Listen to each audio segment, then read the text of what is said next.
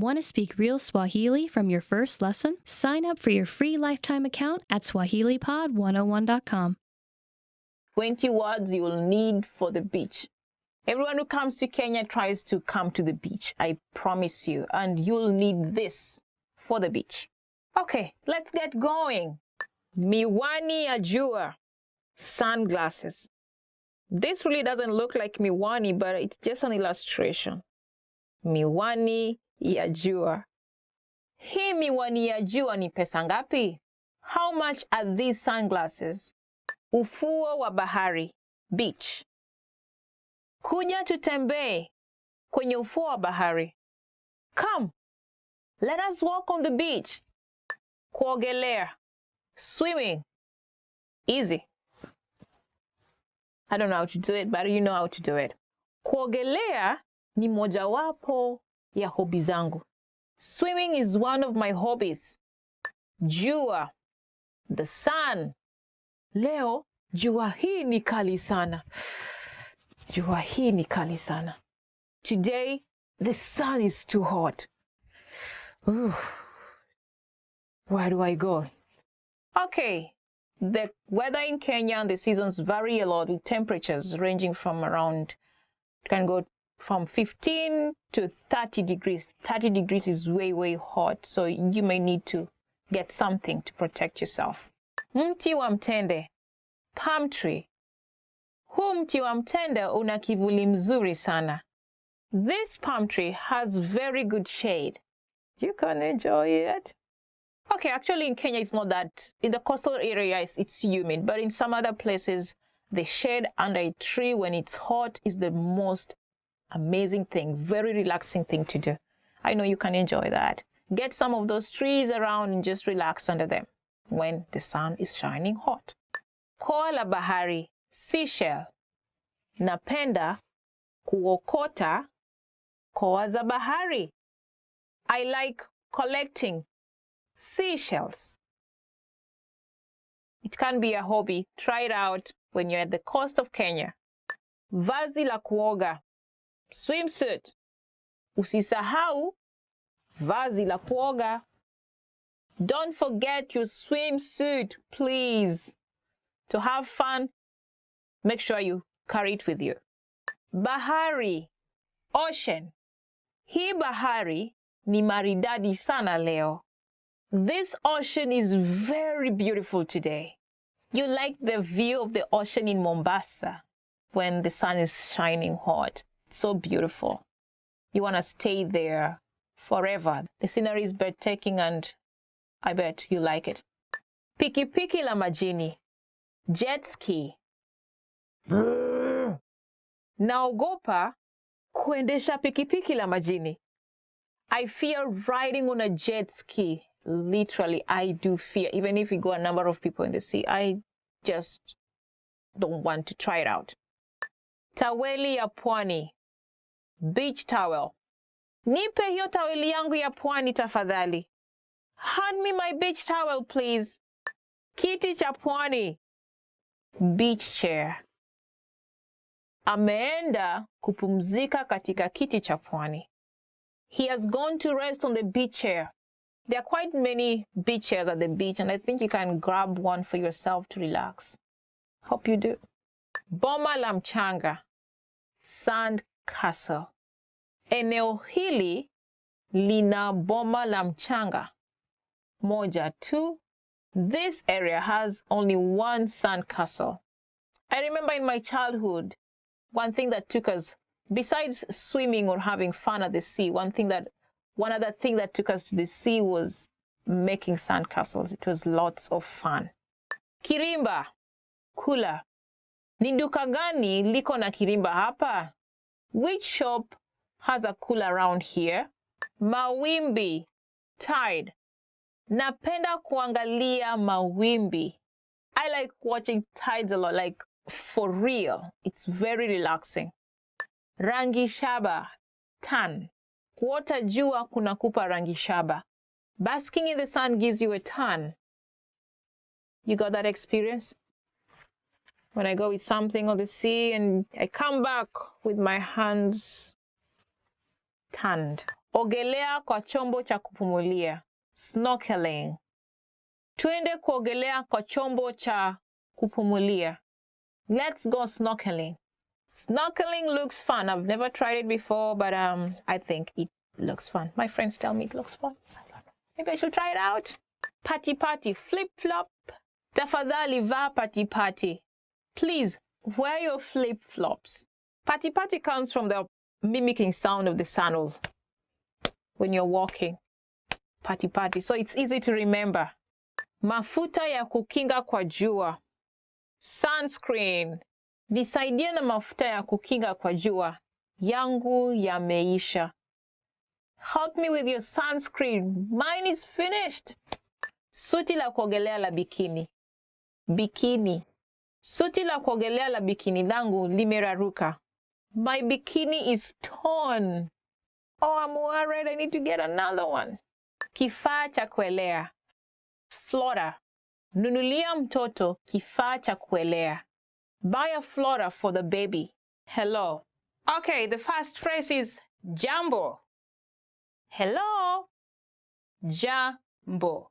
Jambo is one of the most simple greetings in Kenya. Anyone can use it at any time. In fact, we love using it with tourists. Please visit Kenya and just say jambo.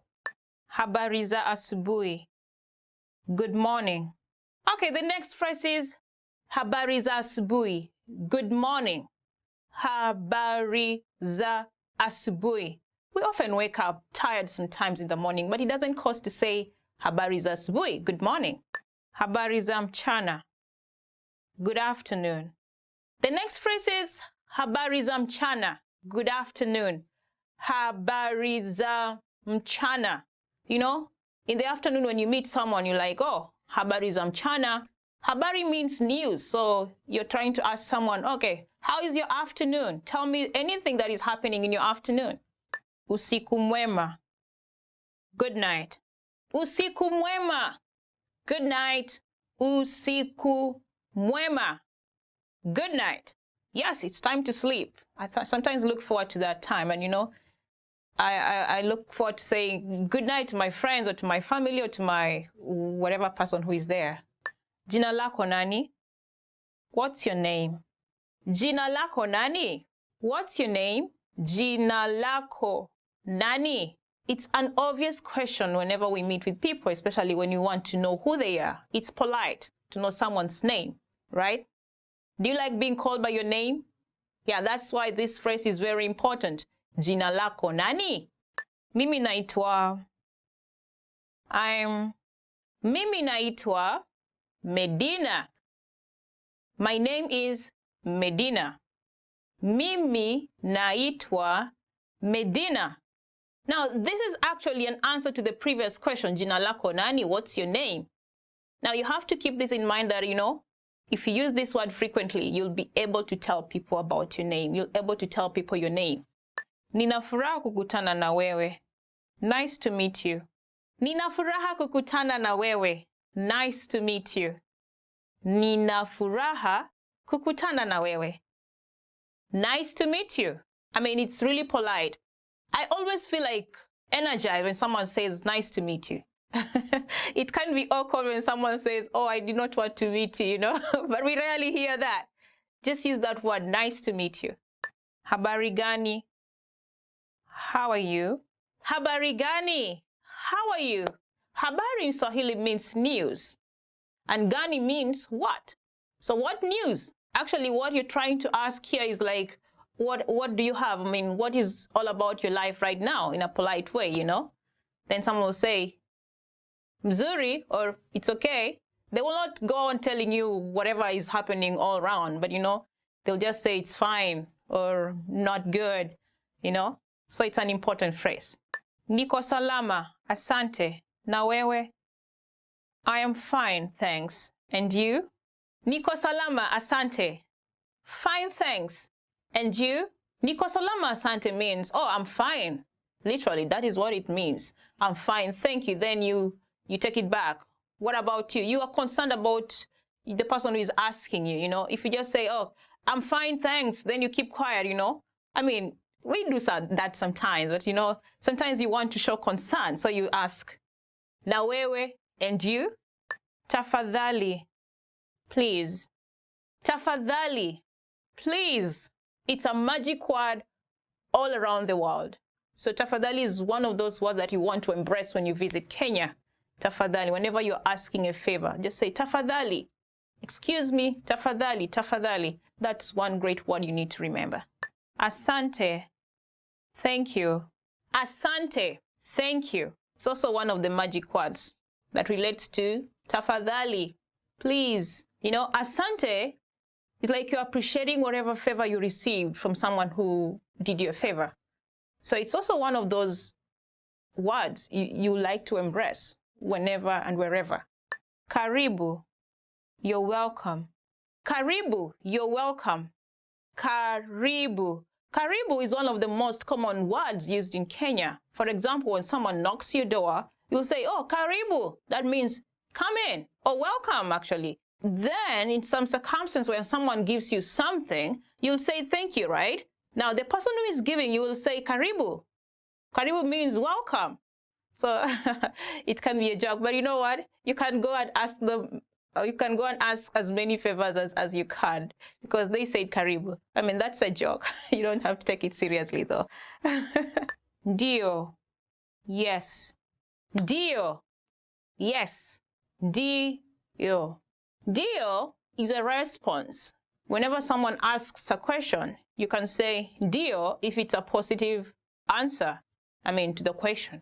It depends. There are the yes, no questions. Yeah, that is where it lies. Dio. Umefika Kenya? Dio. Umekula chakula? Dio. Umefika Kenya means, have you arrived in Kenya? You'll say yes, which is dio. Have you eaten food? Umekula chakula? You'll say dio, yes. Hapana, no. Hapana, no. Hapana. Hapana is an answer to the yes-no question, just like dio. Dio means yes, as we looked at it previously. Now here it's no. Umefika Kenya? Hapana. Have you arrived in Kenya? No. Umekula chakula? Have you eaten food? No. Hapana. Sawa. Okay. Sawa. Okay. Sawa. Okay. Sawa. Sawa is used to acknowledge that you agree to whatever has been said. For example, you can say, sawa, nimeelewa maelezo yako. Okay, I've understood the explanation. Niwie radhi. Excuse me. Niwie radhi. Excuse me. Niwie radhi. This is a very handy word, especially when you want someone to excuse you for something. Niwie radhi. Naweza angalia mzigo wako? Excuse me, can I check your bag? Samahani. I'm sorry. Samahani. I am sorry. Samahani. Samahani is also one of those polite words that you really need to remember. It comes handy when you make a mistake. Samahani, nimechelewa. I'm very sorry that I'm late. Ni saa ngapi? What time is it? Ni saa ngapi? What time is it? Ni saa ngapi? Of course, you'll want to know time. If you cannot see the time, probably there's no wall clock around, or perhaps your phone is off to check, or perhaps you forgot your wristwatch. You'll ask your friend, ni saa ngapi? Msala ni wapi? Where is the restroom? Msalani ni wapi? Where is the restroom? Msalani ni wapi? Now, for real, you may need this word really, especially if nature keeps calling on you. You may want to ask, hey, tafadhali, msalani ni wapi? Excuse me, where is the restroom? Subiri kidogo. Wait a moment. Subiri kidogo. Wait a moment. Subiri kidogo. When you're caught up doing something and someone asks for a favor, you may use this word. Just a moment. Subiri kidogo. Bei ya hii ni nini? How much is this? Bei ya hii ni nini? How much is this? Bei ya hii ni nini? How much is this? Bei ya hii ni nini? Now, he there stands for the thing that you want to buy. For example, you can say, bei ya hii nguo ni nini? How much is this dress? Saidia, help. Saidia, help. Saidia. Saidia! Imagine you're drowning. What will you do? You'll shout, Saidia! Help! When you're in trouble, this word comes in handy. I think you may want to use it. Tuonane baadaye. See you later. Tuonane baadaye. See you later. Tuonane baadaye. After you meet with your friend, you have a chat with her or him, you'll definitely say, bye, see you later, when you're parting. I think it's also in one of those polite words that you may want to add to your list. Kwaheri, goodbye. Kwaheri, goodbye. Kwaheri, goodbye. Kwaheri. Now, kwaheri reminds me of those toughest moments in my life, when I went abroad to study and my family was back in my country. The toughest moments was when we were parting.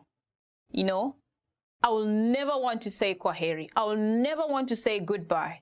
I will never even want to utter it out, but I will just say it with tears rolling down my cheeks. Yeah, kwaheri. It's a good word to use whenever you're parting. Sijui, I don't know. Sijui, I don't know. Sijui. This is a word that you'll use when you acknowledge that for sure you're not sure about the answer to the question or to the situation that is happening at the moment. Some people think it's impolite to say sijui, especially when you're asking for directions. They'll try to give you information which might be wrong to show that they are polite. So you got to be careful. Kuwa, to be. The first verb is kuwa, to be. Kuwa. For example, we can say, ili kukuwa katibu mwema, inabidi ujue kuratibu. In order to be a good secretary, you have to be good at organizing. Kupenda, to like. Kupenda, to like. Kupenda. Bila shaka nakupenda. Of course, I like you. That's quite a handy word to use. Kufanya, to do. Kufanya, to do. Kufanya mazoezi kutakusaidia kupoteza uzito. Doing exercises will help you lose weight. Kusema, to say. Kusema, to say. Nilimfunza mtoto wangu kusema karibu anapoambiwa asante. Nilimfunza mtoto wangu kusema karibu anapoambiwa asante. I taught my toddler to say you're welcome when he's told thanks. Kueleza, to explain. Kueleza, to explain. We can say ubao mweupe ndilo chombo nzuri cha kueleza kitu cha picha. A whiteboard is a perfect means to explain something visually. Ubao mweupe ndilo chombo nzuri cha kueleza kitu cha picha. Kusikia, to hear. Kusikia, to hear. Kusikia. Kifaru ana hisia ya hali ya juu ya kusikia na kunusa. Kifaru ana hisia ya hali ya juu ya kusikia na kunusa. The rhino has a good sense of hearing and smelling. Kwenda, to go. Kwenda, to go. Kwenda. Nataka kwenda dukani. I want to go to the shop. Nataka kwenda dukani. Kujua, to know. Kujua, to know. Kujua.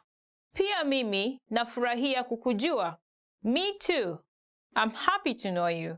Pia mimi nafurahia kukujua.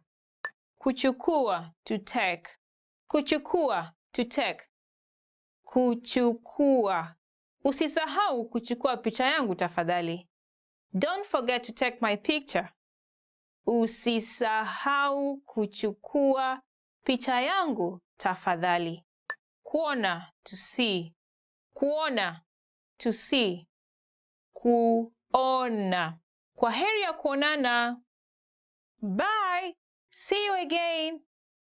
Kwaheri ya kuonana. Kuja, to come. Kuja, to come. Kuja. Ikiwezekana, ningelipenda kuja kesho tena. If possible, I would like to come back tomorrow. Ikiwezekana, ningelipenda kuja kesho tena. Kufikiria, to think. Kufikiria, to think. Kufikiria.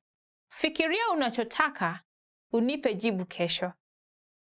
Think about what you want and give me the answer by tomorrow. Fikiria unachotaka, unipe jibu kesho. Kuangalia, to look. Kuangalia, to look. Kuangalia. Hangeweza kusita kuangalia kwenye sinema. She couldn't stop looking at the screen. Hangeweza kusita kuangalia kwenye sinema. Kutaka, to want. Kutaka, to want. Ninataka kwenda kulala mapema leo. I want to go to sleep early today. Ninataka kwenda kulala mapema leo. Kupea, to give. Kupeana, to give. Hawakupeana ya kutosha. They didn't give enough. Hawakupeana ya kutosha. Kutumia, to use. Kutumia, to use. Ni laini gani ninayopaswa kutumia? Which line am I supposed to use?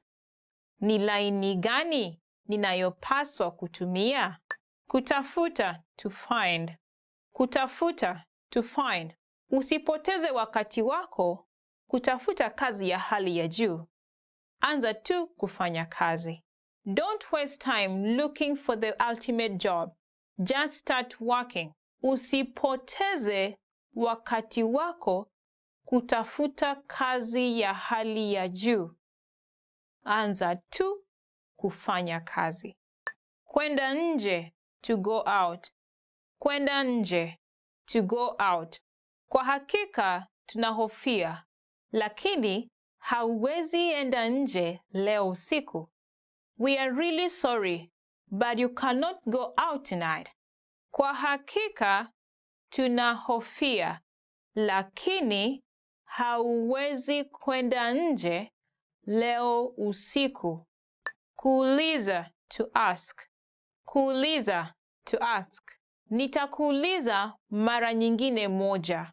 I will only ask you one more time. Nitakuuliza mara nyingine moja. Kufanya kazi, to work. Kufanya kazi, to work. Naomba unisaidie kufanya kazi hii. I request that you help me do this work. Naomba unisaidie kufanya kazi hii. Kuingia, to enter. Kuingia, to enter. Hauwezi kuingia bila kibali. You cannot enter without permission. Hauwezi kuingia bila kibali. Kuhisi, to feel. Kuhisi, to feel. Kuhisi. Nahisi vizuri. I feel good. Nahisi vizuri. Kujaribu, to try. Kujaribu, to try. Kujaribu. Ningelipenda kuchagua kitu ambacho sijawahi kujaribu. I would like to try something I've never tried before. Ningelipenda kuchagua kitu ambacho sijawahi kujaribu. Kuondoka, to leave. Kuondoka, to leave. Kuondoka. Watu huzoea kuondoka nyumbani na kwenda kazini wakati wa jua kupaa. People usually leave home for work at sunrise. Watu huzoea kuondoka nyumbani na kwenda kazini wakati wa jua kupaa. Kuita, to call. Kuita, to call. Kuita. Nitakuita papo nitapofika nyumbani. I will call once I arrive home. Nitakuita papo nitapofika nyumbani. Jina lako ni nani? Jina lako ni nani? What's your name? To answer that, you'll say, Jina langu ni Medina. If you're Juma, you'll say, Jina langu ni Juma. My name is Juma. Uhali gani? Uhali gani? How are you? To answer that, you'll say, Njema. I'm fine. Or fine. Uhali gani fine. I'm fine. Ulizaliwa wapi? Ulizaliwa wapi? Where are you from? To answer that, I'll give the name of my country. Kenya. Ulizaliwa wapi? Kenya. If you're born in the United States, you'll say, America. Ulizaliwa wapi? America. Siku yako ya kuzaliwa ni lini? Siku yako ya kuzaliwa ni lini? When is your birthday? To answer that, you'll say, siku yangu ya kuzaliwa ni Aprili tarehe 3. My birthday is April 3rd. Unaishi wapi? Unaishi wapi? Where do you live? Ninaishi Nairobi. I live in Nairobi. Nairobi is quite a big place. Actually, it's a province in itself. So you won't say you're living in the whole Nairobi. We have to be specific. So if you live in Lang'ata, you will say, Ninaishi Lang'ata. That is when we will assume you're in Nairobi and you're talking within people in Nairobi. They'll understand where Lang'ata is. But if you're out of Nairobi, you'll say, Naishi Nairobi Lang'ata, to just be specific.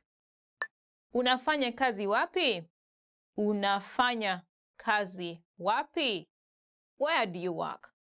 To answer this, you'll say, Jijini Mombasa.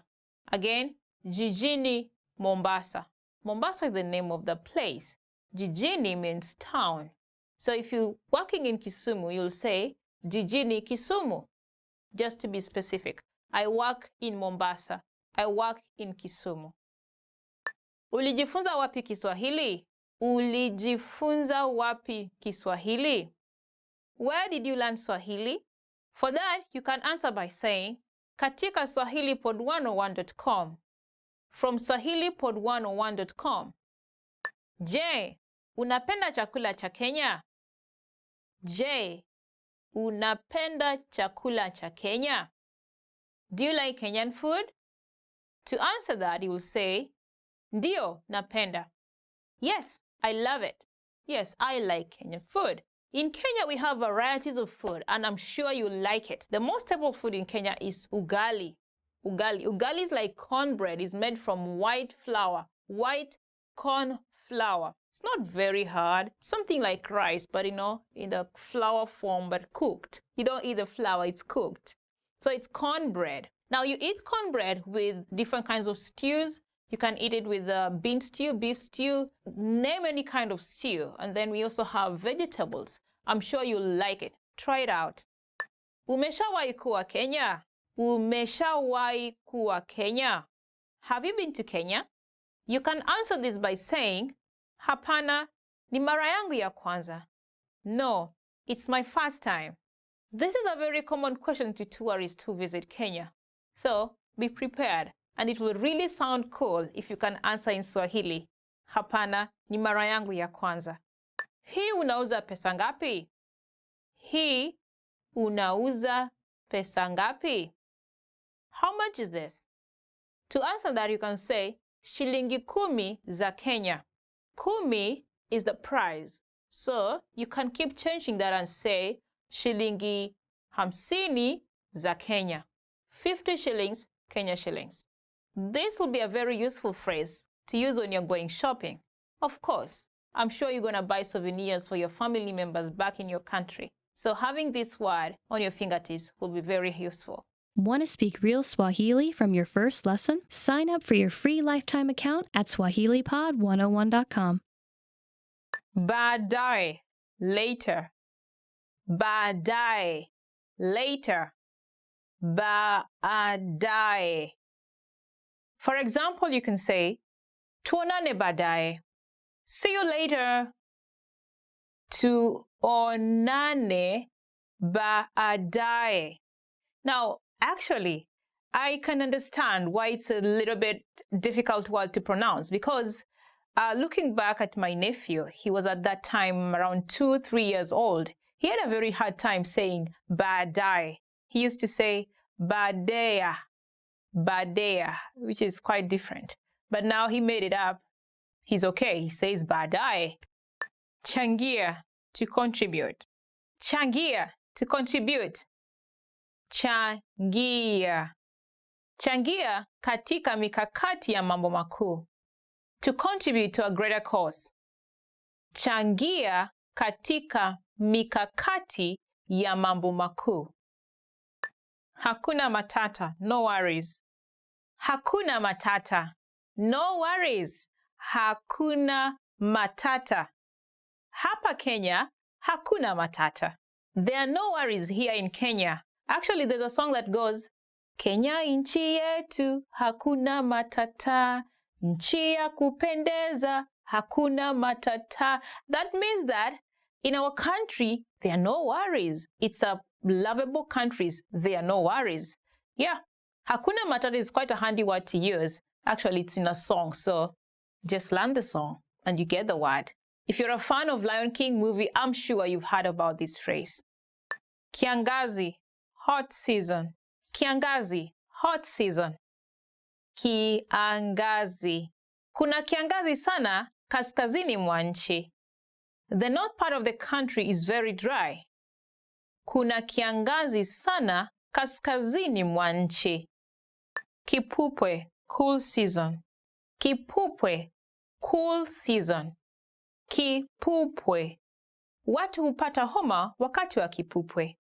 People catch flu during the cool season. Watu hupata homa wakati wa kipupwe. Mchungwa, orange tree. Mchungwa, orange tree. Mchungwa. Nimelala hapa chini ya mti wa mchungwa. I am lying here under an orange tree. Nimelala hapa chini ya mti wa mchungwa. Ng'ang'ana, to strive. Ng'ang'ana, to strive. Ng'ang'ana.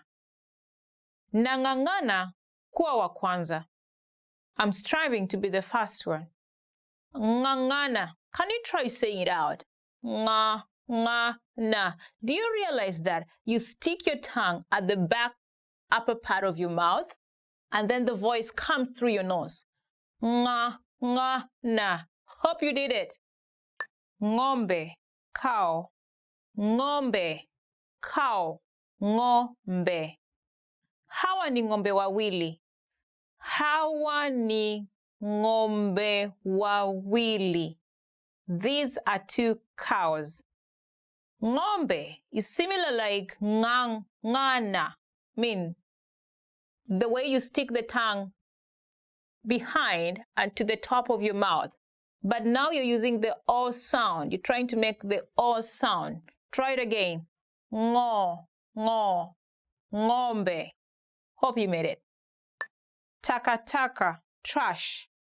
Takataka, trash. Takataka. Kutupa takataka. To empty the trash. Kutupa takataka. Now, takataka can be used in different ways. For example, if someone says takataka, it will mean something really bad or wasteful or something that is annoying. If someone says, wewe ni takataka, it means you're wasteful or you're a waste. So you can use it different ways. But you know what? Don't use it to your friend or someone. I mean, it's not a good word to use, in other words. So be careful when you use it. Nyanyasa, oppress. Nyanyasa, oppress. Nyanyasa. Matajiri wananyanyasa maskini. The rich oppress the poor. matajiri wananyanyasa maskini. Je, umeongeza uzito hivi karibuni? Je, umeongeza uzito hivi karibuni? Have you gained weight recently? Actually, in Kenya, adding weight is not really a big issue because people think the bigger you are in mass, the wealthier you are, the richer you are. So there's nothing really bad about adding weight when you compare it with other countries like probably Japan or the States, where you may get hard when someone talks about your weight. So feel free in Kenya. The only problem comes in when you're really cutting weight. So it's the opposite. If you're really cutting weight, yeah, people will be asking you, oh, what's happening, you know? What's happening? Don't you have food? Or are you stressed? So there are those kind of cultural differences. Una nywele ya rangi jivu. Una nywele ya rangi jivu. You have gray hair. You know, people have a difficult time accepting the fact that they are growing old. Yet it's a paradox of life, right? You're celebrating your birthday, but at the same time, you're growing old. Now, when you're growing old, it reaches a point when you're growing gray hair, right? And it's evident. You cannot hide it unless you're coloring your hair. Now, in Kenya, really, you don't want to tell someone that they're growing gray hair. You better say it with your friends about somebody, but you know that will be gossiping, so I don't really recommend it. But usually you see the gray hair and keep it inside your heart. You appreciate the fact that, yeah, someone is growing and you keep it at that. Nilikueleza hivyo. Nilikueleza hivyo. I told you so. Actually, when you say it naturally, it comes out in a kind of arrogant way. Let's try it in Swahili. Nilikueleza hivyo. I told you so, you know? This is someone who kind of warned you beforehand that do not go that way. Then unfortunately, I mean, at that time it's not really unfortunate, but you know, you did it, and then there are those kind of consequences or things that happened that are not really good. Then you come back and, you know, your friend who warned you says on your face, I told you so. You don't want to hear that at that moment, especially when things are gone bad, you know? Umefutwa kazi. Umefutwa kazi. You're fired. You know, this phrase, when someone is firing you, sometimes they say it in a polite way, right? Umefutwa kazi. Not to make you feel like, okay, oh, the world is ending. But there are those ones who come literally and say, umefutwa kazi. You know what I mean? Like, you're fired, like, literally. It's like fire is coming on its way right there and then, and you feel like hell is burning loose. But you know what? It's one phrase that we do not really want to hear, and neither do we want to tell. Imagine someone is fired. I mean, I have friends who have been fired, and they will never want to tell. You'll just see by yourself. You'll not see them getting out of the house, and you're like, oh, what happened? You don't even want to go ask, you know? You're afraid. So you ask the neighbors. You hear from the neighbors that, oh, amefutwa kazi, which is kind of very sad. It's not a phrase that you want to hear. Not from your good friend either, right? Sio wewe, ni mimi. Sio wewe, ni mimi. It's not you. It's me. You know, this is one of the common phrases we hear when people are breaking up. Usually someone says this to take responsibility of the situation, like the breaking up. It sounds like polite, but it's like a cliche nowadays, and it's not a fun word to say. Sio wewe, ni mimi. Hope you never meet this word. I wish you luck. Asante kwa wasifu wako. Hata hivyo, nafasi hiyo ishachukuliwa.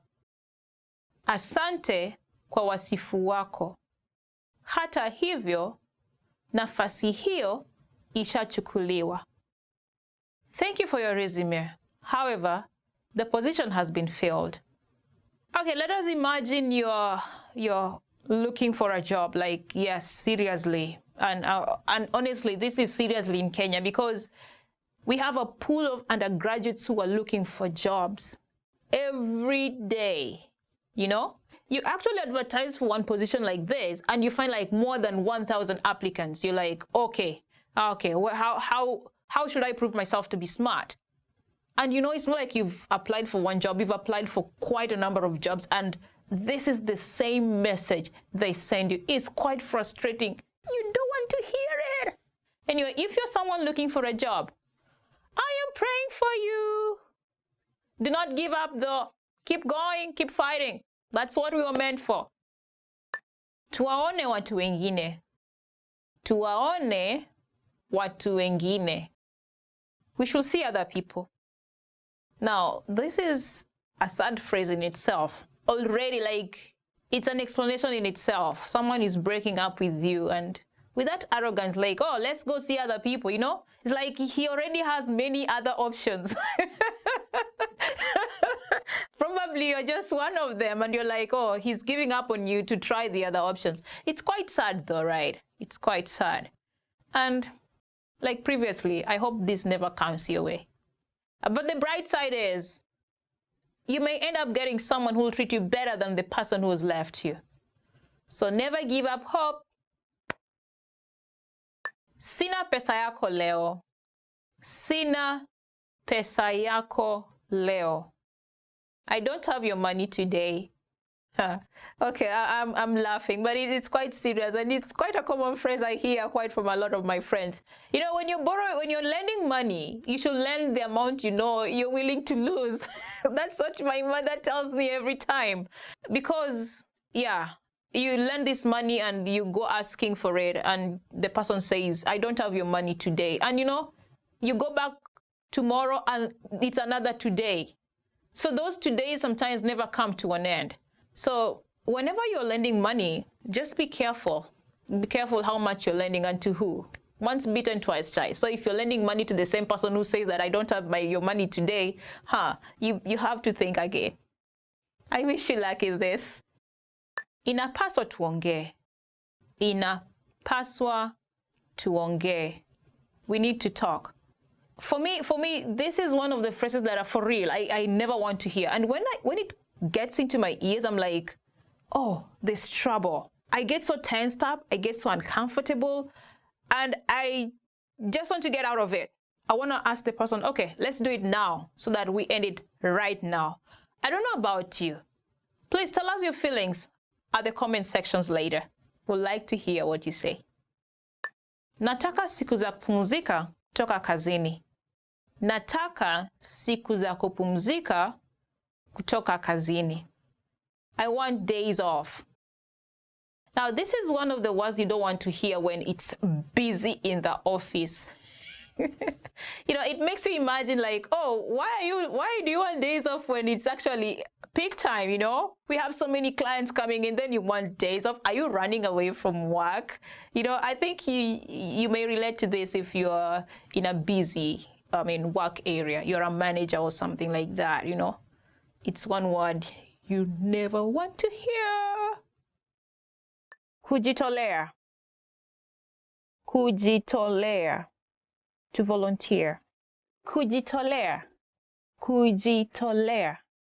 To volunteer. Napenda kujitolea kusafisha mitaa.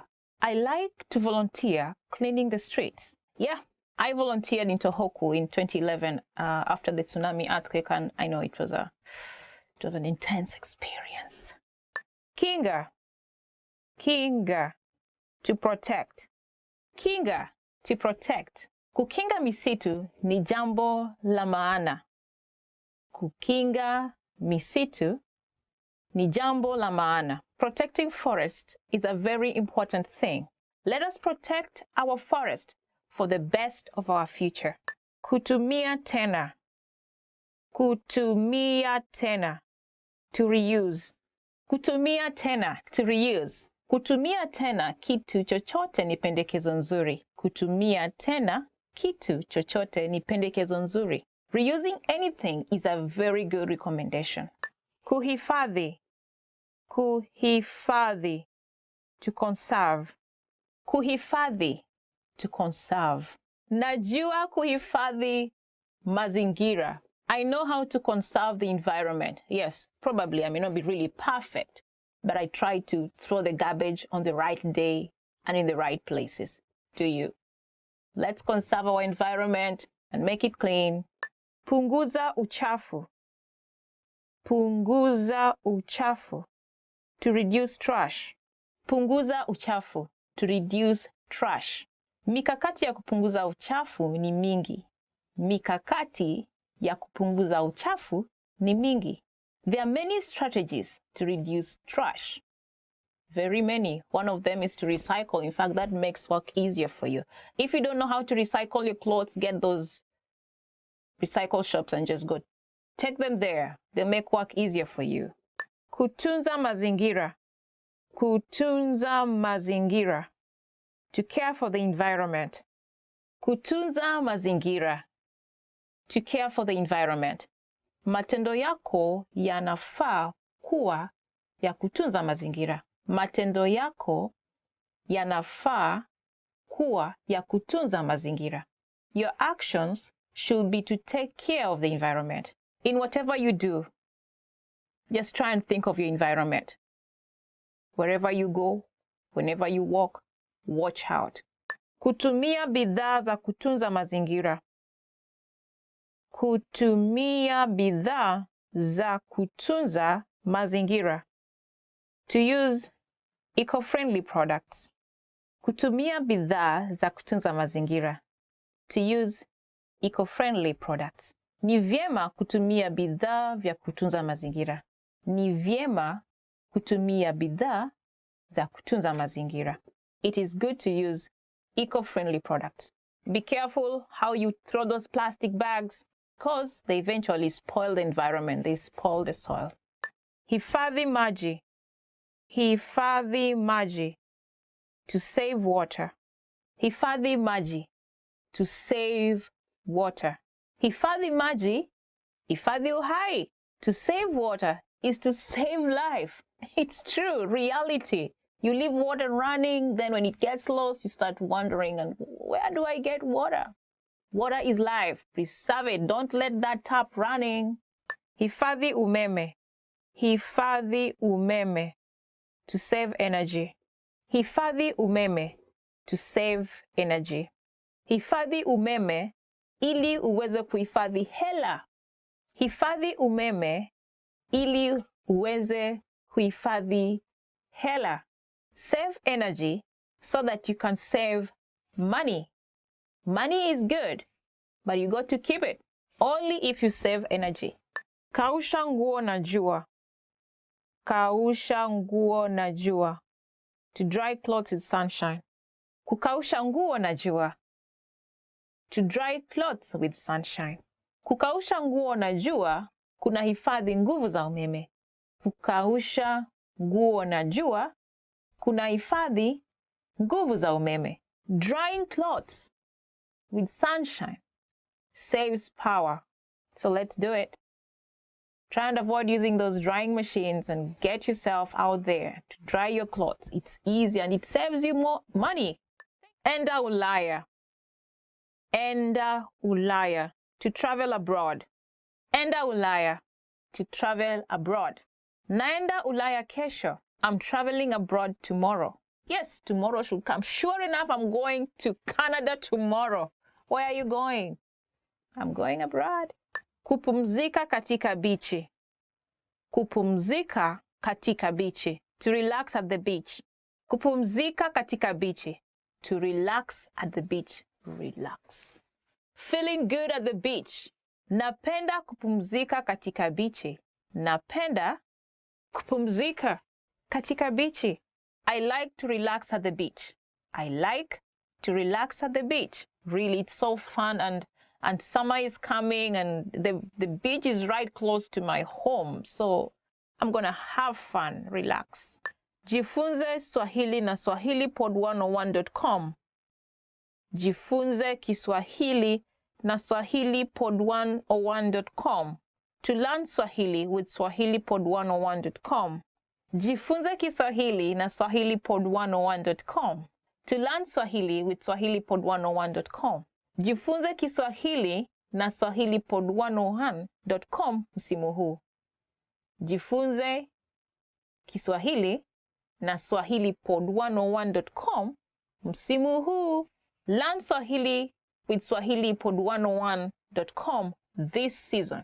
Yes, we are having exciting lessons and we'd love to have you learn Swahili with us so that when you go to Kenya or you go to some of those East African countries in Africa, you can speak Swahili with them. It will be amazing and you'll get along with those people. You'll enjoy your time there. Kujifunza kupika chakula cha Kenya. Kujifunza kupika chakula cha Kenya. To learn to cook Kenyan food. Kujifunza kupika chakula cha Kenya. To learn how to cook Kenyan food. Kujifunza kupika chakula cha Kenya. To learn how to cook Kenyan food. Jifunze kupika chakula cha Kenya. Jifunze kupika chakula cha Kenya. Learn to cook Kenyan food. Learn to cook Kenyan food, especially ugali. Try it out. It's quite simple. You get flour, boiled water. You keep adding little by little and stirring until it's a little bit hard. Something like rice. Then eat it with vegetables or stew. I bet you'll like it. Kuandaa nyama choma. Kuandaa nyama choma. To have a barbecue. Kuandaa nyama choma. Kuandaa nyama choma. To have a barbecue. Nifunze kuandaa nyama choma. Nifunze kuandaa nyama choma. Teach me how to have a barbecue. Try it out, especially nyama ya mbuzi. Nyama ya mbuzi means goat meat. It's one of the most delicious ones. You may go further and try the crocodile meat. Trying things out, you never know what you like. Kusherehekea usiku wote. Kusherehekea usiku wote. To party all night. Kusherehekea usiku wote. To party all night. Tutasherehekea usiku wote. We will party all night. Yeah, let's go. It's tonight. Are you coming? Tembea kwa muda mrefu. Tembea kwa muda mrefu. To go hiking. Tembea kwa muda mrefu. To go hiking. Wikendi ijayo tutatembea kwa muda mrefu. Wikendi ijayo tutatembea kwa muda mrefu.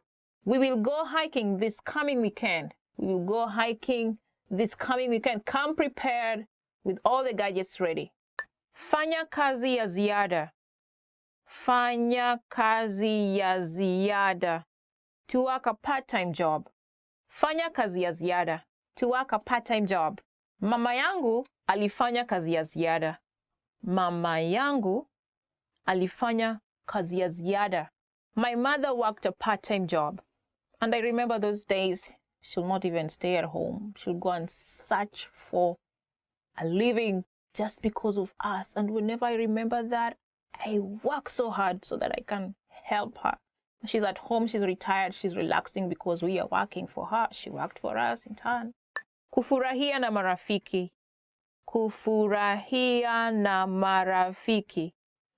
To have fun with friends. Kufurahia na marafiki.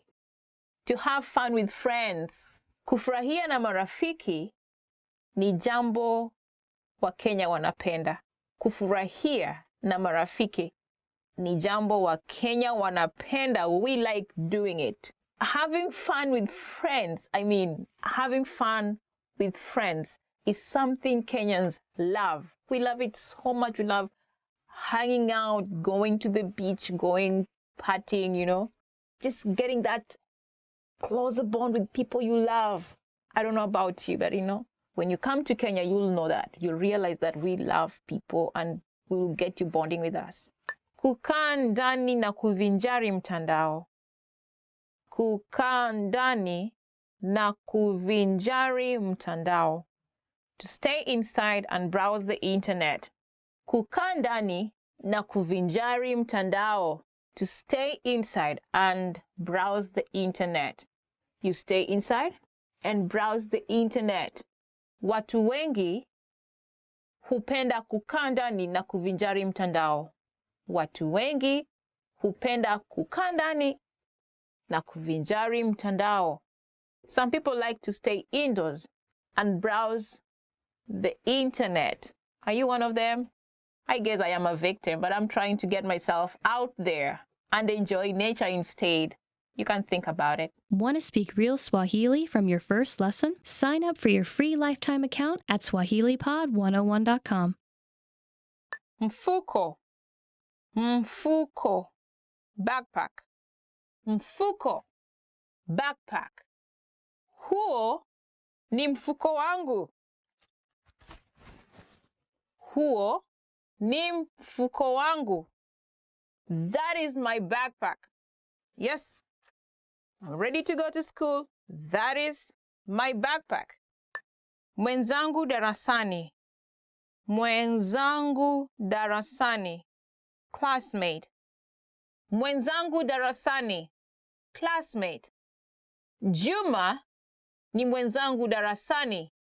Juma ni mwenzangu darasani. Juma is my classmate. Did I have Juma as a classmate? Not really, but I had many classmates. I can't remember, but I have good memories of all of you, the fun guys, the fun ladies. I miss all of you. And my dedication for this lesson to you, my classmates. Kazi ya ziada. Kazi ya ziada. Homework.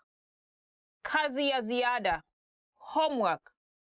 Nafanya kazi ya ziada sasa. Nafanya kazi ya ziada sasa. I am doing my homework now. Ask me why. I am late. I'm running late. The deadline is in an hour's time and I have a lot to do. I am hurrying and so nervous. Anyone identifies with my experience? You should get things going early. Mtihani. Mtihani. Exam. Mtihani. Exam. Tunafanya mtihani wiki ijayo. Tunafanya mtihani wiki ijayo. We are sitting for exams next week. Oh, time is running. Time is running. I feel like I haven't done enough for that exam. Only if they could suspend it, I'll be so happy. But you know what? I can't help it, but I got to read. I got to read. Oh. Majira ya likizo. Majira ya likizo. Summer break. Majira ya likizo. Summer break. Majira ya likizo nitapumzika kutoka kwa masomo. Majira ya likizo nitapumzika kutoka kwa masomo. During summer break, I will take a rest from studies. Anyone as happy as I am? Yeah, and summer break is even longer. What are you going to do? I am so happy.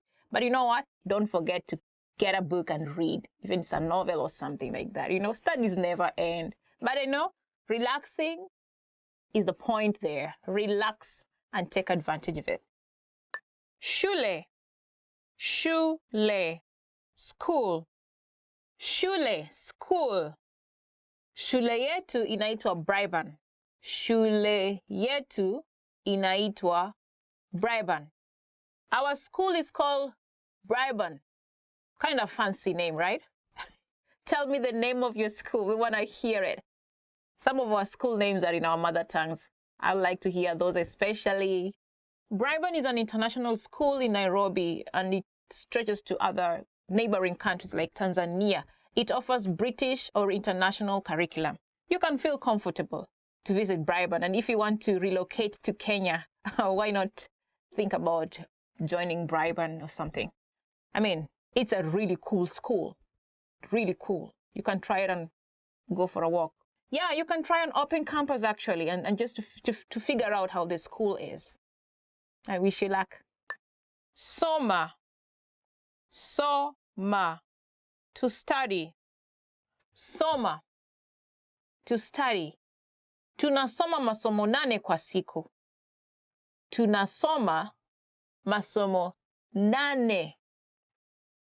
8 kwa siku. We study 8 lessons per day. 8 lessons per day. Yeah, I know I have those experiences, but now I only have 4 lessons. And sometimes I am free. I enjoy my world here. Persevere, soon you'll come on my side. Ni siku ya kwanza ya darasa. Ni siku ya kwanza ya darasa. It's the first day of school. Ni siku ya kwanza ya darasa. It's the first day of class. Ni siku ya kwanza ya darasa. Ni siku ya kwanza ya darasa. It's the first day of class. How do you feel on your first day of class? Are you excited to go see your friends, meet your teachers, get in that class? The first day of class for me, do I even remember the feeling? Yeah, usually I'm kind of nervous because I'm like, oh, those homeworks are coming back again. No more rest for like 3 months or so. But I'm always excited to listen to my teachers and their insights and to have fun with my friends. Tuko katika darasa moja. Tuko katika darasa moja. We're in the same class. Tuko katika darasa moja. We're in the same class. How does it feel to meet your long-time friend after so many years in the same class? Perhaps you had not met for some years, and then in the university on your first year, you come and you meet each other. I can't imagine the excitement, but for me, I'll be so excited. You'll notice that in this sentence, there's an interjection mark. Tuko katika darasa moja. Right? It's a surprise. Perhaps meeting someone after a long time, you know? So it comes with that kind of excitement, the interjections, like a surprise thingy. Actually, I think in this sentence, we tend to express our emotions. So towards the end, you kind of raise your voice a little bit. Tuko katika darasa moja. You know, there's some kind of an emphasis towards the end, just to show the surprise. Je, unachukua madarasa gani? Je, unachukua madarasa gani? What classes are you taking?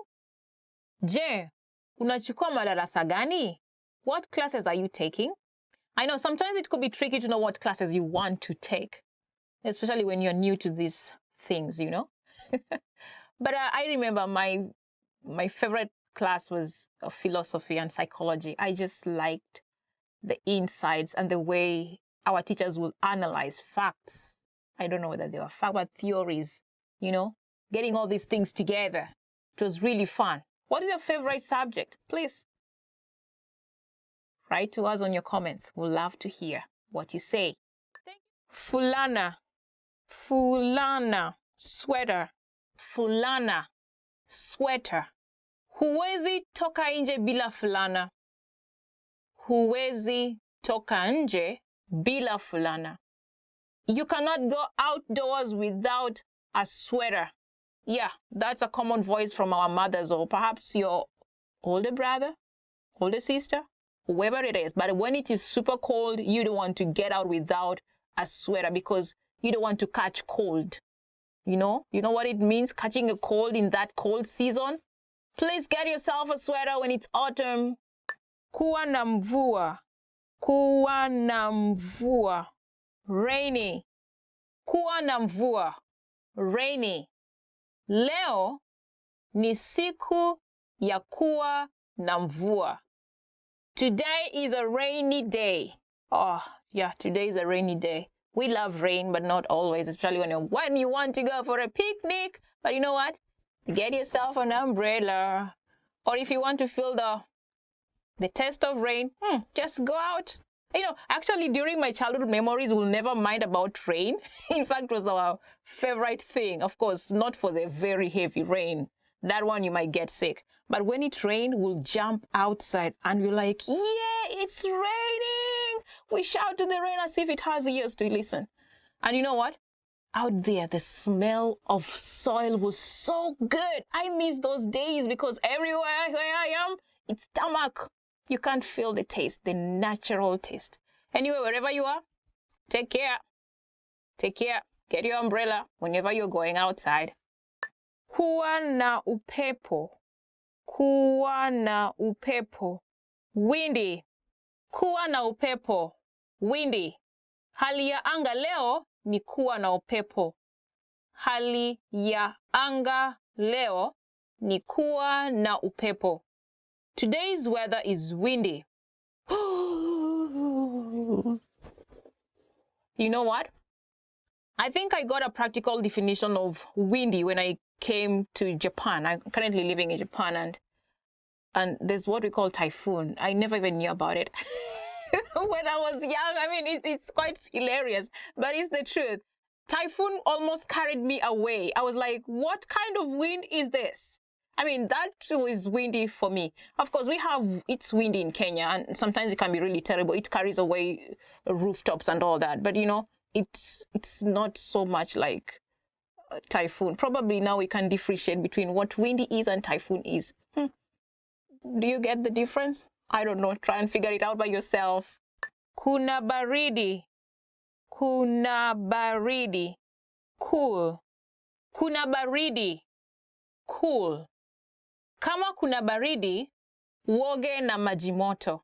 Kama kuna baridi, uoge na maji moto. When it is cool, you should shower with hot water.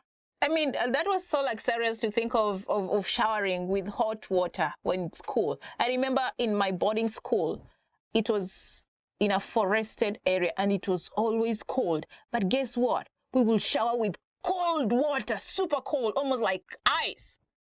And you will not like it. But you know what? You get out of there shivering, but when you get in class, you're very alert. So it depends on you what you do. But you know what? Take care of your health in whichever case. Demani, demani, autumn. Demani, autumn. Demani hii nitanunua kifaa cha joto. Demani hii nitanunua kifaa cha joto. This autumn, I will buy a heater. Yes, you can, but not necessarily in Kenya. It's way different. If you get a heater, imagine you'll be wasting money, you know? Save it, because in Kenya, the weathers are really good, consistent throughout the year. It's never that super cold like the winter cold in Japan or other places, you know? We don't get to see snow. I mean, once in a while a miracle happens, you know? That's what I mean. But you don't have to buy a heater. You can heat your house in a different way. I mean, yeah, but really not a heater. That would be too much. Yeah, for real, you really don't have to buy a heater. It's not that cold for a heater. You can find different other means of heating your house, but not necessarily with a heater. Save that money, oh! Halloween. Halloween. Halloween. Halloween. The Day of Monsters. Halloween. It's just Halloween in Swahili.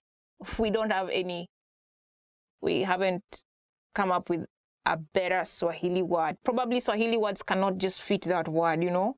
I'm not sure, but probably. Halloween. Halloween. Halloween linakuja juma lijalo. Halloween linakuja juma lijalo. Halloween is coming up next week. Yeah, a day of monsters and ghosts. I'm freaking out already because I just don't like those things. Anyway, Halloween. Halloween is being introduced in Kenya and people are adopting it slowly by slowly, but it's not so famous and people are not really into it as I see it here. Yeah, because, you know, I think just as me or as I am, or whichever way you want to put it, Kenyans really are not into ghosts and blood shedding and all that. It's kind of freaking, right? Don't you think so? Anyway, upon you. Anyone who wants to celebrate Halloween can call their friends and they have Halloween party or something. But it's not so commercial in as much as people are now adopting it. So we have what we call anniversaries, anniversaries whereby you pay respect for the living dead or for your ancestors. And during this time, especially if it was a recent death, after a year, people come together, like families and relatives. You come together and you celebrate this person. It's a celebration, actually, because there's a lot of eating, a lot of praying, a lot of dancing. Dancing? Yeah, there's a lot of dancing and music. And in some places, yes, there is. Just to come together and celebrate the living dead or perhaps your ancestors. Some people do this annually. Some people do not do it. So it depends with your family and your culture. Mboza, mboza, chestnut, mboza, chestnut. Ile pale ndio mboza. Ile pale ndio mboza. There is the chestnut. Chestnuts are not quite common in Kenya. Shati la mikono mirefu. Shati la mikono mirefu. Long-sleeved shirt. Shati la mikono mirefu. Long-sleeved shirt. Duka gani linauza shati la mikono mirefu? Duka gani linauza shati la mikono mirefu? Which shop sells long-sleeved shirts? I don't remember anything about long-sleeved shirts. It's just a cloth like any other, right? Especially in Kenya, fashion cuts across any weather. We put on long-sleeve shirt when it's super hot. We put on long-sleeve shirt when it's cold. I mean, long-sleeve shirt, especially when you're going to work, it's kind of one of the official wears. So it cuts across every weather and season. Yeah, you can carry 1 or 2 or 7 to Kenya while you're there. It suits any season. Of course, you'll also want to be casual, right? When you're going to safari parks or whatever thing, you don't want to look really official, I mean, it's your choice, but a casual wear will also do. Matawi yanayoanguka. Matawi yanayoanguka. Falling leaves. Matawi yanayoanguka. Falling leaves. Demani ni msimu unaohusishwa na matawi yanayoanguka. Demani ni msimu unaohusishwa na matawi yanayoanguka. Autumn is the season associated with falling leaves. Yeah, actually in Kenya, we have different kinds of trees that shed leaves during the autumn season. And yeah, I remember those experiences. At school, we would pile many sacks of leaves in the name of dirt. But you know what? We never used to throw them. We had a big compost pit where we would pile them and they will stay there for manure. For every year, we didn't buy manure. That was clever of us, but we have something, a manure, organic, to use in our farms. And back in my hometown, of course, I will clean up, Those are some of the seasons that, you'll not like because you'll end up, after you clean up, immediately after 2 minutes, you see lots of leaves piling again. And again, you have to clean up and clean up and clean up and clean up until the autumn season is over. But, just brings back memories, beautiful memories. I miss those days. Jani, Jani, leaf. Jani, leaf. Actually, this is my hand, but it's not a leaf. But it just gives you an expression of how a leaf looks like. Does it have this? I mean, leaves look differently. Jani, leaf. Majani yanazidi kuanguka. Majani yanazidi kuanguka. Leaves are continuously falling. They are continuously falling. We had this tree. It was so huge. It was right in front of a little bit distance from our main house, but it was in the compound, of course, and it was really big, and it had very huge leaves. And you know what? During the autumn season, those leaves would continuously fall. And you know what? We had to continuously clean up. Every moment you clean up this side, the other side is already full of leaves. Like it was, wow. Why? I was always wishing that, let the autumn season pass just because of that. But you know what? I like the flowers around. So, you have this that is good and you have that. that is not really good, but it has to happen. So you've got to balance and compromise. I lived with that. I mean, it brings back childhood memories, and I'm loving it. Tarakilishi la paja. Tarakilishi la paja. Our first word is tarakilishi la paja, laptop. Tarakilishi la paja. Paja is your laptop.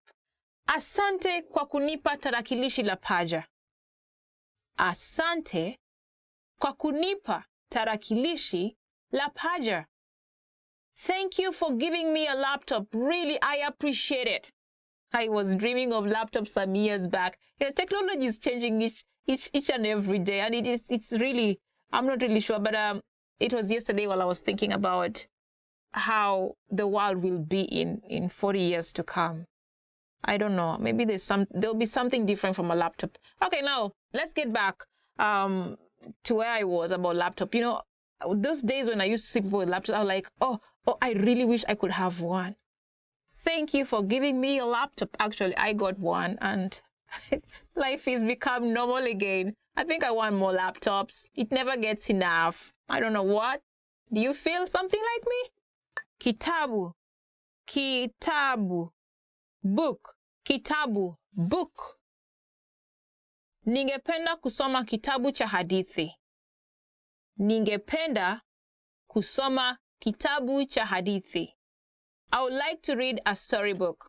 Kenyans love stories and storytelling.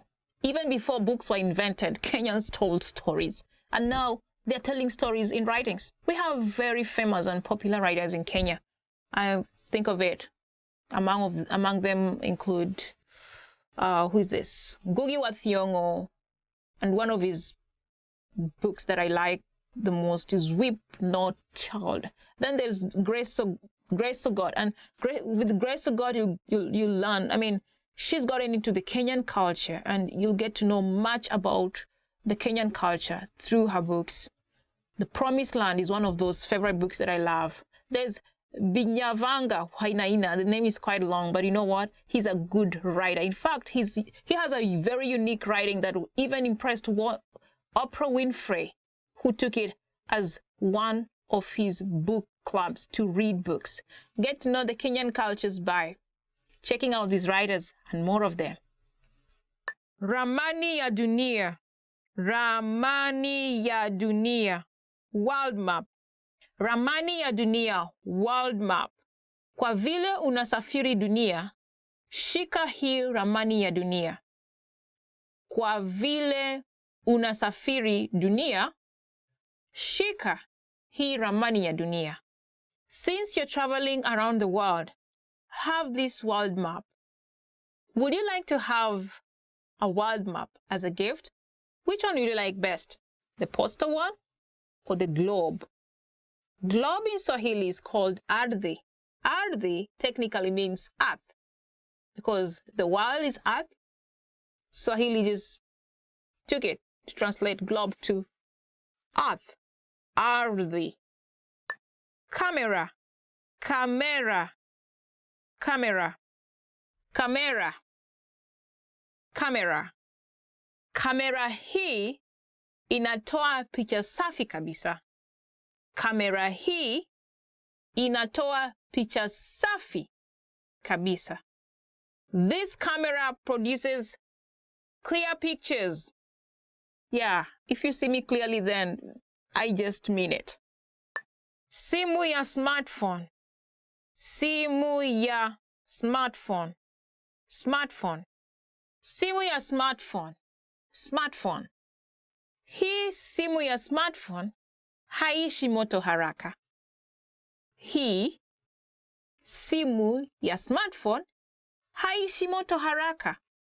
This smartphone does not finish charging quickly. Maybe it's time to get a gift as a smartphone. How so cool will that be? You know, before I got a smartphone, I dreamt. I know it was one of those dreams that you want to come true. And honestly, when I got one, it was a dream come true. And I appreciate it up to now. It wasn't really a gift, but I really worked hard to get it because I wanted it. Yes, it is very convenient, I would say. Smartphones are super convenient, especially in this world and age. I can use smartphone. In fact, when I was at school, I used to write my papers using my smartphone. Sounds strange, but it's true. Whenever I will be going to work, I could write my papers. Woo! Part-time jobbing, yeah, with papers on the road. Woo! I'll write lots of papers. I'll do my research using my smartphone. I mean, it's like the world was with me right on my hands. And, I could chat with my family. I could do, you jungle through a number of things at the same time. And your world is just, everything is consolidated. That is very convenient. I appreciate it. It's a dream come true, and it's a worthy dream. Worthy dream. It's a high time you get one as a gift. Yeah, I wish you luck. Kamusi. Kamusi. Dictionary. Kamusi. Dictionary. Kamusi mpya ni pesa ngapi? Kamusi mpya ni pesa ngapi? How much is a new dictionary? Do you think a dictionary is a good gift? Now, you ask me, what kind of a dictionary? It could be book dictionary or electronic dictionary. But which one would you like most? Electronic dictionary or book dictionary? Or none at all? I'm saying none at all because some people think dictionaries, especially book dictionaries, are outdated. Why? Because they have their phones as an extra memory. You want to look for something, like you can say, I want to look for camera. Oh, you go to your phone, you type it, camera, and it comes with all those things. So someone like, oh, I don't need a dictionary. My phone already has a dictionary. I mean, really, for me, I still like dictionaries, and especially those paper ones. The Roget Theoceras, the dictionary, the Oxford English Dictionary. I mean, those ones are still on my shelf, and I'll value them forever. I think I really love them. I still use them up to now, in as much as I have a phone and a computer and Google as an extra gadget for my memory, Usafiri wa ndege hadi Kenya. Usafiri wa ndege hadi Kenya. A flight to Kenya.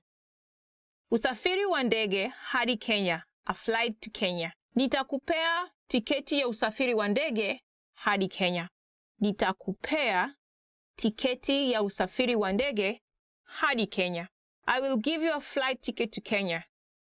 How awesome is that gift, especially if you are abroad? Honestly, you want to go meet your friends.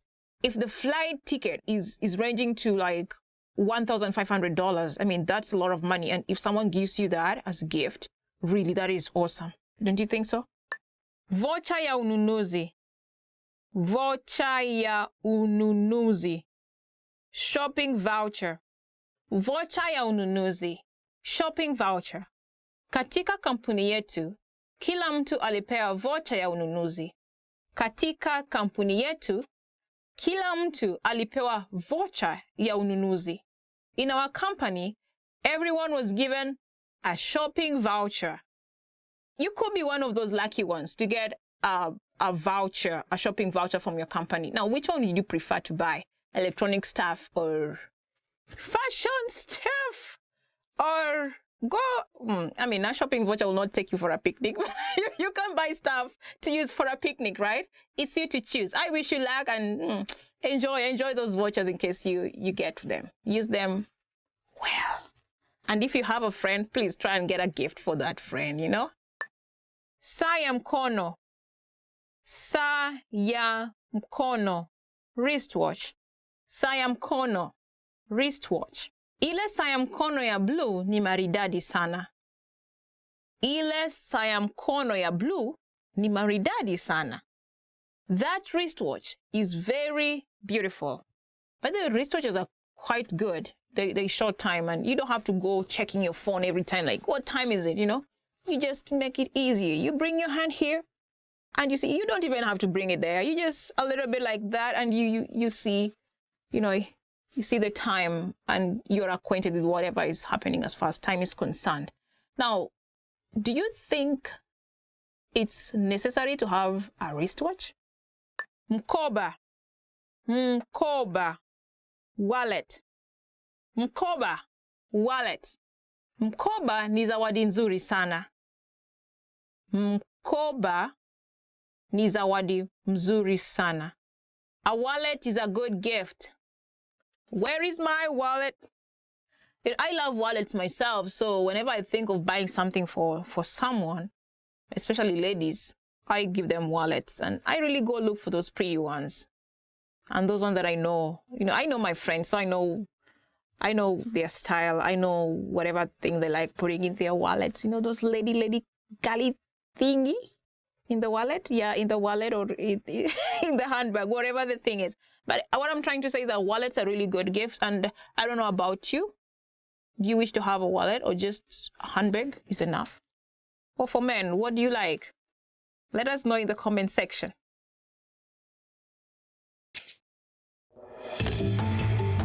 Hi everyone, I'm Gabriella. How are your Swahili listening skills? In this video, you'll have a chance to test them out with a quiz. First, you'll see an image and hear a question. Next comes a short dialogue.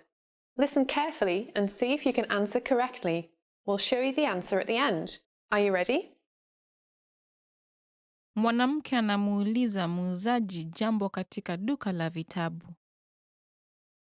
Mwanamke huyu anataka kukitazama kitabu gani? Samahani, ningelipenda kutazama kitabu katika rafu ile ya vitabu. Ni kitabu kipi unachokitaka? Kile cha magari. Ngoja kidogo tafadhali. Hiki? Ndiyo. Hiki hapa. Mwanamke huyu anataka kukitazama kitabu gani?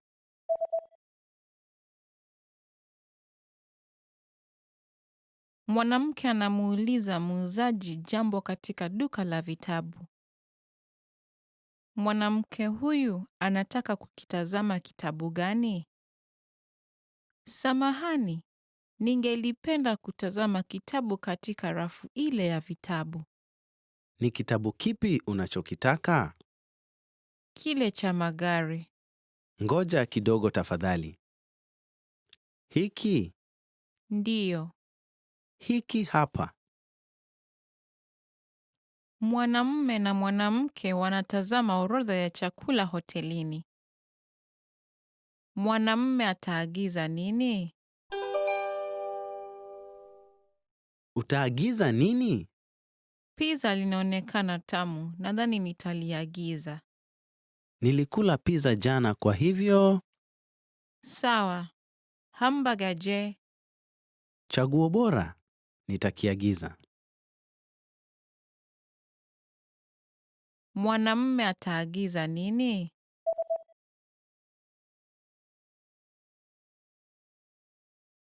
Mwanamume na mwanamke wanatazama orodha ya chakula hotelini. Mwanamume ataagiza nini? Utaagiza nini? Pizza linaonekana tamu, nadhani nitaliagiza. Nilikula pizza jana kwa hivyo. Sawa. Hamburger je? Chaguo bora. Nitakiagiza. Mwanamume anapiga simu kwa afisi ya daktari. Anapaswa awe kwa afisi ya daktari saa ngapi? Aise, nikusaidieje? Unafunga saa ngapi leo? Tunafunga saa 12 lakini ufike kabla ya saa 11:30 tafadhali. Sawa, asante. Anapaswa awe kwa afisi ya daktari saa ngapi?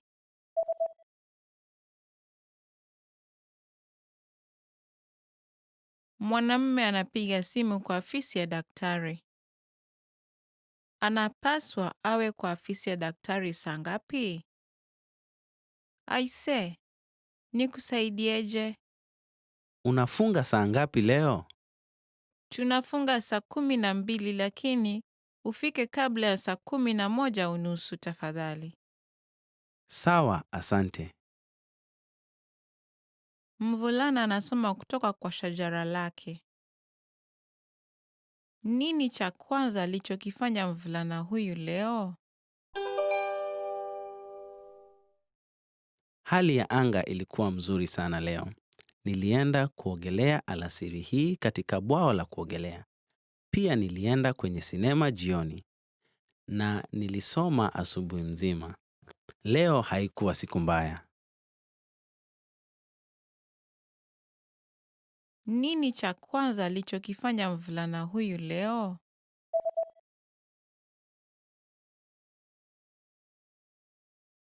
Mvulana anasoma kutoka kwa shajara lake. Nini cha kwanza alichokifanya mvulana huyu leo? Hali ya anga ilikuwa mzuri sana leo. Nilienda kuogelea alasiri hii katika bwawa la kuogelea. Pia nilienda kwenye sinema jioni. Na nilisoma asubuhi mzima. Leo haikuwa siku mbaya.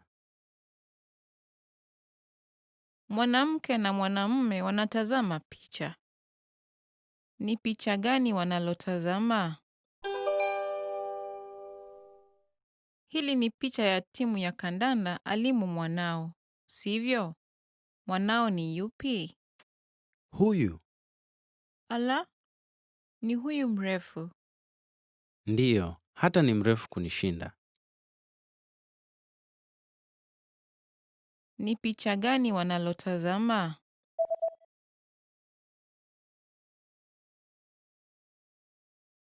Mwanamke na mwanamume wanatazama picha.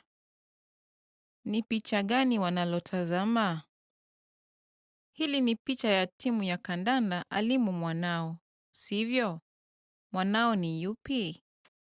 Huyu Ala, ni huyu mrefu. ndiyo, hata ni mrefu kunishinda. Mwanamume na mwanamke wanazungumza. Wataenda kuona sinema saa ngapi? Twaweza kuona sinema Jumamosi ijayo? Ningelipenda kuja, lakini nina kazi ya ziada wakati wa asubuhi. Utamaliza kazi ya ziada saa ngapi? Nitamaliza saa 8 mchana.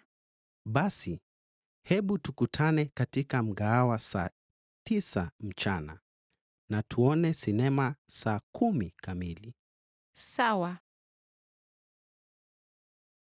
Wataenda kuona sinema saa ngapi? Mwanamume na mwanamke wanazungumza. Wataenda kuona sinema saa ngapi? Twaweza kuona sinema Jumamosi ijayo? Ningelipenda kuja, lakini nina kazi ya ziada wakati wa asubuhi. Utamaliza kazi ya ziada saa ngapi? Nitamaliza saa 8 mchana. Basi, hebu tukutane katika mgahawa saa 9 mchana na tuone sinema saa 10 kamili. Sawa. Mtu anazungumza na karani wa duka. Atanunua shati gani? Unafikiri shati gani ni bora? Shati nyeupe au ya bluu? Nadhani ya bluu ni nzuri. Inaenda vizuri na koti yako ya kijivu. Unafikiri hivyo? Lakini haiendi vizuri na tai yangu nyekundu. Sivyo? Naam, ni kweli. Sawa. Hivyo basi, nitachukua nyeupe, siyo ya bluu. Atanunua shati gani?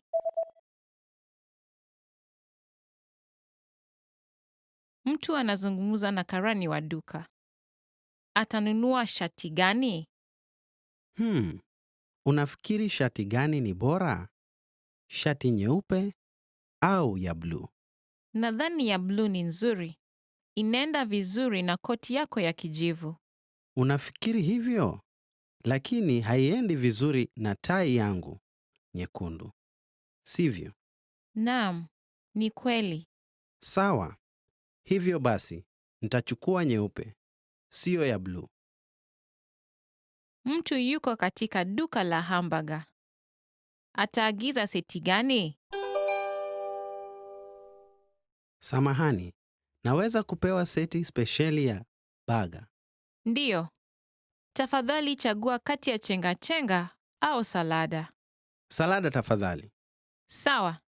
Tafadhali chagua kinywaji. Coca-Cola tafadhali. Ataagiza seti gani?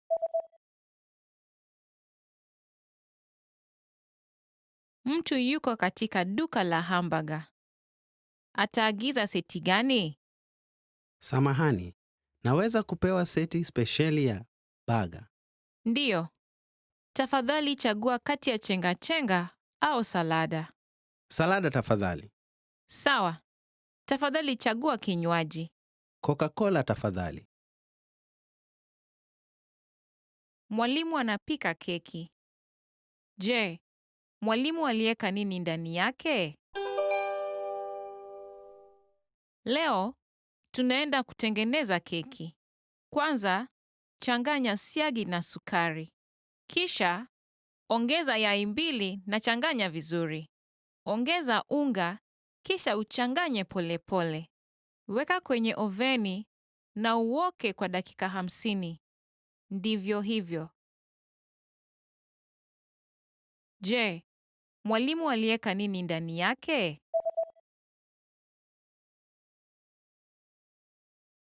Mwalimu anapika keki. Je, mwalimu aliweka nini ndani yake? Leo tunaenda kutengeneza keki. Kwanza, changanya siagi na sukari. Kisha, ongeza yai 2 na changanya vizuri. Ongeza unga, kisha uchanganye polepole. Weka kwenye oveni na uoke kwa dakika 50. Ndivyo hivyo.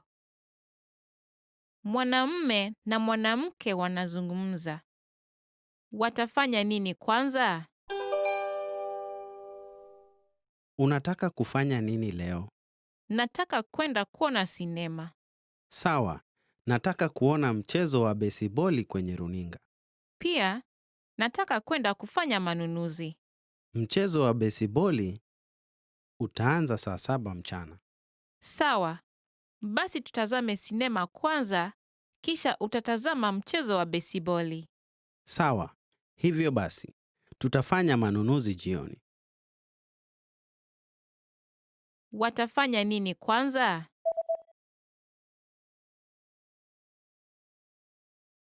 Mwanamume na mwanamke wanazungumza. Watafanya nini kwanza? Unataka kufanya nini leo? Nataka kwenda kuona sinema. Sawa, nataka kuona mchezo wa besiboli kwenye runinga. Pia, nataka kwenda kufanya manunuzi. Mchezo wa besiboli utaanza saa 7 mchana. Sawa. Basi tutazame sinema kwanza, kisha utatazama mchezo wa besiboli. Sawa, hivyo basi, tutafanya manunuzi jioni. Mwalimu na mwanafunzi wanaongea. Ni lini mwanafunzi ataenda kwa ofisi ya mwalimu?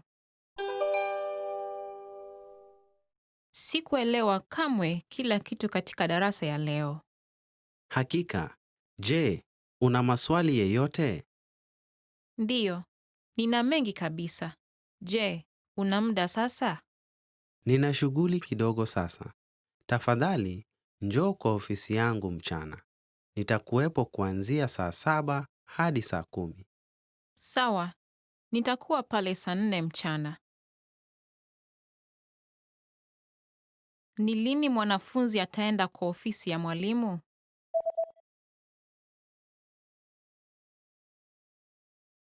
Mwalimu na mwanafunzi wanaongea. Ni lini mwanafunzi ataenda kwa ofisi ya mwalimu? Sikuelewa kamwe kila kitu katika darasa ya leo. Hakika, je, una maswali yeyote? Ndiyo, nina mengi kabisa. Je, una muda sasa? Nina shughuli kidogo sasa. Tafadhali, njoo kwa ofisi yangu mchana. Nitakuwepo kuanzia saa 7 hadi saa 10. Sawa, nitakuwa pale saa 4 mchana. Mwanamke anakula chakula cha mchana katika mgahawa. Ataagiza nini? Je, ungelipenda kunywa kahawa au kukula kiburudisho tamu baada ya mlo? Una kiburudisho tamu gani? Tuna faluda na keki ya tufaha. Kwa kweli, nataka kahawa tu tafadhali. Je, unataka sukari na maziwa? Tafadhali lete na maziwa. Ataagiza nini?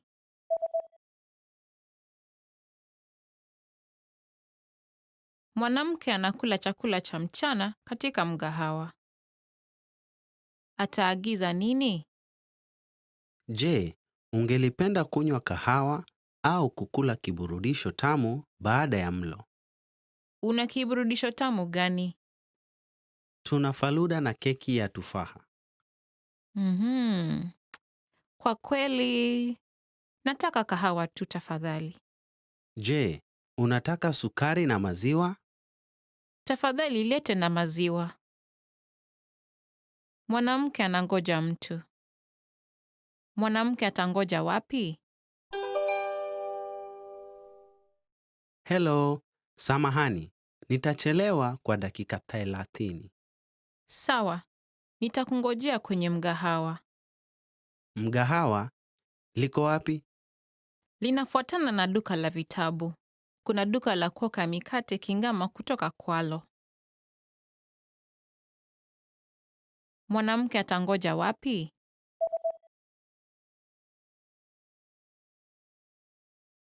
Mwanamke anangoja mtu. Mwanamke atangoja wapi? Hello, samahani. Nitachelewa kwa dakika 30. Sawa, nitakungojea kwenye mgahawa. Mgahawa liko wapi? Linafuatana na duka la vitabu. Kuna duka la kuoka mikate Kingama kutoka kwalo. Mwanamume na mwanamke wanazungumza. Mwanamke atafanya nini wakati wa likizo ya kiangazi? Je, tayari ushapangia likizo yako ya kiangazi? Bado, nadhani ningependa kwenda baharini au milimani. Naenda baharini na marafiki zangu. Tunaenda kurambaza. Hiyo ni nzuri. Mbona usije na sisi? Itakuwa ya kufurahia. Ndiyo, nitaenda na wewe. Mwanamke atafanya nini wakati wa likizo ya kiangazi?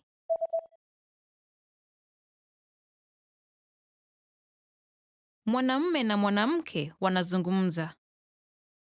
Mwanamke atafanya nini wakati wa likizo ya kiangazi?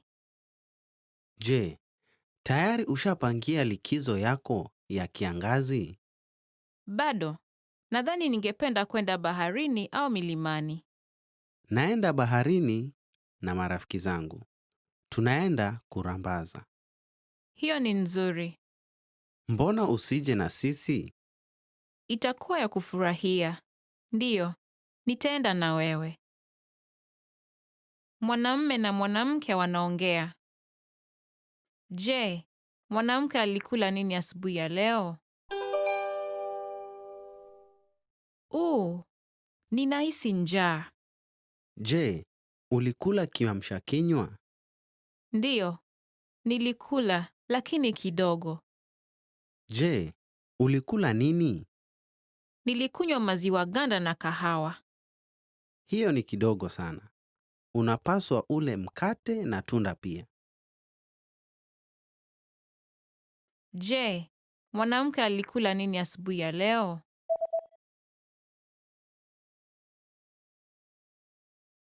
Mwanamume na mwanamke wanaongea. Je, mwanamke alikula nini asubuhi ya leo? Ninahisi njaa. Je, ulikula kiamsha kinywa? Ndiyo, nilikula lakini kidogo. Je, ulikula nini? Nilikunywa maziwa ganda na kahawa. Hiyo ni kidogo sana. Unapaswa ule mkate na tunda pia. Mwanamke yupo kwenye duka kubwa. Ataenda kwenye ghorofa la ngapi? Samahani, nguo za watoto ziko wapi? Ziko kwenye ghorofa la 5 na la 6. Je, una nguo za watoto wachanga pia? Ndiyo, tuna nguo nyingi za watoto wachanga kwenye ghorofa la 6. Asante sana. Nitaenda kuangalia huko. Ataenda kwenye ghorofa la ngapi?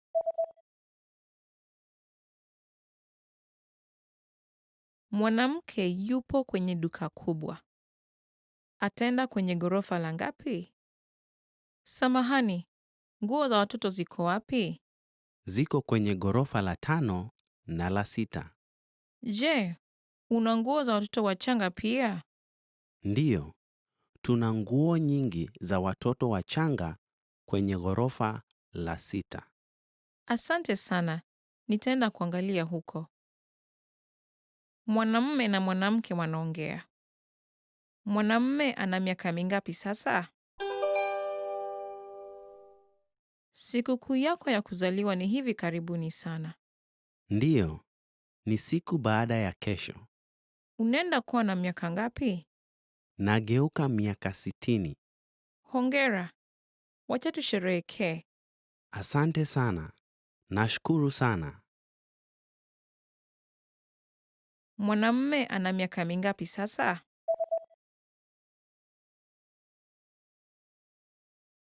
Mwanamume na mwanamke wanaongea. Mwanamume ana miaka mingapi sasa? Sikukuu yako ya kuzaliwa ni hivi karibuni sana. Ndiyo, ni siku baada ya kesho.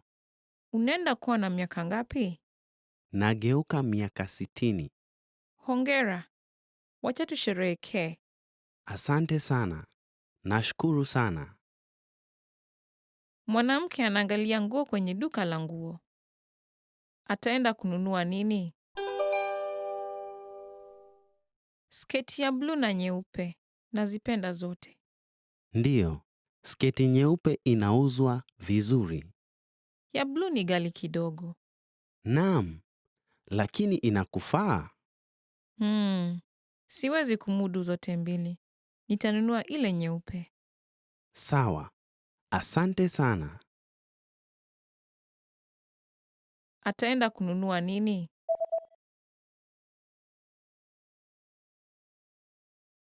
Mwanamke anaangalia nguo kwenye duka la nguo. Ataenda kununua nini? Sketi ya bluu na nyeupe. Nazipenda zote. Ndiyo, sketi nyeupe inauzwa vizuri. Ya bluu ni ghali kidogo. Naam, lakini inakufaa. Siwezi kumudu zote mbili. Nitanunua ile nyeupe. Sawa. Asante sana. Mwanamume na mwanamke wanaongea. Ni watu wangapi kwa jumla wanakuja kwa karamu? Karamu itafanyika kesho. Nani anakuja kwa karamu? Sisi wawili, marafiki zangu wawili na mwalimu. Kwa jumla tutakuwa 5. Oh, mwalimu anakuja na mke wake. Sawa. Ni watu wangapi kwa jumla wanakuja kwa karamu?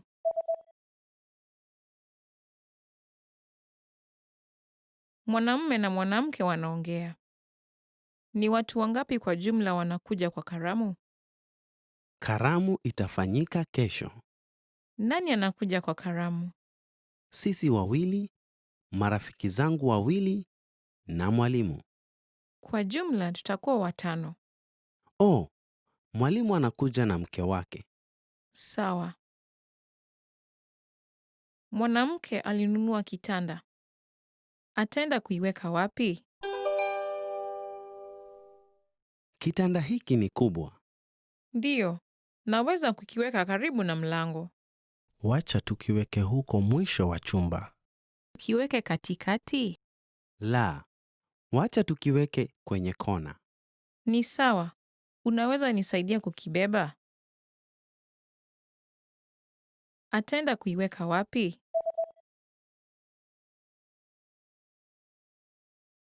Mwanamke alinunua kitanda.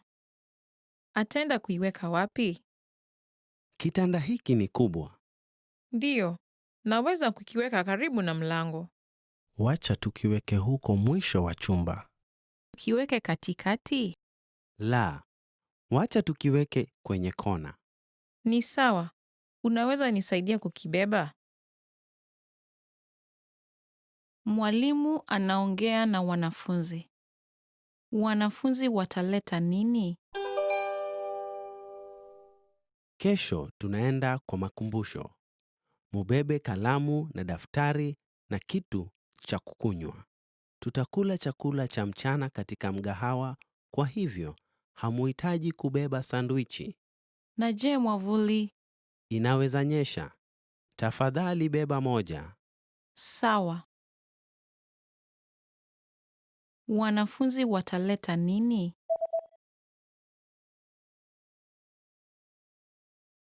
Mwalimu anaongea na wanafunzi. Wanafunzi wataleta nini? Kesho tunaenda kwa makumbusho. Mubebe kalamu na daftari na kitu cha kukunywa. Tutakula chakula cha mchana katika mgahawa, kwa hivyo hamuhitaji kubeba sandwichi. Na je, mwavuli? Inaweza nyesha. Tafadhali beba moja. Sawa. Mwanamume na mwanamke wanaongea. Ni lini wataenda kupata kuchua? Rafiki yangu amefungua mahali mpya pa kuchua. Mahali pa kuchua? Nataka kwenda. Je, una wakati Jumamosi? Jumamosi nina shughuli. Ni vipi Jumapili? Mahali penyewe hufungwa Jumapili. Na je, Ijumaa? Sawa. Ni lini wataenda kupata kuchua?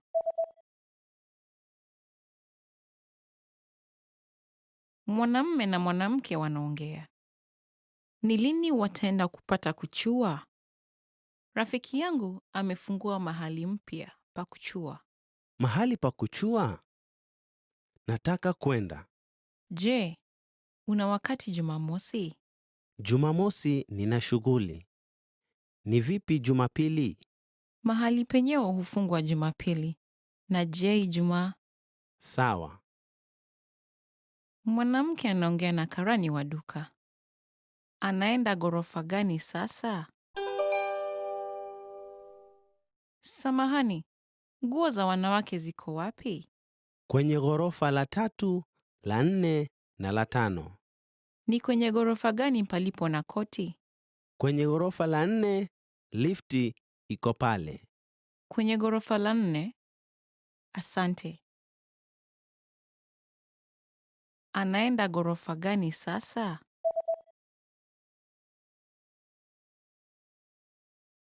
Mwanamke anaongea na karani wa duka. Anaenda ghorofa gani sasa? Samahani, nguo za wanawake ziko wapi? Kwenye ghorofa la 3, la 4 na la 5. Ni kwenye ghorofa gani palipo na koti? Kwenye ghorofa la 4, lifti iko pale. Kwenye ghorofa la 4? Asante. Mwanamume na mwanamke wanaongea. Ufunguo uko wapi? Ufunguo wa nyumba uko wapi? Niliuacha kwenye meza. Hauko. Jaribu chini ya meza. Hakuna. Hauko kwenye mfuko pia. Ulikuwa kwenye begi langu. Ufunguo uko wapi?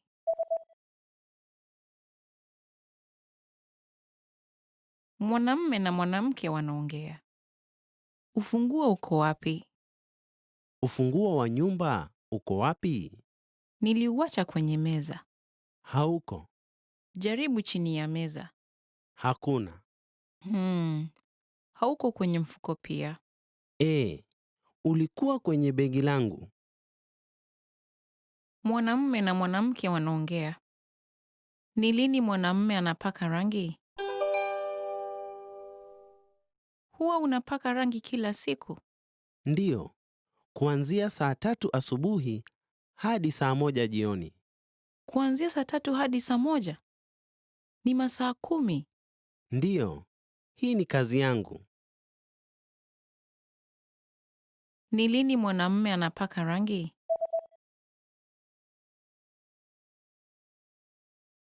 Mwanamume na mwanamke wanaongea. Ni lini mwanamume anapaka rangi? Huwa unapaka rangi kila siku? Ndiyo, kuanzia saa 3 asubuhi hadi saa 1 jioni. Kuanzia saa 3 hadi saa 1? Ni masaa 10. Ndiyo, hii ni kazi yangu. Want to speak real Swahili from your first lesson? Sign up for your free lifetime account at swahilipod101.com. Mwanamume anatafuta zawadi ya siku ya kuzaliwa ya bibie katika duka la shaufu. Atanunua dani gani? Naweza kukusaidia. Natafuta zawadi ya siku ya kuzaliwa ya bibi yangu. Unasifia gani? Naam. Unaonaje dani hili hapa? Linafanana ndefu kidogo. Na hivi hapa. Kuna moja na shamili la ua na moja lina roho. Natafuta kitu kilichosifika. Dani hili la lulu ni bei ngapi? Ni shilingi 1300. Hilo ni bei ghali sana. Nitachukua cha kwanza. Sawa, hapa upo. Atanunua dani gani?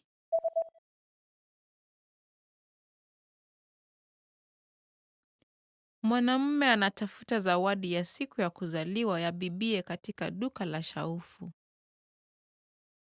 Atanunua dani gani? Naweza kukusaidia.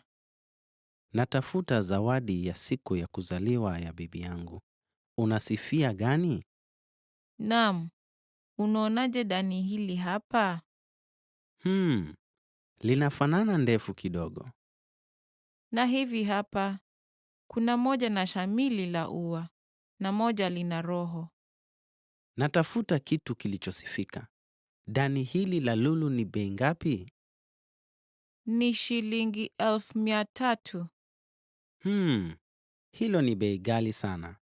Nitachukua cha kwanza. Sawa, hapa upo. Mwanamume na mwanamke wanaongea kuhusu printer katika afisi. Printer mzee uko wapi? Tuweke wapi printer mpya? Nadhani tupaweke palipo printer mzee. Lakini ule mzee bado unafanya kazi. Tutaendelea kuutumia. Sawa. Hivyo basi hatuwezi kuweka ule mpya hapo. Ni mbaya sana. Ingekuwa vyema kuwa na printer mpya katika rafu ya vitabu iliyo karibu na mlango. Lakini kuna nafasi ya printer moja pekee. Sawa. Nadhani tuweke katika sehemu ile nyingine ya nyumba. Sawa. Unaonaje ikiwa karibu na dirisha? Ni suluhisho nzuri pia. Printer mzee uko wapi?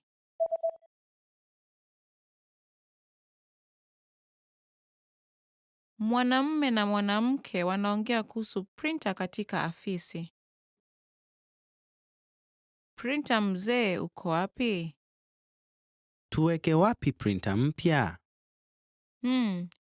Nadhani tupaweke palipo printer mzee.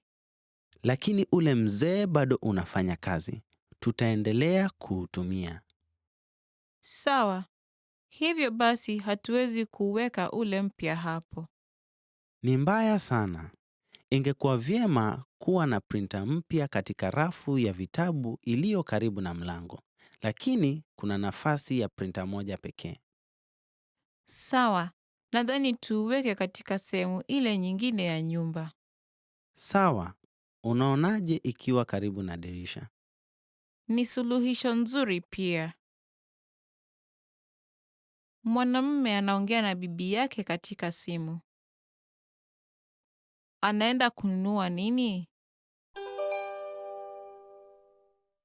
Eti naelekea nyumbani sasa. Sawa. Unaweza kununua kitu kwa njia yako nyumbani? Ndivyo. Ungelipenda ninunue nini? Tunahitaji maziwa na mkate ya kiamsha kinywa ya kesho. Maziwa na mkate. Nimezipata. Paketi ngapi za maziwa? 1 itatosha. Sawa. Jambo lingine lolote? Sekunde. Wacha niangalie kama tuna siagi. Ndiyo, tunao. Ndivyo. Tuna pombe yoyote iliyobaki? Ndiyo. Tuna chupa kidogo hapa. Vyema. Hatuhitaji kununua yeyote sasa hivi. Sawa sawa. Nadhania tuko sawa. Asante. Anaenda kununua nini?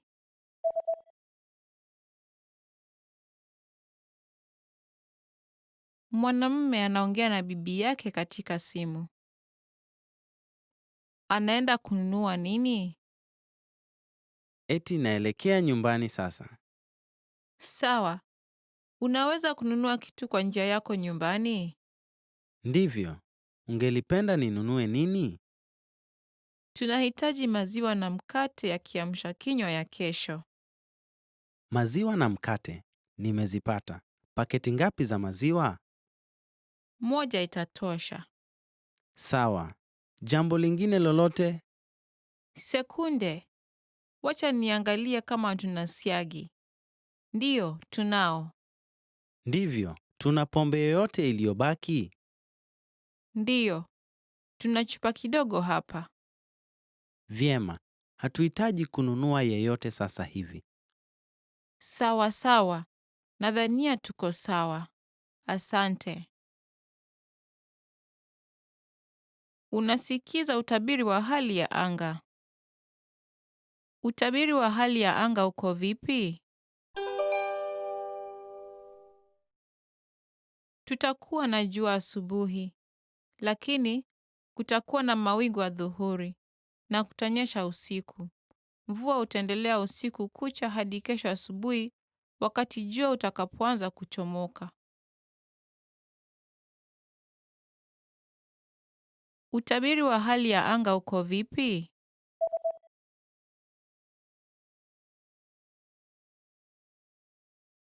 Unasikiza utabiri wa hali ya anga.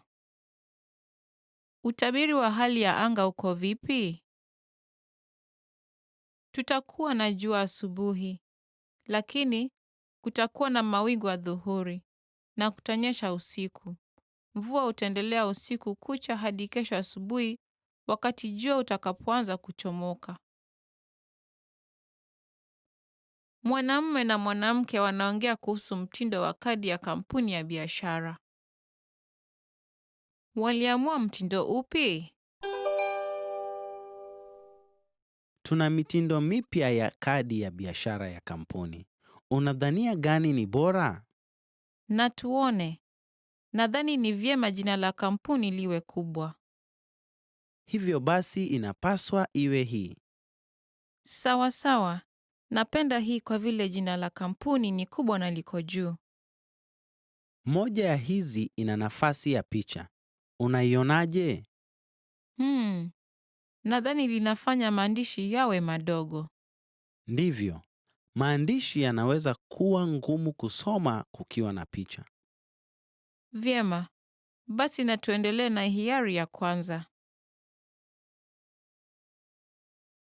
Waliamua mtindo upi?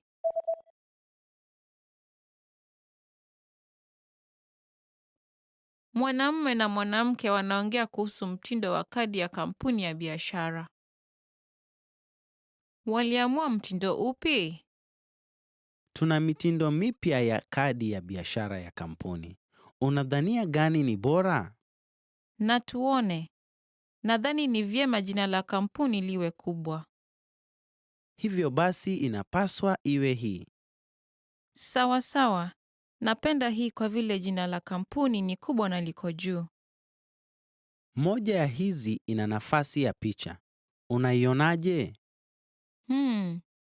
Nadhani linafanya maandishi yawe madogo. Ndivyo.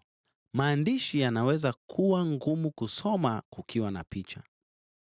Vyema. Basi na tuendelee na hiari ya kwanza. Mwanamke anamuuliza mtu palipo stesheni ya basi. Stesheni ya basi liko wapi? Samahani, unajua kama kuna stesheni la basi hapa karibu? Ndiyo.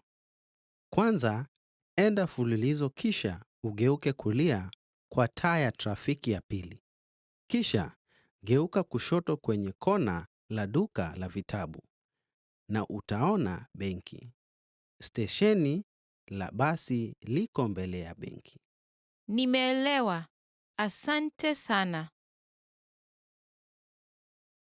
Stesheni ya basi liko wapi?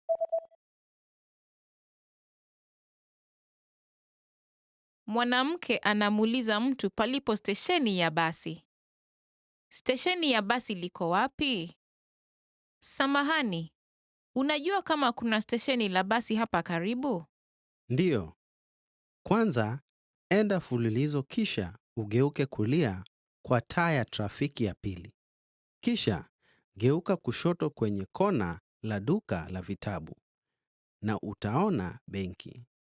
Stesheni la basi liko mbele ya benki. Nimeelewa. Asante sana. Mwanamke anaongea na bosi wake. Watakunywa nini katika mkutano? Tutakuwa na mkutano na Michael kutoka ofisi yetu ya New York mchana huu. Unajua kama kuna vinywaji vyovyote vilivyobaki? Tuna kahawa. Michael hakunywi kahawa. Je, tuna maji ya chupa? Ndiyo. Nadhani kuna kadhaa iliyobaki. Bora. Vyema sana. Je, unataka kitu chochote? Nitakunywa kinywaji pia. Watakunywa nini katika mkutano?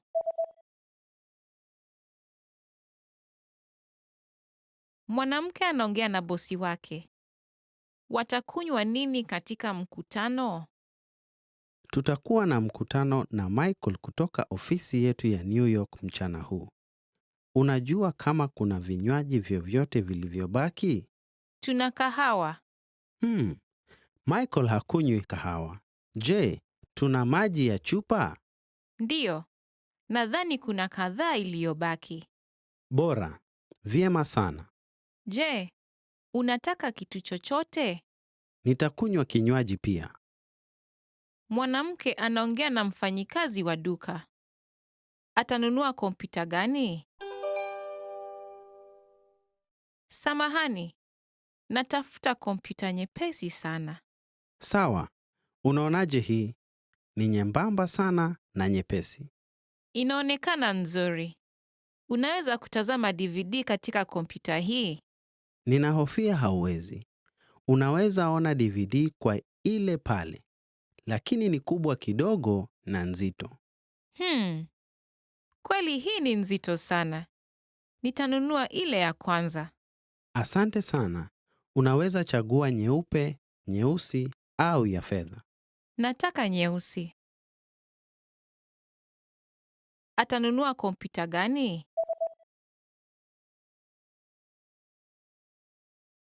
Mwanamke anaongea na mfanyikazi wa duka. Atanunua kompyuta gani? Samahani, natafuta kompyuta nyepesi sana. Sawa. Unaonaje hii? Ni nyembamba sana na nyepesi. Inaonekana nzuri. Unaweza kutazama DVD katika kompyuta hii? Ninahofia hauwezi.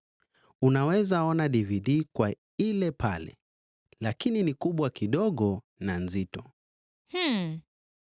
Kweli hii ni nzito sana. Nitanunua ile ya kwanza. Asante sana. Unaweza chagua nyeupe, nyeusi au ya fedha. Nataka nyeusi. Mtu anaongea na mwanamke kuhusu ratiba yake ya kusafiri.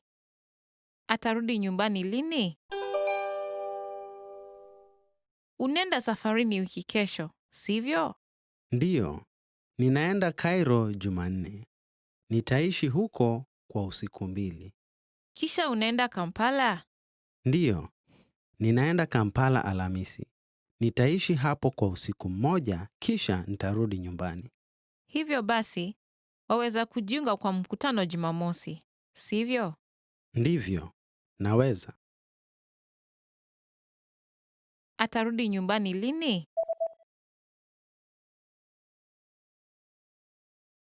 Mtu anaongea na mwanamke kuhusu ratiba yake ya kusafiri. Atarudi nyumbani lini? Unaenda safarini wiki kesho, sivyo? Ndiyo, ninaenda Cairo Jumanne. Nitaishi huko kwa usiku 2. Kisha unaenda Kampala? Ndiyo, ninaenda Kampala Alhamisi. Nitaishi hapo kwa usiku mmoja, kisha nitarudi nyumbani.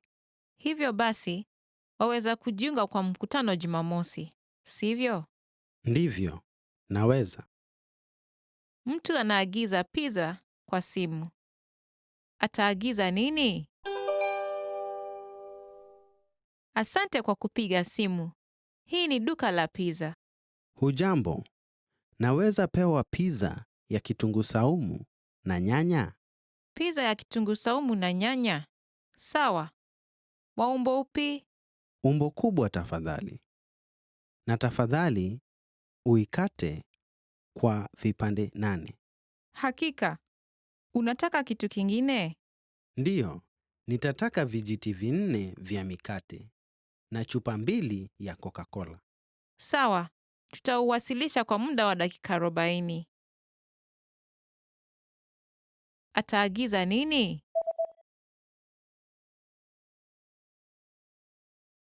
Mtu anaagiza pizza kwa simu. Ataagiza nini? Asante kwa kupiga simu. Hii ni duka la pizza.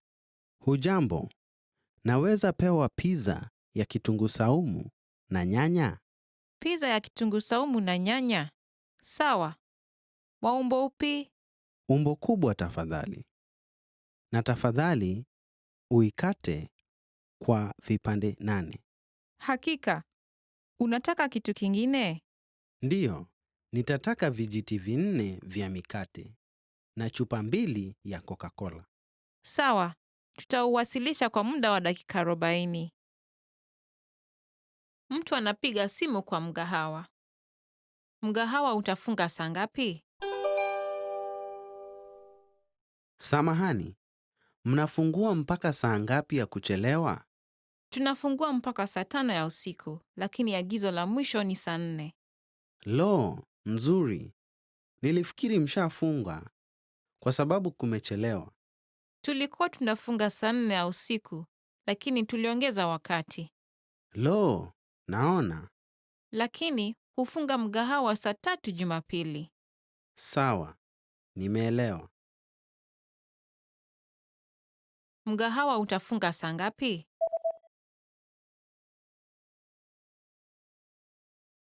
Mtu anapiga simu kwa mgahawa. Mgahawa utafunga saa ngapi? Samahani, mnafungua mpaka saa ngapi ya kuchelewa? Tunafungua mpaka saa 5 ya usiku, lakini agizo la mwisho ni saa 4. Lo, nzuri. Nilifikiri mshafunga kwa sababu kumechelewa. Tulikuwa tunafunga saa 4 ya usiku, lakini tuliongeza wakati. Lo, naona. Lakini hufunga mgahawa saa 3 Jumapili. Sawa, nimeelewa. Mume na mke wanafanya ununuzi kwenye mtandao. Lini kifyonza kitawasilishwa? Aisee, unafikiri nini kuhusu kifyonza hiki cha kusafisha? Nadhani inaonekana nzuri. Unaenda kukiagiza? Ndiyo, nitakiagiza. Itachukua masiku 3 au 4 kuwasilishwa. Tunapaswa kukadiri tarehe. Vipi kuhusu Jumamosi ijayo? Tunaenda kucheza tenisi mapema Jumamosi asubuhi. Lo, sawa. Hivyo basi Jumapili ni bora. Sawa, nitafanya hivyo. Aisee, usisahau kukuja nyumbani mapema Ijumaa jioni kwa sababu tutaondoka nyumbani mapema Jumamosi. Najua. Lini kifyonza kitawasilishwa?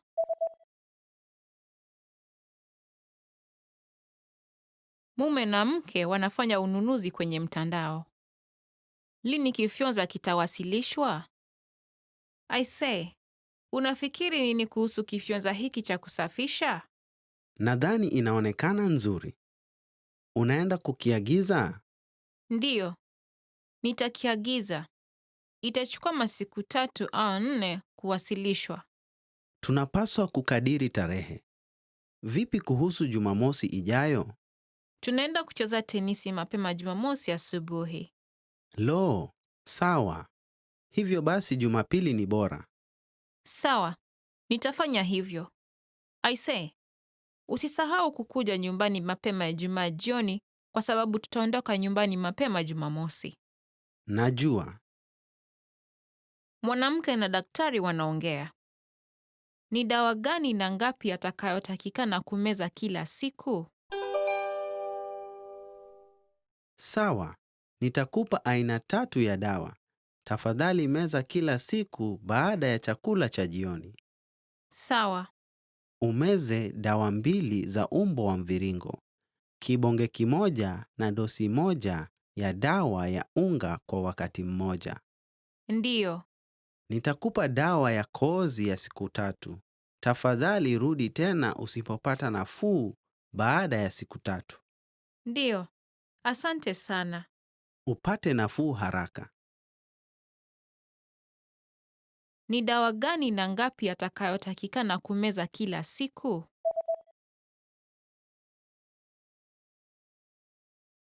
Mwanamke na daktari wanaongea. Ni dawa gani na ngapi atakayotakikana kumeza kila siku? Sawa. Nitakupa aina 3 ya dawa. Tafadhali meza kila siku baada ya chakula cha jioni. Sawa, Umeze dawa 2 za umbo wa mviringo. Kibonge kimoja na dosi moja ya dawa ya unga kwa wakati mmoja. ndiyo, Nitakupa dawa ya kohozi ya siku 3. Tafadhali rudi tena usipopata nafuu baada ya siku 3. ndiyo. Asante sana. Upate nafuu haraka. Mwanamume na mwanamke wanaongea. Nani anaishi na mwanamume? Mbona usikuje kwa nyumba yangu wakati mwingine hivi karibuni? Asante, lakini nahisi kuogopa kidogo. Ningelipenda kujua familia yako kabla sijakutana nao. Sawa. Babangu ni mfanyikazi wa ofisi na kozi yake ni kuvua. Mamangu ni mkaazi wa nyumba na anajua kupika. Una ndugu au dada wowote? Ndiyo, nina dada mkubwa na ndugu mdogo. Dadangu ameoleka na anaishi Ulaya. Ndugu yangu ni mwanafunzi katika shule ya upili. Una familia nzuri. Ningelipenda kukutana na kuongea nao. Nani anaishi na mwanamume?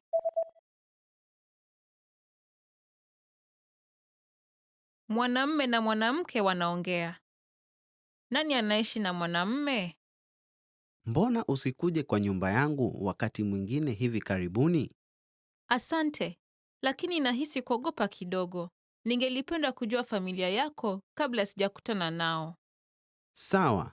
Babangu ni mfanyikazi wa ofisi na kozi yake ni kuvua. Mamangu ni mkaazi wa nyumba na anajua kupika. Una ndugu au dada wowote? Ndiyo, nina dada mkubwa na ndugu mdogo. Dadangu ameoleka na anaishi Ulaya. Ndugu yangu ni mwanafunzi katika shule ya upili. Una familia nzuri. Ningelipenda kukutana na kuongea nao. Mtu yuko kwenye duka la miwani. Ni jozi gani ya miwani atakayochagua? Hello. Je, unatafuta miwani? Ndiyo, macho yangu imekuwa mbaya siku hizi. Sawa. Unapendelea mtindo sawa na ule ulionao sasa? Naam, nimekuwa nikivaa miwani mraba kwa muda mrefu. Kwa hivyo, nataka kujaribu mtindo mwingine. Sawa. Na hizi za mviringo je? Sidhani inalingana na uso wangu. Nitachukua umbo sawa na miwani yangu ya sasa. Je, una yeyote na fremu nyeusi? Hakika. Na hizi je? Ndiyo, naipenda. Nitaichukua. Ni jozi gani ya miwani atakayochagua?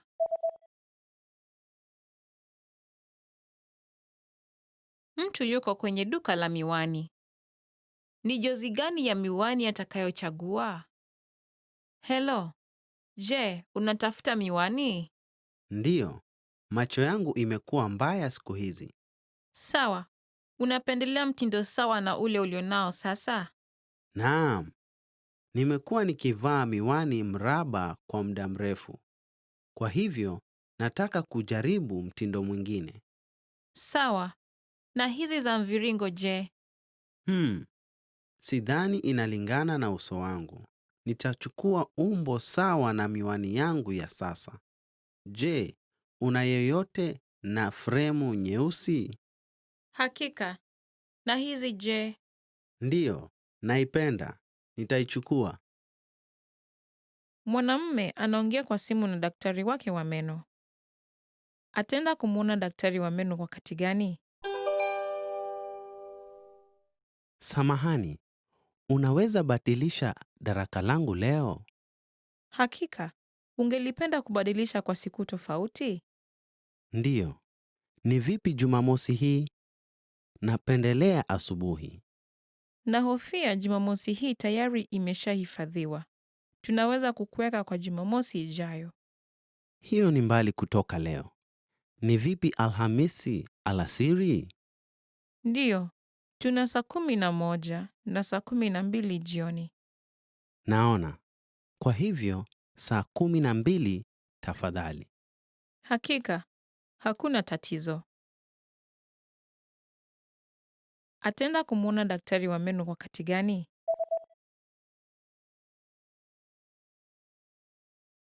Mwanamume anaongea kwa simu na daktari wake wa meno. Ataenda kumwona daktari wa meno wakati gani? Samahani, unaweza badilisha daraka langu leo?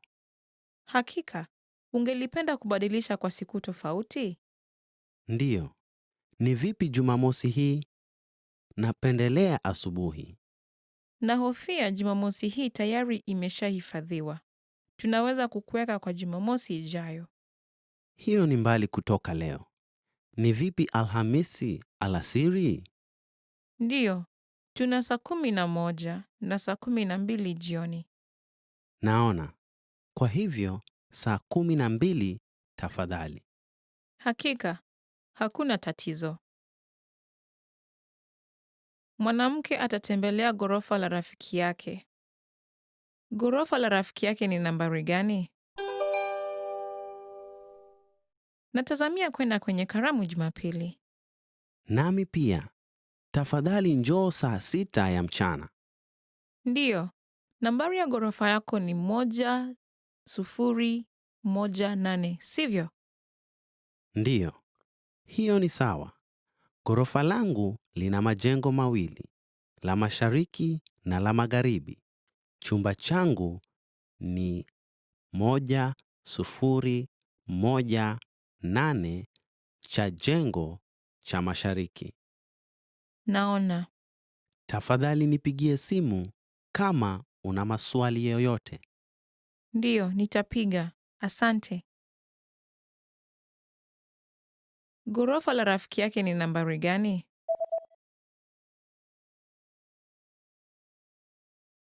Mwanamke atatembelea ghorofa la rafiki yake. Ghorofa la rafiki yake ni nambari gani? Natazamia kwenda kwenye karamu Jumapili. Nami pia.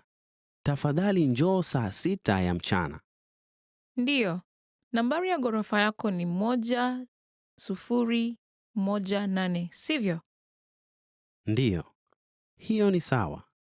Ghorofa langu lina majengo mawili, la mashariki na la magharibi.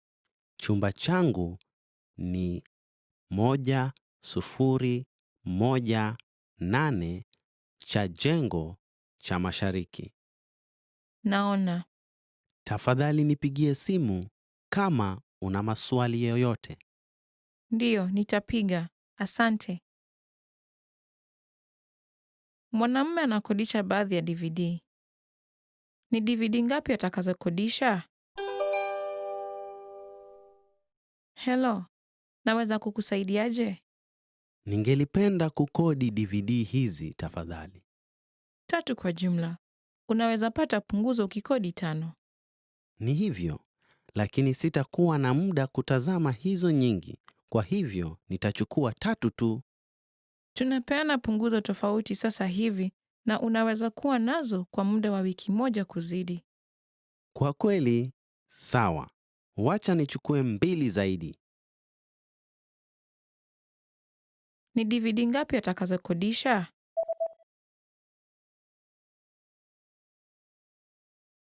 Mwanamume anakodisha baadhi ya DVD. Ni DVD ngapi atakazokodisha? Hello, naweza kukusaidiaje? Ningelipenda kukodi DVD hizi tafadhali. 3 kwa jumla. Unaweza pata punguzo ukikodi 5. Ni hivyo, lakini sitakuwa na muda kutazama hizo nyingi. Kwa hivyo, nitachukua 3 tu. Tunapeana punguzo tofauti sasa hivi na unaweza kuwa nazo kwa muda wa wiki moja kuzidi. Kwa kweli, sawa. Wacha nichukue 2 zaidi. Mwanamume na mwanamke wanaongea. Ni saa gani wanalotazama na ni saa ngapi? Je, unajua saa? Samahani, nimesahau saa yangu leo. Naona. Ninatarajia kama tunaweza pata treni.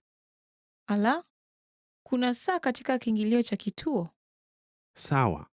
Alaa, treni linakuja kwa dakika 5. Hilo ni treni la saa 4, sivyo? Ndiyo. Itatubidi tuharakishe. Ni saa gani wanalotazama na ni saa ngapi?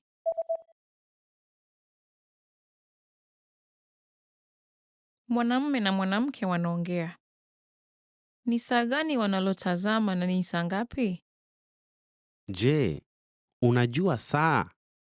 Samahani, nimesahau saa yangu leo. Naona. Ninatarajia kama tunaweza pata treni. Ala, kuna saa katika kiingilio cha kituo. Sawa. Alaa, treni linakuja kwa dakika 5. Hilo ni treni la saa 4, sivyo? Ndiyo. Itatubidi tuharakishe. Mwanamume anachagua kiti chake cha ndege. Kiti chake kiko wapi? Je, una viti vinavyoweza patikana katika ruko ya kesho asubuhi? Subiri kidogo tafadhali. Ni cha daraja la uchumi? Ndiyo. Asante kwa kusubiri. Ndiyo, bado tuna viti kadhaa. Vyema. Ningependa kiti kwenye pito tafadhali. Ninahofia viti vyote vya pito vimeshachukuliwa. Naona. Lakini singelipenda kukaa katikati. Basi, ungependa kuchukua kiti cha dirisha? Ndiyo, tafadhali. Kiti chake kiko wapi?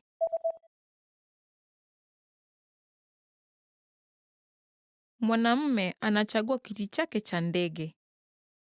Kiti chake kiko wapi? Je, una viti vinavyoweza patikana katika ruko ya kesho asubuhi?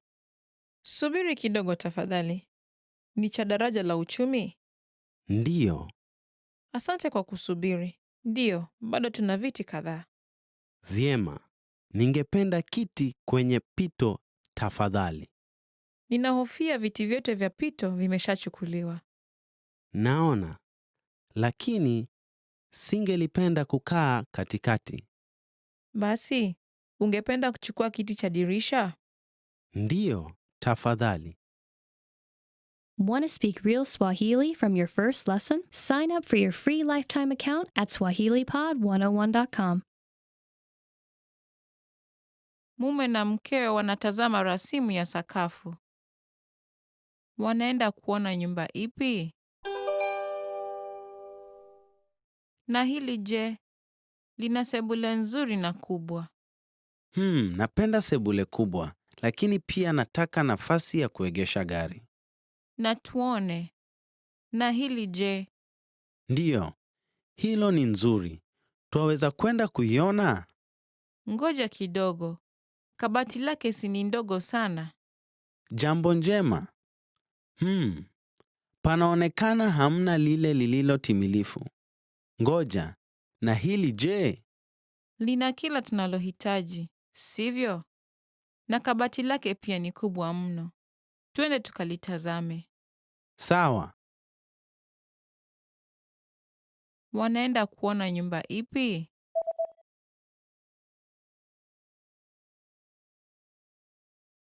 Mume na mkewe wanatazama rasimu ya sakafu. Wanaenda kuona nyumba ipi? Na hili je, lina sebule nzuri na kubwa. Napenda sebule kubwa, lakini pia nataka nafasi ya kuegesha gari. Na tuone. Na hili je, Ndiyo, hilo ni nzuri. Twaweza kwenda kuiona? ngoja kidogo. Kabati lake si ni ndogo sana. Jambo njema. Panaonekana hamna lile lililo timilifu. Ngoja, na hili je? Lina kila tunalohitaji, sivyo? Na kabati lake pia ni kubwa mno. Twende tukalitazame.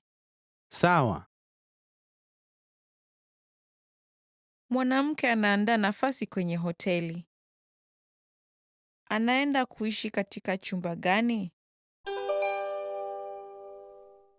Hoteli ya pande ya kisiwa, yani seaside.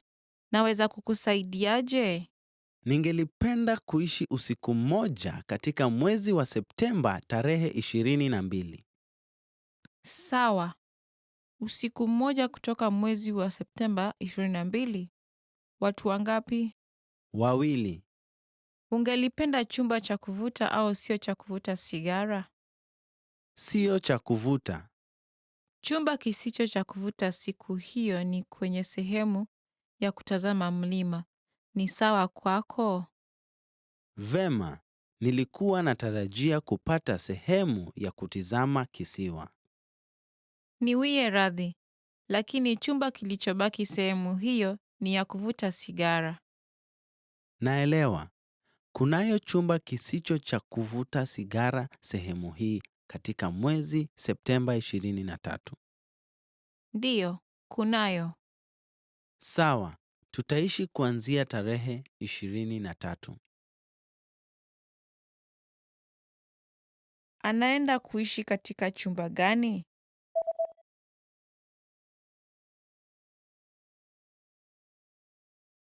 Mwanamke anaandaa nafasi kwenye hoteli. Anaenda kuishi katika chumba gani? Hoteli ya pande ya kisiwa, yani seaside. Naweza kukusaidiaje? Ningelipenda kuishi usiku mmoja katika mwezi wa Septemba tarehe 22.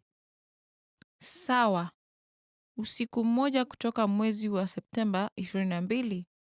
Watu wangapi? 2. Ungelipenda chumba cha kuvuta au sio cha kuvuta sigara? Sio cha kuvuta. Chumba kisicho cha kuvuta siku hiyo ni kwenye sehemu ya kutazama mlima. Ni sawa kwako? Vema, nilikuwa natarajia kupata sehemu ya kutizama kisiwa. Niwie radhi, lakini chumba kilichobaki sehemu hiyo ni ya kuvuta sigara. Naelewa. Kunayo chumba kisicho cha kuvuta sigara sehemu hii katika mwezi Septemba 23. Ndiyo, kunayo. Sawa, tutaishi kuanzia tarehe 23. Mwanamke anaongea na mtengenezaji nywele wake. Angelipenda kutengeneza nywele yake vipi? Hello, naweza kukusaidia? Hello, nina hifadhi ya birichie saa 9 ya mchana. Karibu Birichi. Njoo huku. Naweza kukusaidia vipi leo? Ningelipenda kubadilisha mtindo wa nywele yangu kidogo. Sawa, ungependa urefu gani? Urefu wa hadi kwenye bega. Sawa. Je, na nywele ya mbele ya uso? Ziwache. Wima chini au uwe na nafasi katika upande? Sehemu ya upande kidogo. Pande ipi? Pengine kushoto kidogo kutoka katikati. Naelewa. Tutaanza na shampoo, hivyo basi njoo huku.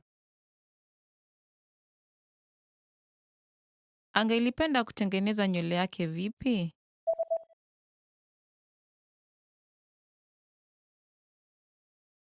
Mwanamke anaongea na mtengenezaji nywele wake. Angelipenda kutengeneza nywele yake vipi? Hello. Naweza kukusaidia? Hello. Nina hifadhi ya Birichie saa 9 ya mchana. Karibu Birichi. Njoo huku. Naweza kukusaidia vipi leo?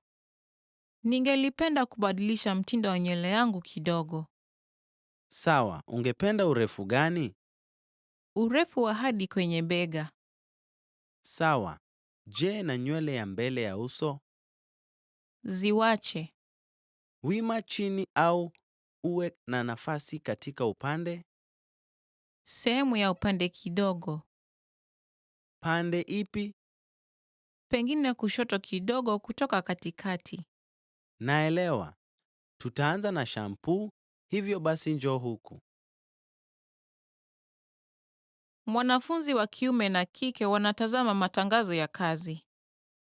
Mwanafunzi wa kike ataandikisha kazi ipi?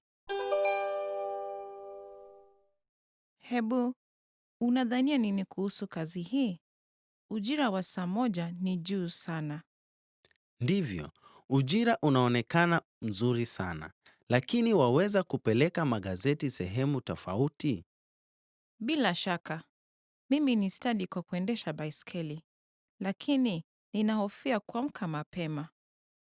Na hii je, ujira sio kubwa vile, lakini unaweza kufanya kazi kwa masiku 2 au 3 kwa wiki na kuanza kufanya kazi jioni.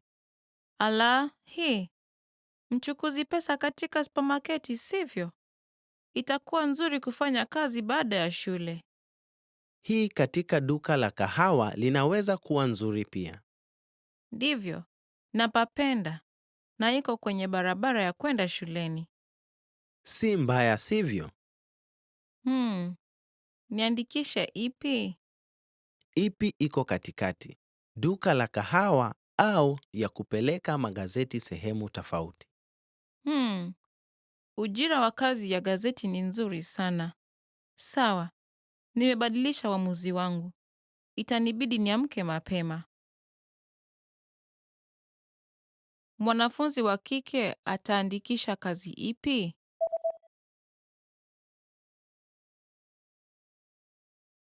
Mwanafunzi wa kiume na kike wanatazama matangazo ya kazi.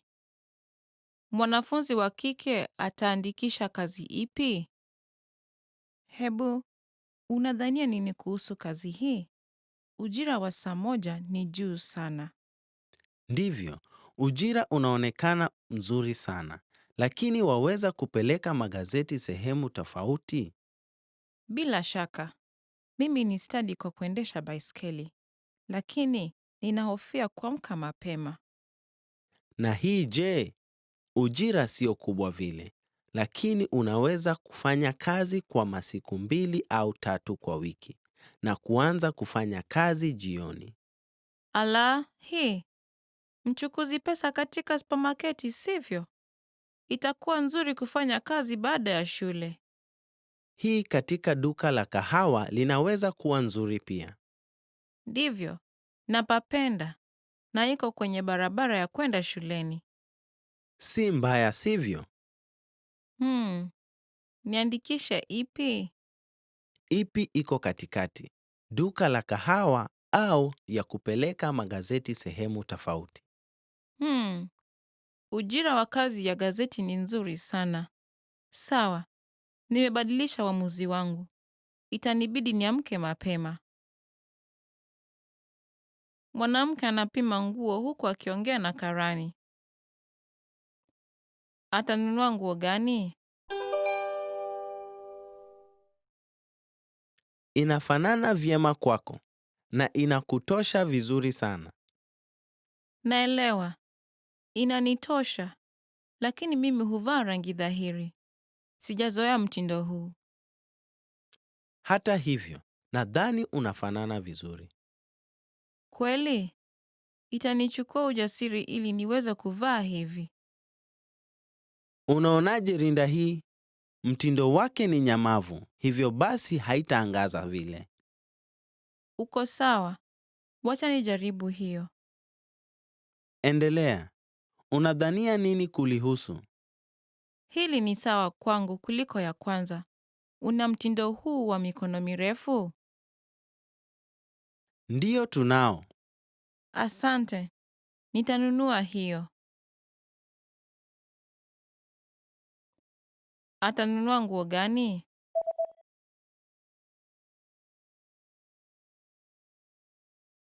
Mwanamke anapima nguo huku akiongea na karani.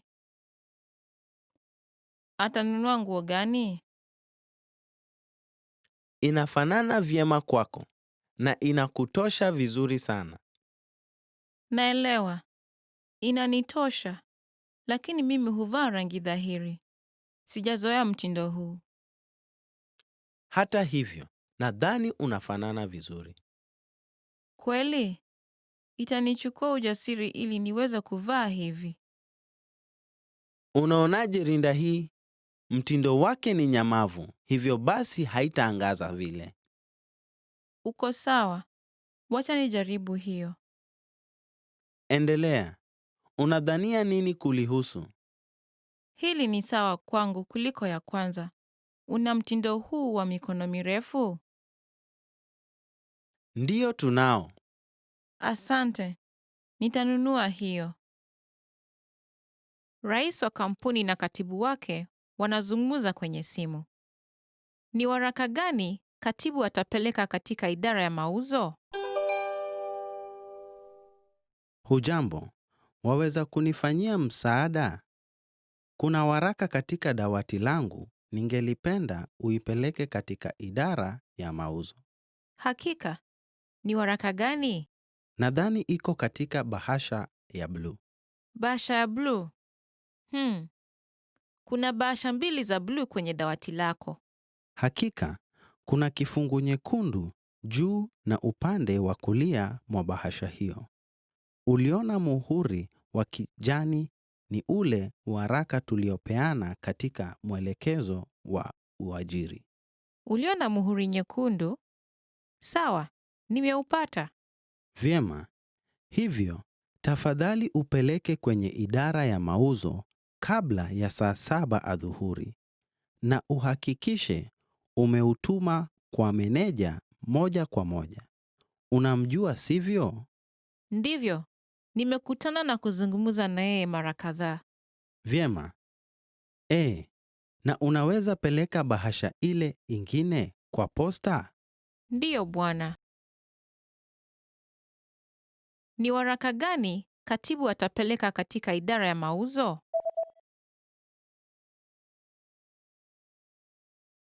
Rais wa kampuni na katibu wake wanazungumza kwenye simu. Ni waraka gani katibu atapeleka katika idara ya mauzo? Hujambo, waweza kunifanyia msaada? Kuna waraka katika dawati langu, ningelipenda uipeleke katika idara ya mauzo. Hakika. Ni waraka gani? Nadhani iko katika bahasha ya bluu. Bahasha ya bluu. Kuna bahasha 2 za bluu kwenye dawati lako. Hakika, kuna kifungu nyekundu juu na upande wa kulia mwa bahasha hiyo. Uliona muhuri wa kijani ni ule waraka tuliopeana katika mwelekezo wa uajiri. Uliona muhuri nyekundu? Sawa, nimeupata. Vyema. Hivyo, tafadhali upeleke kwenye idara ya mauzo kabla ya saa 7 adhuhuri na uhakikishe umeutuma kwa meneja moja kwa moja. Unamjua, sivyo? Ndivyo, nimekutana na kuzungumza na yeye mara kadhaa. Vyema. Na unaweza peleka bahasha ile ingine kwa posta? Ndiyo bwana. Mwanamke anapiga simu katika mgahawa. Alikuwa akila chakula cha mchana katika meza gani? Hujambo, naweza kukusaidiaje? Nilikula chakula changu cha mchana hapo awali kidogo, na nadhani niliwacha leso yangu hapo. Uliwacha leso yako kwa meza? Unaweza kumbuka ulipokaa? Nitaenda kuitafuta. Naam, ilikuwa nyuma ya mgahawa. Ulikuwa katika sehemu ya kuvuta sigara au sehemu pasipovutwa sigara? Sehemu pasipovutwa sigara. Je, ulikaa katika meza ya huduma au katika meza ya kawaida? Nilikaa katika meza ya watu 4.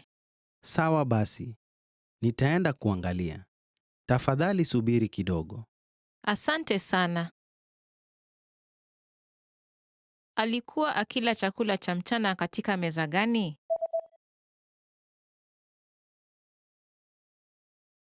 Mwanamke anapiga simu katika mgahawa. Alikuwa akila chakula cha mchana katika meza gani? Hujambo, naweza kukusaidiaje? Nilikula chakula changu cha mchana hapo awali kidogo, na nadhani niliwacha leso yangu hapo. Uliwacha leso yako kwa meza? Unaweza kumbuka ulipokaa? Nitaenda kuitafuta. Naam, ilikuwa nyuma ya mgahawa. Ulikuwa katika sehemu ya kuvuta sigara au sehemu pasipovutwa sigara? Sehemu pasipovutwa sigara. Je, ulikaa katika meza ya huduma au katika meza ya kawaida? Nilikaa katika meza ya watu 4. Sawa basi, nitaenda kuangalia. Tafadhali subiri kidogo. Asante sana. Mtu anatafuta nyumba ya ghorofa. Ni nyumba ipi ya ghorofa atakayochagua? Samahani, ninatafuta nyumba ya ghorofa katika eneo hii. Unaweza nionyesha rasimu ya baadhi ya ghorofa? Bila shaka. Ni ya mtu mmoja? Hapana, nitaishi na bibi yangu. Nataka sebule, chumba cha kulala na ya kusoma. Sawa. Na hii je? Kuna vyumba viwili pamoja na sebule, ingawa inaweza kuwa na kelele kidogo kwa sababu iko karibu na barabara kubwa. Naona, mimi hufanya kazi nyumbani. Kwa hivyo, nahitaji mahali patulivu. Na ningependa sebule iwe ya umbo wa mraba. Naam. Na hii je? Iko mbali kidogo na stesheni, lakini katika eneo tulivu ya makazi. Kuna vyumba viwili na sebule, lakini chumba kimoja ni nyembamba. Hatuna vitu vingi. Hivyo basi, hii itaweza kututosha. Tunaweza kukuonyesha ghorofa ingine ambayo ina vyumba viwili kubwa, lakini iko mbali zaidi na stesheni. La, asante. Ningelipenda kwenda kuona ile ya pili ulionionyesha. Ni nyumba ipi ya ghorofa atakayochagua?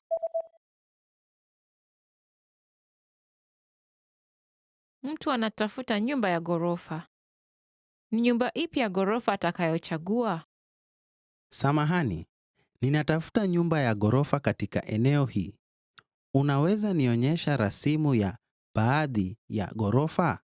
Bila shaka. Ni ya mtu mmoja? Hapana, nitaishi na bibi yangu. Nataka sebule, chumba cha kulala na ya kusoma. Sawa. Na hii je? Kuna vyumba viwili pamoja na sebule, ingawa inaweza kuwa na kelele kidogo kwa sababu iko karibu na barabara kubwa. Naona, mimi hufanya kazi nyumbani. Kwa hivyo, nahitaji mahali patulivu. Na ningependa sebule iwe ya umbo wa mraba. Naam. Na hii je? Iko mbali kidogo na stesheni, lakini katika eneo tulivu ya makazi. Kuna vyumba viwili na sebule, lakini Chumba kimoja ni nyembamba. Hatuna vitu vingi. Hivyo basi, hii itaweza kututosha. Tunaweza kukuonyesha ghorofa ingine ambayo ina vyumba viwili kubwa, lakini iko mbali zaidi na stesheni. La, asante. Ningelipenda kwenda kuona ile ya pili ulionionyesha.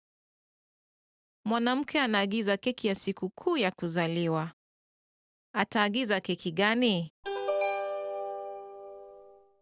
Samahani, ningelipenda kuagiza keki ya sikukuu ya kuzaliwa ya binti yangu. Sawa.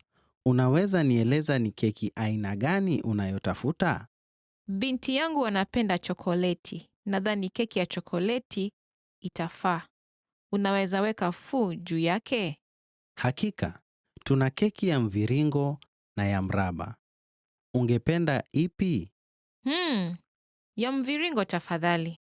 Sawa. Binti yako anaenda kuwa na miaka mingapi? Atakuwa na miaka 12. Sawa. Basi tutatayarisha mishumaa 12. Ungelipenda kuandika ujumbe? Ndiyo. Tafadhali andika sikukuu ya kuzaliwa. Sawa. Ungelipenda maandishi yawe katika rangi ya waridi? Kama ni hivyo, tutaiweka kwa sahani nyeupe. Vinginevyo, tutaweza kuandika kwa rangi nyeupe na kuiweka kwa sahani ya rangi ya waridi. Tafadhali andika kwa rangi ya waridi na uiweke kwa sahani nyeupe. Ataagiza keki gani? Mwanamke anaagiza keki ya sikukuu ya kuzaliwa. Ataagiza keki gani? Samahani, ningelipenda kuagiza keki ya sikukuu ya kuzaliwa ya binti yangu. Sawa. Unaweza nieleza ni keki aina gani unayotafuta? Binti yangu anapenda chokoleti. Nadhani keki ya chokoleti itafaa. Unaweza weka fuu juu yake? Hakika. Tuna keki ya mviringo na ya mraba. Ungependa ipi? Ya mviringo tafadhali. Sawa. Binti yako anaenda kuwa na miaka mingapi? Atakuwa na miaka 12. Sawa. Basi tutatayarisha mishumaa 12. Ungelipenda kuandika ujumbe? Ndiyo. Tafadhali andika sikukuu ya kuzaliwa. Sawa. Ungelipenda maandishi yawe katika rangi ya waridi? Kama ni hivyo, tutaiweka kwa sahani nyeupe. Vinginevyo, tutaweza kuandika kwa rangi nyeupe na kuiweka kwa sahani ya rangi ya waridi. Tafadhali andika kwa rangi ya waridi na uiweke kwa sahani nyeupe. Mwanamume na mwanamke wanazungumza kuhusu ratiba ya kuhama. Ni lini watahama? Nadhani tuamue tarehe ya kuhama na kuita kampuni ya kuhama. Ndiyo. Nilikuwa naangalia baadhi ya makampuni ya kuhama. Sitaki kulipa fedha nyingi. Nakubali. Kampuni hii ina punguzo. Kwa mfano, wanapunguza kwa kiasi ya 10% ukihifadhi angalau mwezi mmoja kabla ya siku ya kuhama. Angalau mwezi mmoja kabla ya siku ya kuhama? Hivyo basi, itatubidi kuhama baada ya Disemba tarehe 15 ili kupata punguzo. Ndiyo. Na kuna punguzo zaidi tukihifadhi katika siku isiyo ya wikendi. Katika siku isiyo ya wikendi? Naam, nina mkutano Jumatatu asubuhi na maonyesho ni Jumanne na Jumatano. Hivyo... Ijumaa itakuwa siku nzuri kwa sababu tutaweza kuandaa nyumba hiyo mpya wikendi. Ndiyo. Subiri. Wanasema kuna punguzo ya 15% Jumatatu hadi Alhamisi na 5% Ijumaa. Je, unataka kufanya nini? Wacha tupate kwa bei nafuu iwezekanavyo. Hata hivyo, nitakuwa nimemalizana na maonyesho wakati huo. Ni lini watahama?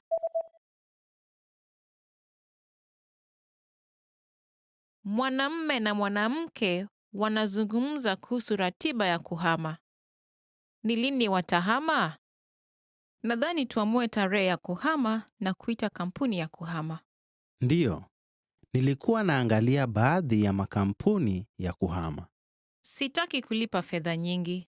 Nakubali, kampuni hii ina punguzo.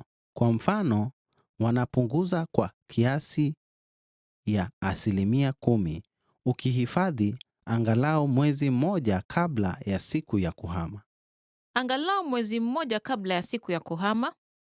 Hivyo basi, itatubidi kuhama baada ya Disemba tarehe 15 ili kupata punguzo. Ndiyo, na kuna punguzo zaidi tukihifadhi katika siku isiyo ya wikendi. Katika siku isiyo ya wikendi? Naam, nina mkutano Jumatatu asubuhi na maonyesho ni Jumanne na Jumatano. Hivyo... Ijumaa itakuwa siku nzuri kwa sababu tutaweza kuandaa nyumba hiyo mpya wikendi. Ndiyo. Subiri. Wanasema kuna punguzo ya 15% Jumatatu hadi Alhamisi na 5% Ijumaa. Je, unataka kufanya nini? Wacha tupate kwa bei nafuu iwezekanavyo. Hata hivyo, nitakuwa nimemalizana na maonyesho wakati huo. Mwanaume ananunua wakati wa kunadi wa kupatana bei. Ni nini na kwa bei gani ataenda kununua? Samahani, je, shati hili linapatikana tu katika seti ya 3? Tunaweza kuuza tofauti, lakini itakuwa bei ghali kwa kila shati. Sawa. Naam. Sihitaji shati 3 zinazofanana. Nifanye nini? Ukinunua seti hizi 3 za tai pia, tutakupa punguzo katika shati ili ziwe 3 kwa bei ya moja. Naona. Seti 3 ya tai na pia napata seti 3 ya shati kwa bei ya moja. Ndivyo. Sawa. Nitapeana shati zile zingine 2 kwa mtu mwingine. Sawa bwana, ni njia gebali ya kuweka akiba. Ni nini na kwa bei gani ataenda kununua?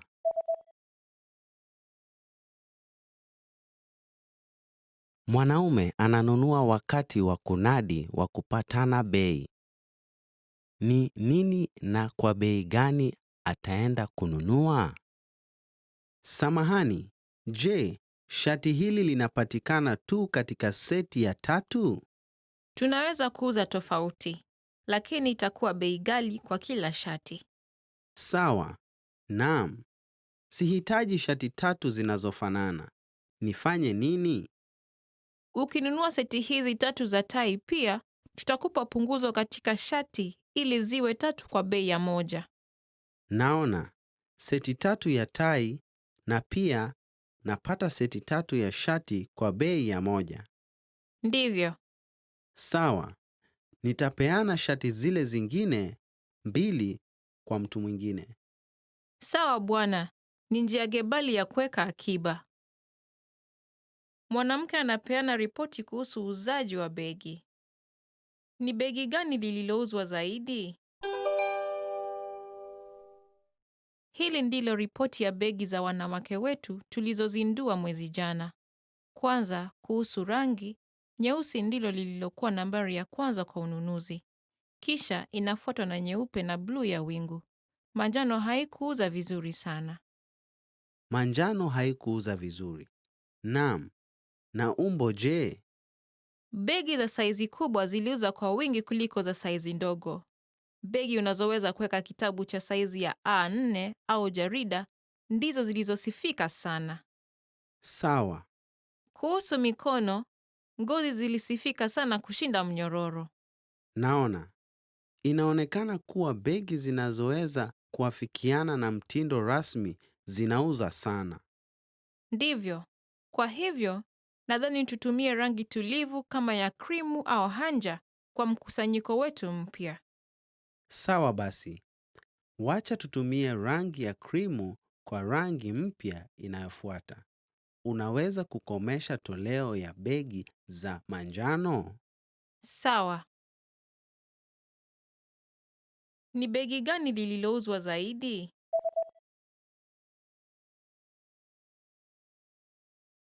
Mwanamke anapeana ripoti kuhusu uuzaji wa begi. Ni begi gani lililouzwa zaidi? Hili ndilo ripoti ya begi za wanawake wetu tulizozindua mwezi jana. Kwanza, kuhusu rangi, nyeusi ndilo lililokuwa nambari ya kwanza kwa ununuzi. Kisha inafuatwa na nyeupe na bluu ya wingu. Manjano haikuuza vizuri sana. Manjano haikuuza vizuri. Naam. Na umbo je? Begi za saizi kubwa ziliuza kwa wingi kuliko za saizi ndogo. Begi unazoweza kuweka kitabu cha saizi ya A4 au jarida ndizo zilizosifika sana. Sawa. Kuhusu mikono, ngozi zilisifika sana kushinda mnyororo. Naona. Inaonekana kuwa begi zinazoweza kuafikiana na mtindo rasmi zinauza sana. Ndivyo. Kwa hivyo, nadhani tutumie rangi tulivu kama ya krimu au hanja kwa mkusanyiko wetu mpya. Sawa basi. Wacha tutumie rangi ya krimu kwa rangi mpya inayofuata. Unaweza kukomesha toleo ya begi za manjano? Sawa. Mwanamume anapiga simu kwa hospitali. Uchunguzi wa afya uko lini katika hospitali?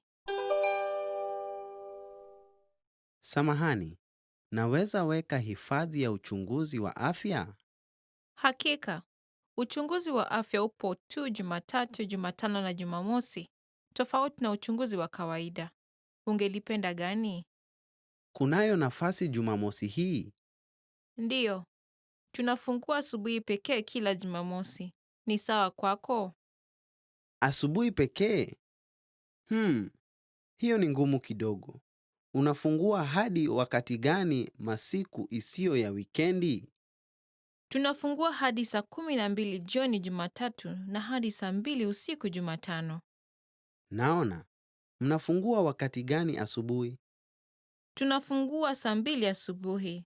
Asubuhi yote ya wiki kesho imehifadhiwa tayari, lakini unaweza ngojea hadi wiki baada ya wiki kesho.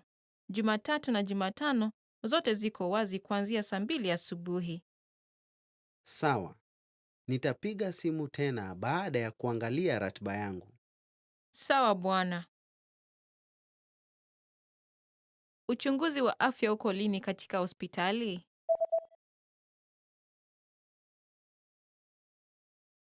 Mwanamume anapiga simu kwa hospitali. Uchunguzi wa afya uko lini katika hospitali? Samahani, naweza weka hifadhi ya uchunguzi wa afya? Hakika. Uchunguzi wa afya upo tu Jumatatu, Jumatano na Jumamosi, tofauti na uchunguzi wa kawaida. Ungelipenda gani? Kunayo nafasi Jumamosi hii? Ndiyo. Tunafungua asubuhi pekee kila Jumamosi. Ni sawa kwako? Asubuhi pekee? Hiyo ni ngumu kidogo. Unafungua hadi wakati gani masiku isiyo ya wikendi? Tunafungua hadi saa 12 jioni Jumatatu na hadi saa 2 usiku Jumatano. Naona. Mnafungua wakati gani asubuhi? Tunafungua saa 2 asubuhi. Asubuhi yote ya wiki kesho imehifadhiwa tayari, lakini unaweza ngojea hadi wiki baada ya wiki kesho. Jumatatu na Jumatano zote ziko wazi kuanzia saa 2 asubuhi. Sawa. Nitapiga simu tena baada ya kuangalia ratiba yangu. Sawa bwana. Mwanamume anachukua binti wa rafikie wa kike. Binti yake ni yupi? Samahani kukusumbua. Unaweza kwenda kumchukua binti yangu? Ndiyo. Ananijua? Ndiyo, amekuona kwa picha. Kwa hivyo, anapaswa kuwa na uwezo wa kukufahamu. Sawa. Anafananaje? Nywele yake ni nyeusi na msokoto. Yeye ni mwembamba na mrefu kuliko wastani. Sawa. Jambo lingine lolote?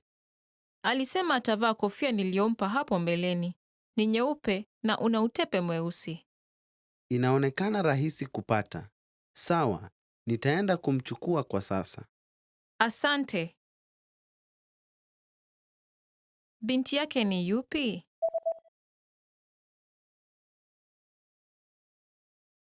Mwanamume anachukua binti wa rafikia wa kike. Binti yake ni yupi? Samahani kukusumbua. Unaweza kwenda kumchukua binti yangu? Ndiyo, ananijua? Ndiyo, amekuona kwa picha. Kwa hivyo, anapaswa kuwa na uwezo wa kukufahamu. Sawa, anafananaje? Nywele yake ni nyeusi na msokoto. Yeye ni mwembamba na mrefu kuliko wastani. Sawa, jambo lingine lolote? Alisema atavaa kofia niliyompa hapo mbeleni. Ni nyeupe na una utepe mweusi. Inaonekana rahisi kupata. Sawa, nitaenda kumchukua kwa sasa. Asante. Mwanamume anaongea na mwanamke kuhusu pochi yake. Anaenda wapi kutafuta pochi yake? Lo, siwezi kupata pochi yangu. Labda nimeiwacha mahali. Nini? Unakumbuka ni mara gani ya mwisho uliitumia? La, siwezi kukumbuka. Naam. Wacha basi tujaribu kufikiria kule ulikokuwa leo. Sawa. Kwanza nilienda kuona sinema na rafiki yangu. Baada ya hapo, tulienda kwa mgahawa. Lakini rafiki yangu alinilipia, kwa hivyo sikugusa pochi langu. Lakini, unakumbuka kuitumia ulipokuwa ukinunua tiketi ya sinema? Ndiyo, na tulienda kwa pumziko. Baada ya hapo, niligundua sikukuwa nayo. Ulitumia pesa kwenye pumziko? La, kwa vile ada ya wanachama unaelekezwa moja kwa moja kutoka kwa akiba ya benki kila mwezi. Lo, nimekumbuka. Nilinunua juisi katika mashini ya kuchuuza. Sawa basi. Wacha twende huko na tuitafute. Anaenda wapi kutafuta pochi yake?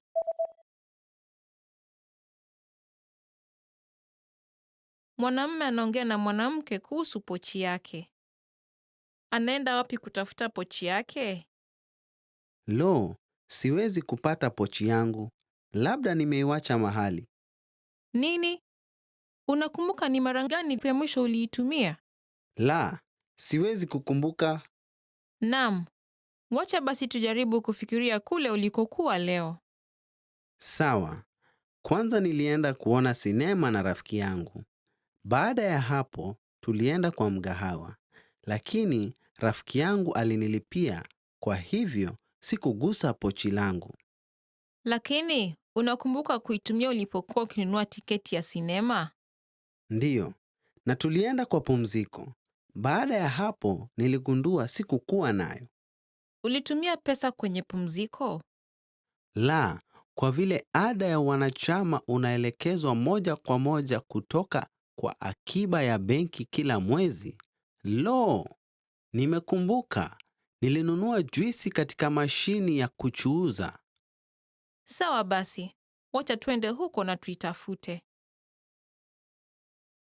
Mwanafunzi wa kike na wa kiume wanaongea huku wakitazama ratiba yao ya darasa. Chagua ratiba ya siku ya mkutano ya mwanafunzi wa kiume. Tunapaswa tuwe na mkutano kuhusu hotuba inayofuata ya kikundi chetu. Sawa. Ni lini uko na nafasi?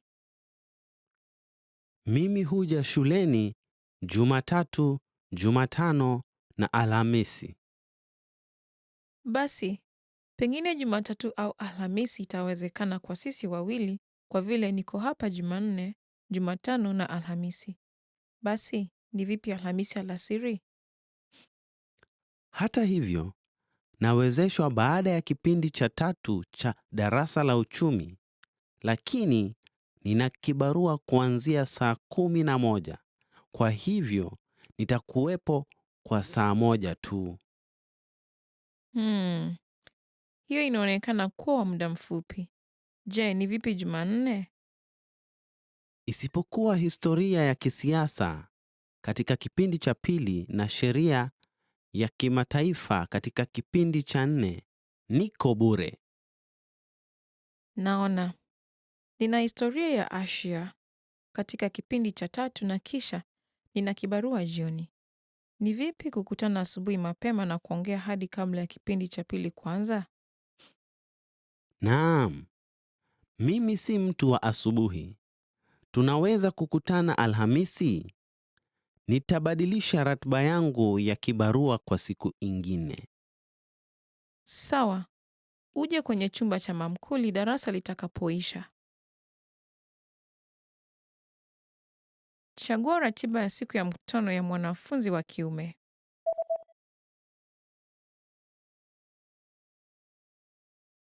Mwanafunzi wa kike na wa kiume wanaongea huku wakitazama ratiba yao ya darasa. Chagua ratiba ya siku ya mkutano ya mwanafunzi wa kiume.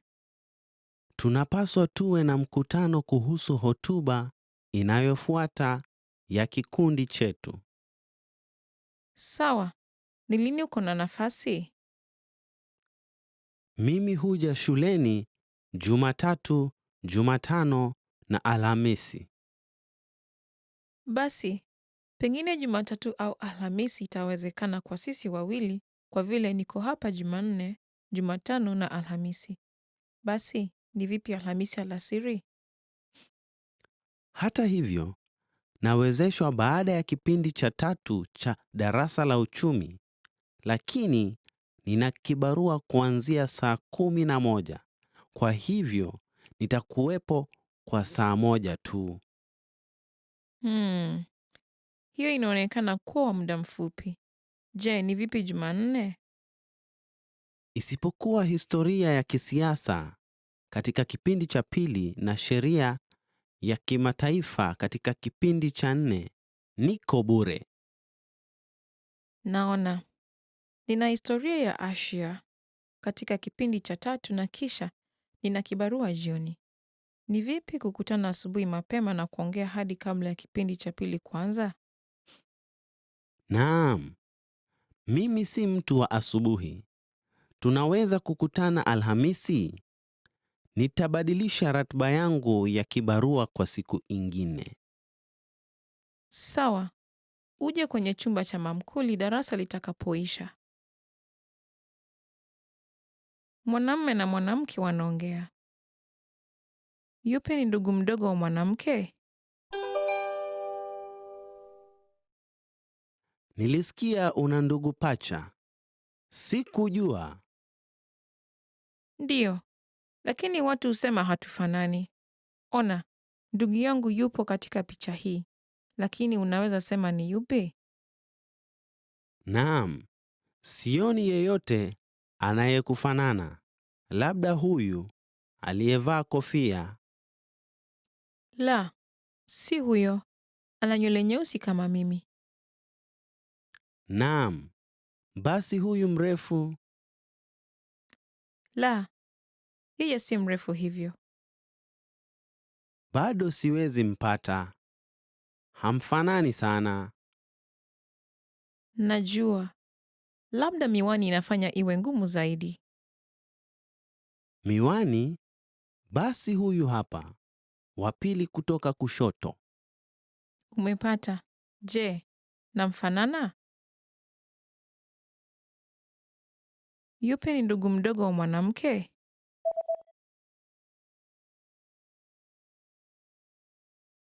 Mwanamume na mwanamke wanaongea. Yupi ni ndugu mdogo wa mwanamke? Nilisikia una ndugu pacha.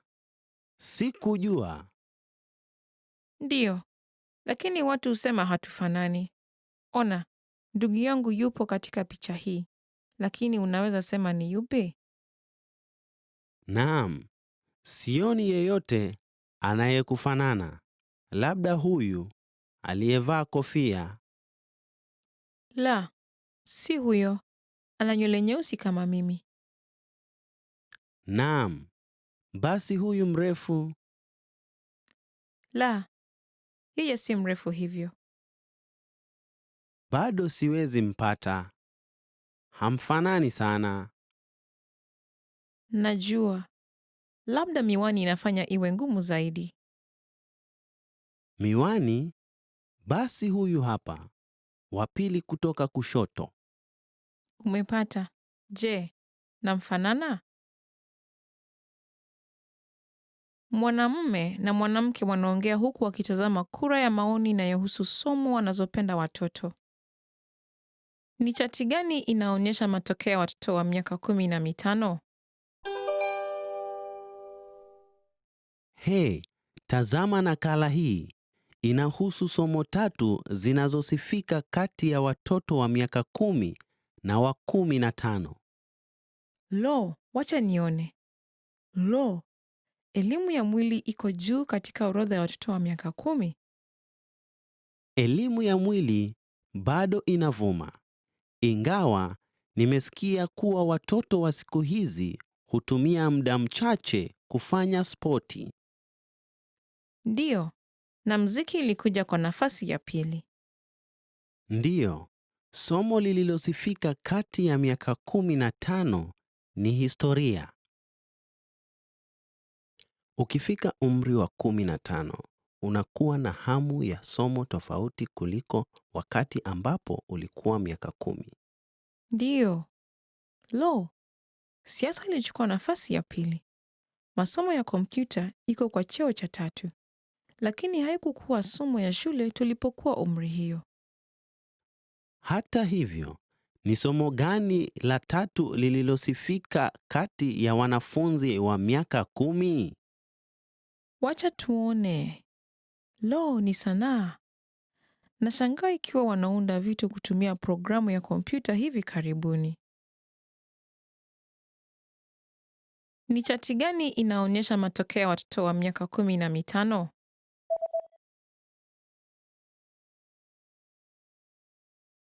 Mwanamume na mwanamke wanaongea huku wakitazama kura ya maoni inayohusu somo wanazopenda watoto.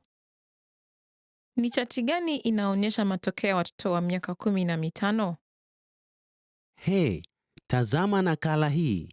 Inahusu somo 3 zinazosifika kati ya watoto wa miaka 10 na wa 15. Lo, wacha nione. Lo, elimu ya mwili iko juu katika orodha ya watoto wa miaka 10. Elimu ya mwili bado inavuma. Ingawa nimesikia kuwa watoto wa siku hizi hutumia muda mchache kufanya spoti. Ndiyo, na mziki ilikuja kwa nafasi ya pili. Ndiyo, somo lililosifika kati ya miaka 15 ni historia. Ukifika umri wa 15, unakuwa na hamu ya somo tofauti kuliko wakati ambapo ulikuwa miaka 10. Ndiyo. Lo, siasa ilichukua nafasi ya pili. Masomo ya kompyuta iko kwa cheo cha 3, lakini haikukuwa somo ya shule tulipokuwa umri hiyo.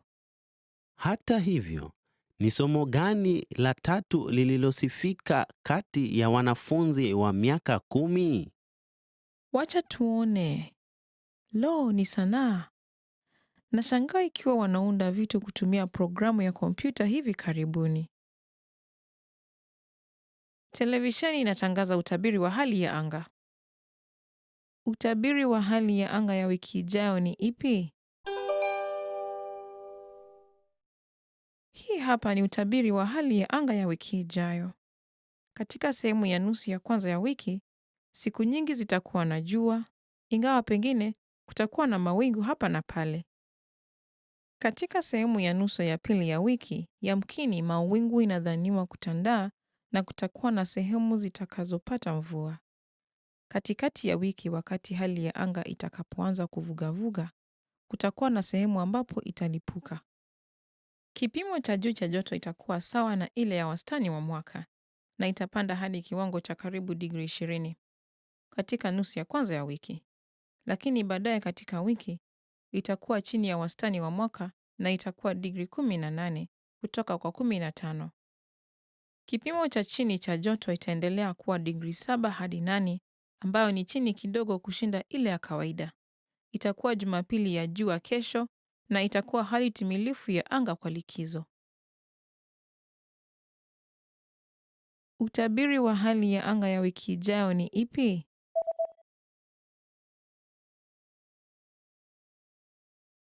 Televisheni inatangaza utabiri wa hali ya anga. Utabiri wa hali ya anga ya wiki ijayo ni ipi? Hii hapa ni utabiri wa hali ya anga ya wiki ijayo. Katika sehemu ya nusu ya kwanza ya wiki, siku nyingi zitakuwa na jua, ingawa pengine kutakuwa na mawingu hapa na pale.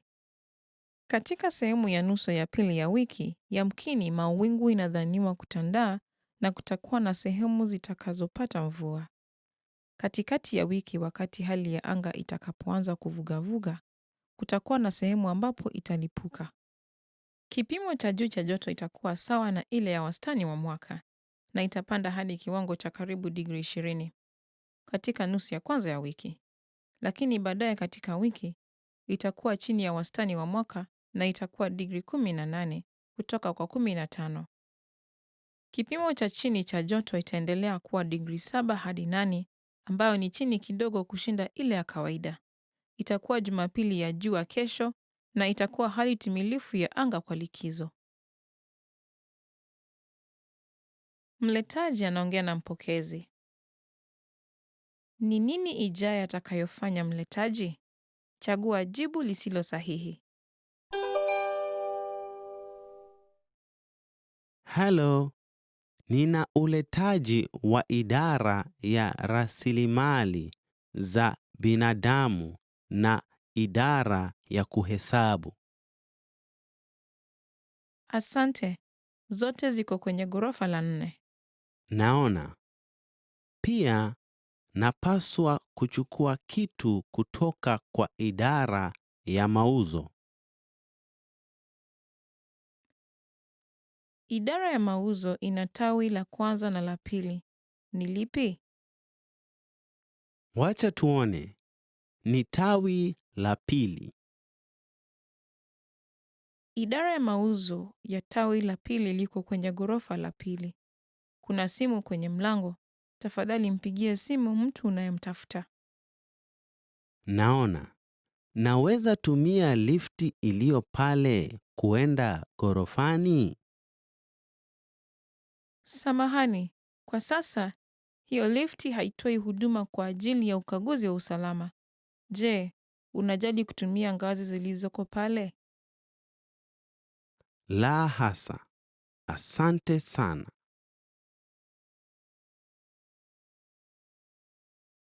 Ni nini ijayo atakayofanya mletaji? Chagua jibu lisilo sahihi.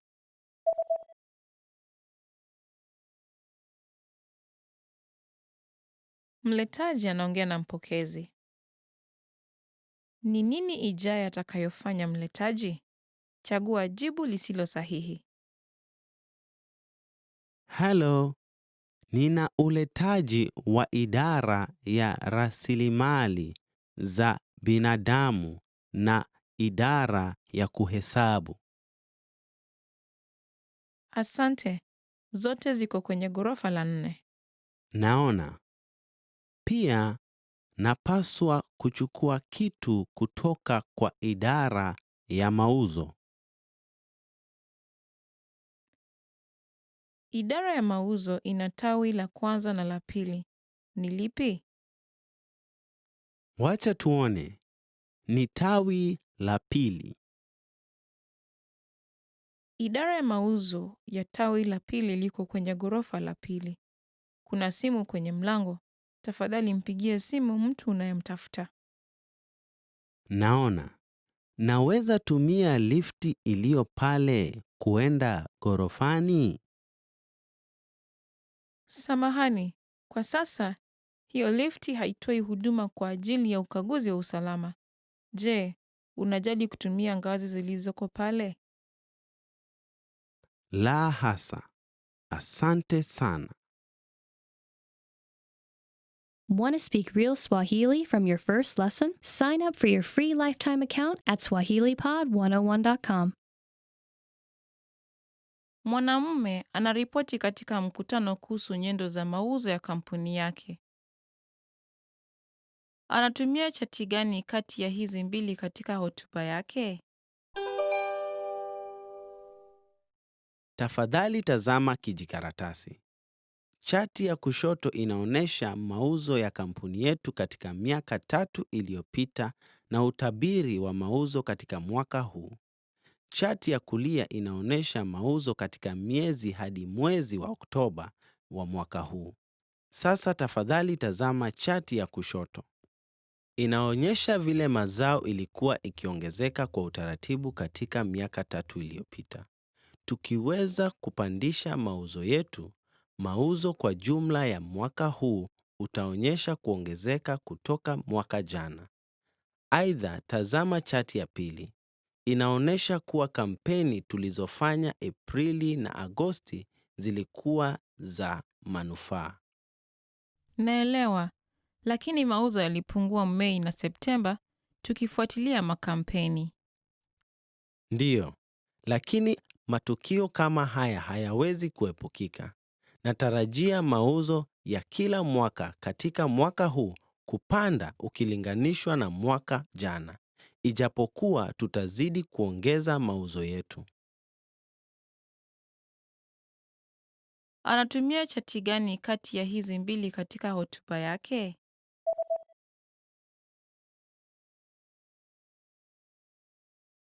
Mwanamume anaripoti katika mkutano kuhusu nyendo za mauzo ya kampuni yake. Anatumia chati gani kati ya hizi mbili katika hotuba yake? Tafadhali tazama kijikaratasi. Chati ya kushoto inaonyesha mauzo ya kampuni yetu katika miaka 3 iliyopita na utabiri wa mauzo katika mwaka huu.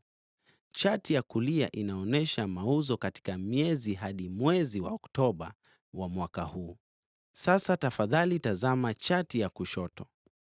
Inaonyesha vile mazao ilikuwa ikiongezeka kwa utaratibu katika miaka 3 iliyopita. Tukiweza kupandisha mauzo yetu, mauzo kwa jumla ya mwaka huu utaonyesha kuongezeka kutoka mwaka jana. Aidha, tazama chati ya pili. Inaonyesha kuwa kampeni tulizofanya Aprili na Agosti zilikuwa za manufaa. Naelewa, lakini mauzo yalipungua Mei na Septemba tukifuatilia makampeni. Ndiyo, lakini matukio kama haya hayawezi kuepukika. Natarajia mauzo ya kila mwaka katika mwaka huu kupanda ukilinganishwa na mwaka jana, ijapokuwa tutazidi kuongeza mauzo yetu. Mwanamume anajiunga na klabu ya michezo na kupata maelezo kuhusu sera zake. Ni aina gani ya wanachama atakayochagua? Wacha nianze kwa kueleza aina tofauti ya wanachama wa klabu yetu ilivyofafanuliwa katika kijikaratasi hii. Wanachama wa kawaida wanaweza kutumia pumziko na bwawa la kuogelea wakati wowote katika siku yoyote ya wiki. Lakini pia tunapeana wanachama wa asubuhi mapema ambapo watu wanaweza kutumia vifaa asubuhi peke yake, na wanachama wa usiku kwa wale wanaotaka kuja usiku pekee. Masaa ya wanachama wa asubuhi mapema ni saa yapi? Wanachama wa asubuhi mapema wanaweza tumia vifaa kuanzia saa 12 asubuhi hadi saa 4 asubuhi, na wanachama wa usiku wanaweza kuzitumia kuanzia saa 12 jioni hadi saa 5 usiku. Naelewa, kwa hivyo wanachama wa asubuhi wanaweza simama hapa na kutumia vifaa hivi wakielekea kazini. Ndivyo. Wanachama wa asubuhi unasifika sana kwa watu wanaofanya kazi kuanzia saa 3 asubuhi hadi saa 11 jioni. Ningelipenda kutumia pumziko na bwawa la kuogelea. Nadhani nitatumia pumziko katika masaa ya asubuhi kabla ya kuenda kazini, katika masiku ya kawaida, na nitumie bwawa la kuogelea wikendi. Je, una chama unaokubali masaa ya asubuhi katika siku ya kawaida lakini siku nzima ya wikendi? Samahani bwana, lakini hatupeani wanachama kama huo. Sawa, sidhani nitaweza kuamka mapema katika wikendi. Kwa hivyo, nitachukua wanachama huu. Ni aina gani ya wanachama atakayochagua?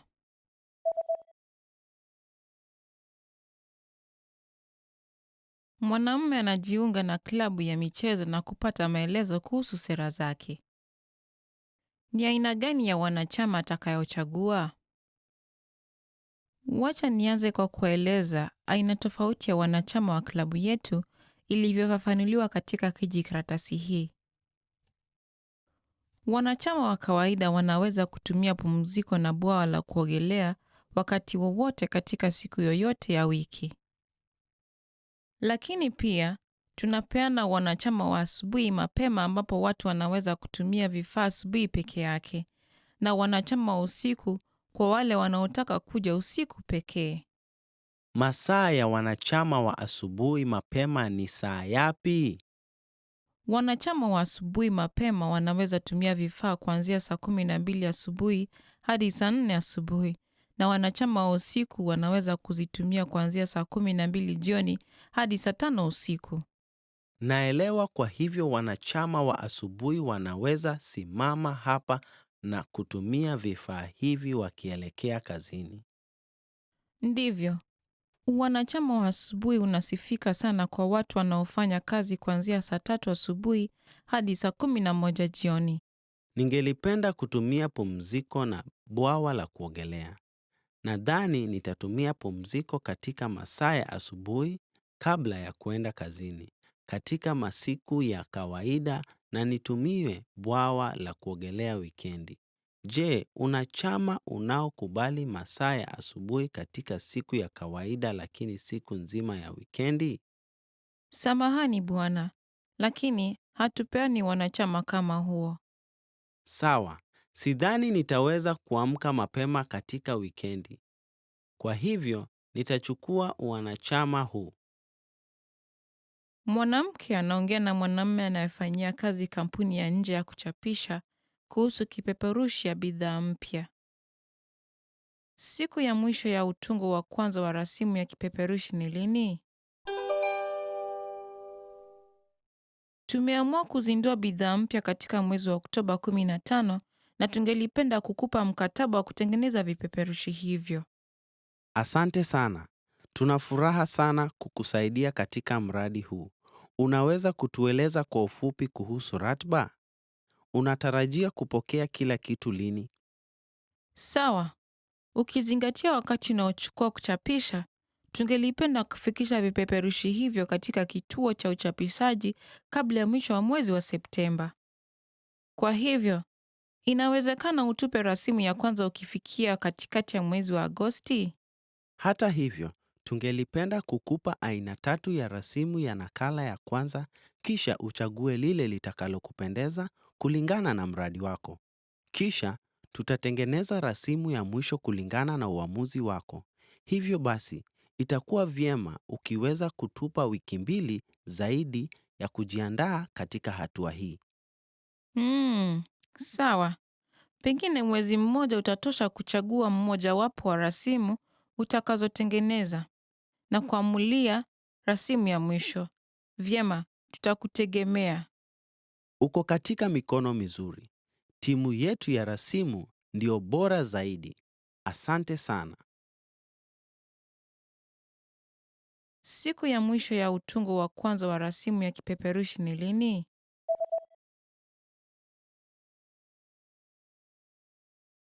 Mwanamke anaongea na mwanamume anayefanyia kazi kampuni ya nje ya kuchapisha kuhusu kipeperushi ya bidhaa mpya. Siku ya mwisho ya utungo wa kwanza wa rasimu ya kipeperushi ni lini? Tumeamua kuzindua bidhaa mpya katika mwezi wa Oktoba 15 na tungelipenda kukupa mkataba wa kutengeneza vipeperushi hivyo. Asante sana. Tuna furaha sana kukusaidia katika mradi huu. Unaweza kutueleza kwa ufupi kuhusu ratiba? Unatarajia kupokea kila kitu lini? Sawa. Ukizingatia wakati unaochukua kuchapisha, tungelipenda kufikisha vipeperushi hivyo katika kituo cha uchapishaji kabla ya mwisho wa mwezi wa Septemba. Kwa hivyo, Inawezekana utupe rasimu ya kwanza ukifikia katikati ya mwezi wa Agosti?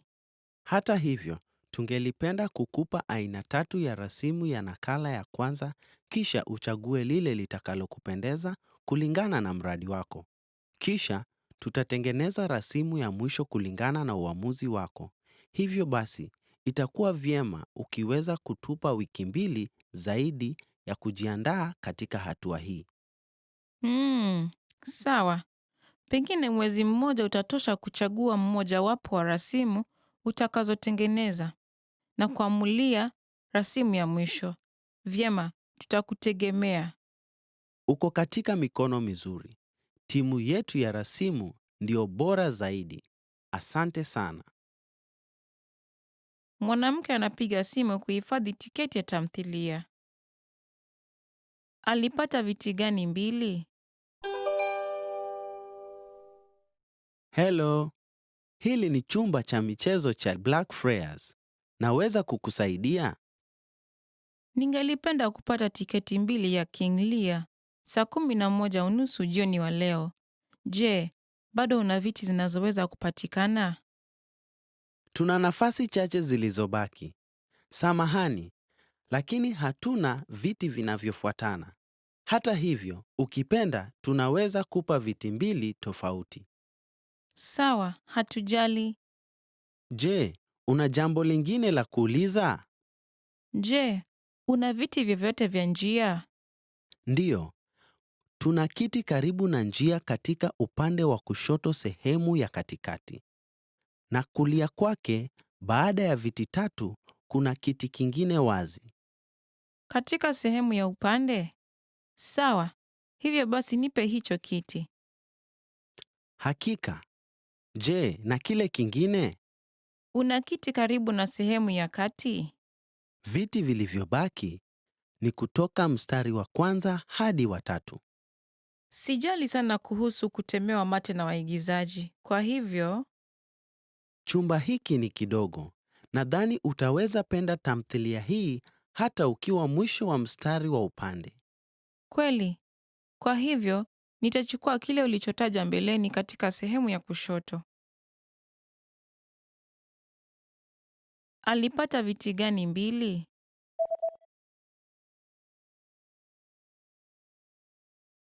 Mwanamke anapiga simu kuhifadhi tiketi ya tamthilia. Alipata viti gani 2? Hello. Hili ni chumba cha michezo cha Blackfriars. Naweza kukusaidia? Ningelipenda kupata tiketi 2 ya King Lear saa 11:30 jioni wa leo. Je, bado una viti zinazoweza kupatikana? Tuna nafasi chache zilizobaki. Samahani, lakini hatuna viti vinavyofuatana. Hata hivyo, ukipenda tunaweza kupa viti 2 tofauti. Sawa, hatujali. Je, una jambo lingine la kuuliza? Je, una viti vyovyote vya njia? Ndiyo. Tuna kiti karibu na njia katika upande wa kushoto sehemu ya katikati. Na kulia kwake, baada ya viti 3, kuna kiti kingine wazi. Katika sehemu ya upande? Sawa, hivyo basi nipe hicho kiti. Hakika. Je, na kile kingine? Una kiti karibu na sehemu ya kati? Viti vilivyobaki ni kutoka mstari wa kwanza hadi wa 3. Sijali sana kuhusu kutemewa mate na waigizaji. Kwa hivyo, Chumba hiki ni kidogo. Nadhani utaweza penda tamthilia hii hata ukiwa mwisho wa mstari wa upande. kweli. Kwa hivyo, nitachukua kile ulichotaja mbeleni katika sehemu ya kushoto. Mwanamume na mwanamke wanaongea kuhusu kujiandaa kwa hotuba watakayokuwa nayo kesho katika ofisi yao. Baada ya maongezi haya, mwanamke atachunguza nini? Sawa. Nadhani tuko karibu tayari kufanya hotuba kesho. Vitu chache tu vya kuzingatia. Mkutano utaanza saa 3 kamili. Kwa hivyo, waweza kukagua chumba cha mkutano tena leo? Vyema, nimekagua chumba hicho. Vizuri sana. Je, ulihakikisha kuwa projekta inafanya kazi vizuri? Oh, nilitarajia kukagua projekta kesho asubuhi nikiwa na kompyuta yangu. La, ni lazima tukalikague leo. Hatutakuwa na nafasi ya kurekebisha ikiwa itakuwa na shida. Kwa hivyo, hakikisha umelikagua leo. Hilo ndilo jambo muhimu sana. Sawa. Nitafanya. Na ulishachapisha nakala kadhaa? Bitanaka anazichapisha sasa hivi. Na tutazame nini tena? Oh, ulikagua ubao? Ndivyo, nilikagua. Wakati mwingine, kalamu hazina wino wa kutosha kuandika. Ulipata nafasi ya kuzikagua? Bado, lakini nitahakikisha nimefanya hivyo baadaye. Vyema. Tafadhali hakikisha umefanya hivyo leo. Baada ya maongezi haya, mwanamke atachunguza nini?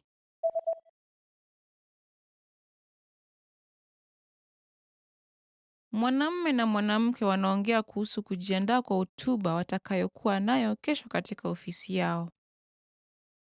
Baada ya maongezi haya, mwanamke atachunguza nini? Sawa. Nadhani tuko karibu tayari kufanya hotuba kesho. Vitu chache tu vya kuzingatia. Mkutano utaanza saa 3 kamili. Kwa hivyo, waweza kukagua chumba cha mkutano tena leo? Vyema, nimekagua chumba hicho. Vizuri sana. Je, ulihakikisha kuwa projekta inafanya kazi vizuri? Oh, nilitarajia kukagua projekta kesho asubuhi nikiwa na kompyuta yangu. La, ni lazima tukalikague leo. Hatutakuwa na nafasi ya kurekebisha ikiwa itakuwa na shida. Kwa hivyo, hakikisha umelikagua leo. Hilo ndilo jambo muhimu sana. Sawa. Nitafanya. Na ulishachapisha nakala kadhaa? Bitanaka anazichapisha sasa hivi. Na tutazame nini tena? Oh, ulikagua ubao? Ndivyo, nilikagua. Wakati mwingine, kalamu hazina wino wa kutosha kuandika. Ulipata nafasi ya kuzikagua? Bado, lakini nitahakikisha nimefanya hivyo baadaye. Vyema. Tafadhali hakikisha umefanya hivyo leo. Mwanamume na mwanamke wanachagua hoteli. Watachagua hoteli gani? Tunapaswa kuamua hoteli ya safari yetu ya mwezi ujao. Sawa. Wacha tuchunguze kwa mtandao. Hoteli ya bahari iko karibu na pwani. Inasema $120 kwa usiku kwa mtu. Na unapewa kifungua kinywa cha kujihudumia mwenyewe. Ni vipi kuhusu hoteli ya Pine? Ni $80 kwa usiku. Sitaki kupoteza gharama nyingi kwa makao. Lakini hoteli ya Pine ni mbali kutoka pwani na jijini. Na inasema utalipia wifi. Na vipi hoteli ya Sunrise? Kawaida hugharamia $140 kwa usiku. Lakini sasa kuna ukuzaji na tunaweza ishi usiku mmoja kwa $90.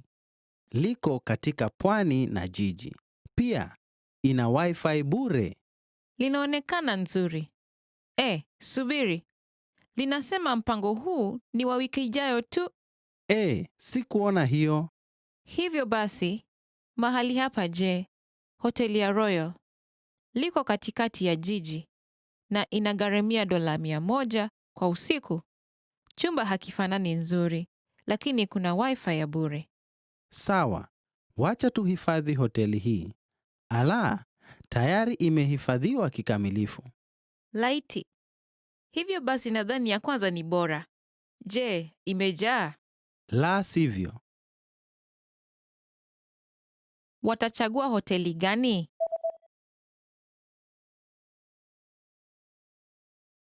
Mwanamume na mwanamke wanachagua hoteli.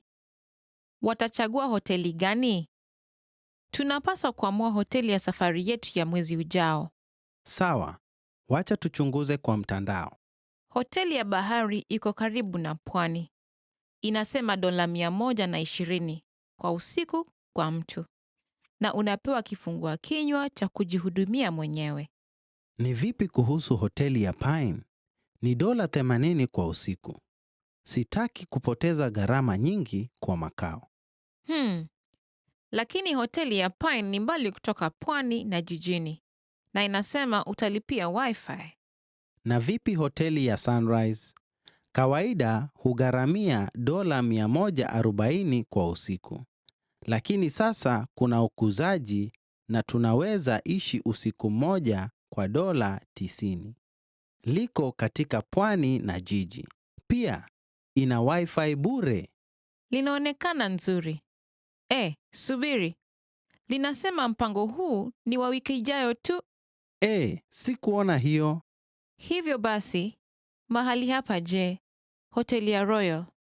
Liko katikati ya jiji na inagharamia $100 kwa usiku. Chumba hakifanani nzuri, lakini kuna Wi-Fi ya bure. Sawa, wacha tuhifadhi hoteli hii.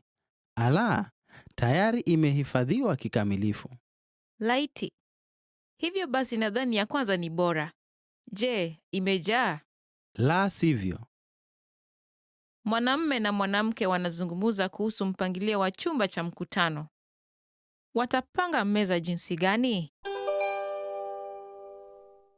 Wacha tupange meza kwa ajili ya mkutano wa kesho. Sawa. Tuweke meza zote katikati ya chumba ili kila mtu akae kwa mviringo namna ya kutazamiana? La, kutakuwa na kikao cha kikundi cha kwanza. Hivyo basi, tugawanye meza kwa sehemu 4. Watu 4 katika kila kikundi. Sawa. Na nitaweka vijikaratasi vya kuandika na kalamu kwa kila meza. Asante. Na tutakuwa na maelezo fupi kutumia projekta kabla ya kuanza kikao. Hivyo, tunahitaji kuweka projekta hapa. Sawa. Pia tutatumia ubao mweupe, sivyo? Ni vyema nikiweka bodi mweupe karibu na onyesho? Naam. Unaonaje ukiweka ubao mweupe sehemu kinyume na onyesho? Wacha tuuweke nyuma ya chumba. Naona. Na ukumbuke kurudisha vitu vyote baada ya mkutano. Weka pamoja meza 2 na uzipange katika safu 4. Watapanga meza jinsi gani?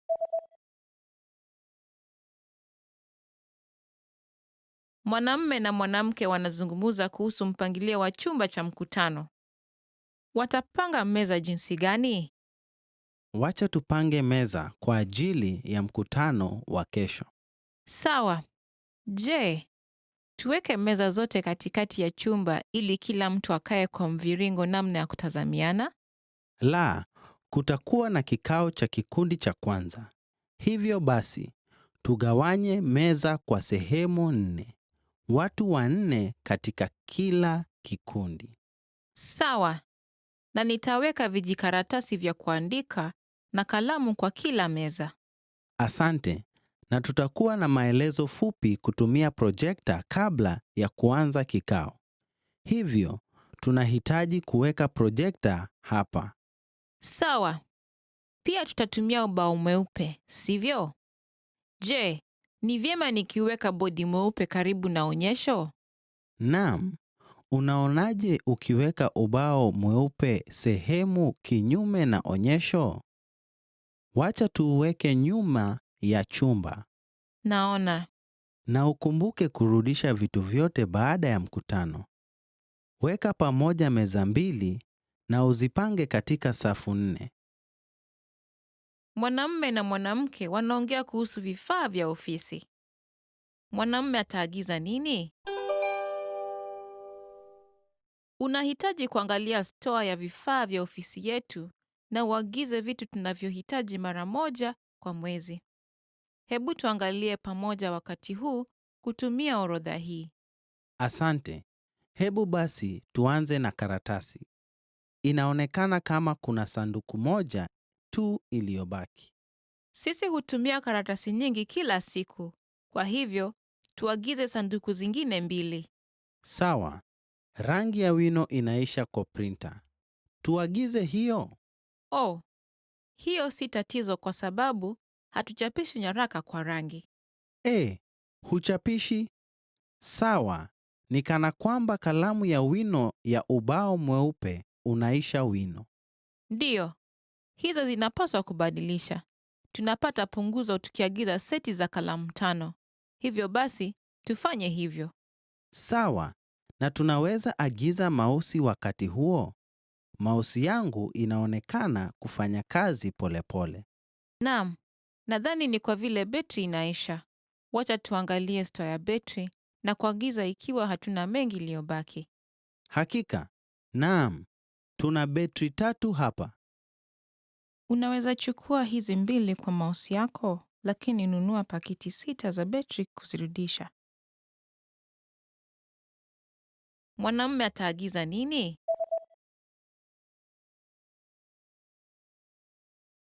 Mwanamume na mwanamke wanaongea kuhusu vifaa vya ofisi.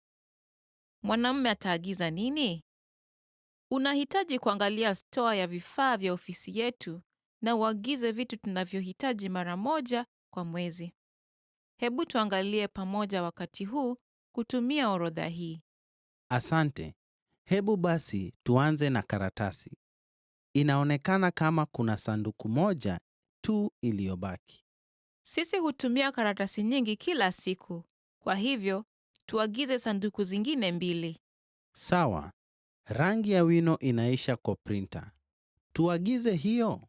Oh, hiyo si tatizo kwa sababu hatuchapishi nyaraka kwa rangi. Huchapishi? Sawa. Ni kana kwamba kalamu ya wino ya ubao mweupe unaisha wino. Ndiyo, hizo zinapaswa kubadilisha. Tunapata punguzo tukiagiza seti za kalamu 5. Hivyo basi, tufanye hivyo. Sawa. Na tunaweza agiza mausi wakati huo? Mausi yangu inaonekana kufanya kazi polepole. Naam, nadhani ni kwa vile betri inaisha. Wacha tuangalie store ya betri na kuagiza ikiwa hatuna mengi iliyobaki. Hakika. Naam. Tuna betri 3 hapa. Unaweza chukua hizi 2 kwa mouse yako, lakini nunua pakiti 6 za betri kuzirudisha. Mwanamke anauliza mtu katika kituo cha wageni jinsi ya kufika katika uwanja wa ndege. Ataenda wapi baadaye? Samahani, ningelipenda kwenda kwa uwanja wa ndege. Unaweza kunieleza jinsi ya kufika huko? Hakika, kuna njia chache ya kufika huko. Ukitumia basi moja, itakuchukua karibu saa 1:30 kwa uwanja wa ndege. Lakini, bei ndio la chini kabisa. Ukitumia basi ya namba 2, itachukua karibu dakika 50 kwa sababu ni basi isiyosimama, lakini inatoka mara moja kwa saa. Ni ghali kidogo. Naelewa. Na teksi je?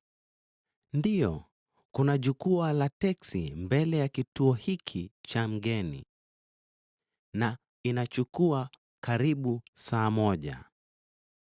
Lakini itakuwa ghali zaidi kuliko basi kwa sababu wanatumia njia kuu na wanalipisha zaidi kwa mizigo kubwa.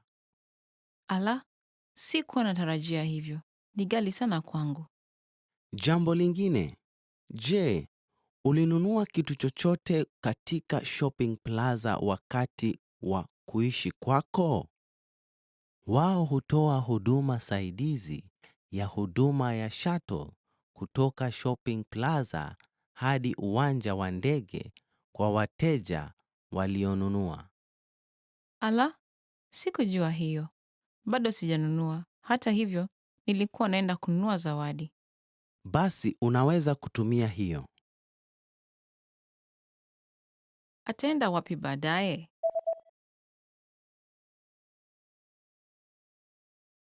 Mwanamke anauliza mtu katika kituo cha wageni jinsi ya kufika katika uwanja wa ndege. Ataenda wapi baadaye? Samahani, Ningelipenda kwenda kwa uwanja wa ndege. Unaweza kunieleza jinsi ya kufika huko? Hakika, kuna njia chache ya kufika huko. Ukitumia basi moja, itakuchukua karibu saa 1:30 kwa uwanja wa ndege. Lakini, bei ndio la chini kabisa.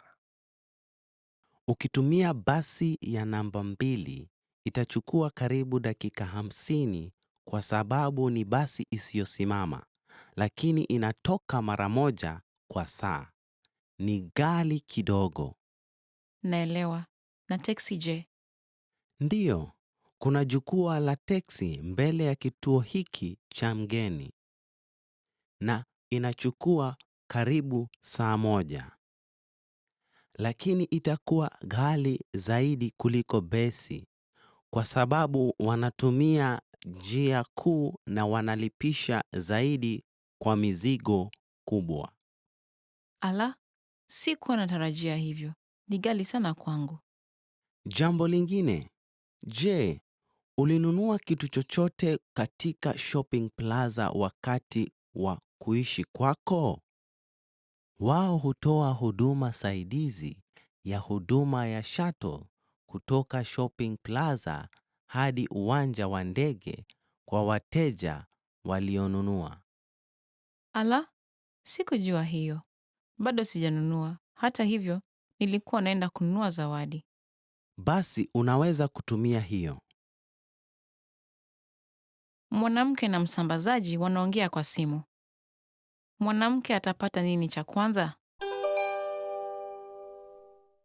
Ninataka utengeneze na ustakabadhi kwa wakati sweta zaidi kwa ajili ya kuuza mwezi ujao. Sawa, unahitaji nini? Tunahitaji vipande 1000 za sweta ndogo nyekundu na vipande 400 za sweta nyekundu za umbo wa kati. Na pia tunahitaji vipande 600 za sweta ndogo za kijani na vipande 200 za sweta za kijani za umbo wa kati kabla ya mwisho wa mwezi huu. Sweta nyekundu na ya kijani. Kwa kweli, tunapungua kwa uzi wa kijani na inatupaswa tuzipate kutoka kwa wasambazaji wengine.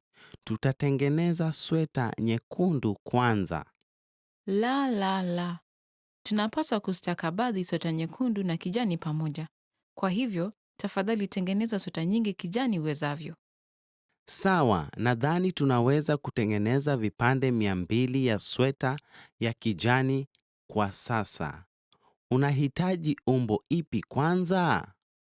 Tunahitaji ndogo kwanza. Tuwie radhi kwa kuarifu kwa muda mfupi. Hata hivyo, tunahitaji msaada wako. Sawa, tutafanya tuwezavyo. Tutastakabadhi sweta kijani na sweta zote nyekundu. Mwanamke atapata nini cha kwanza?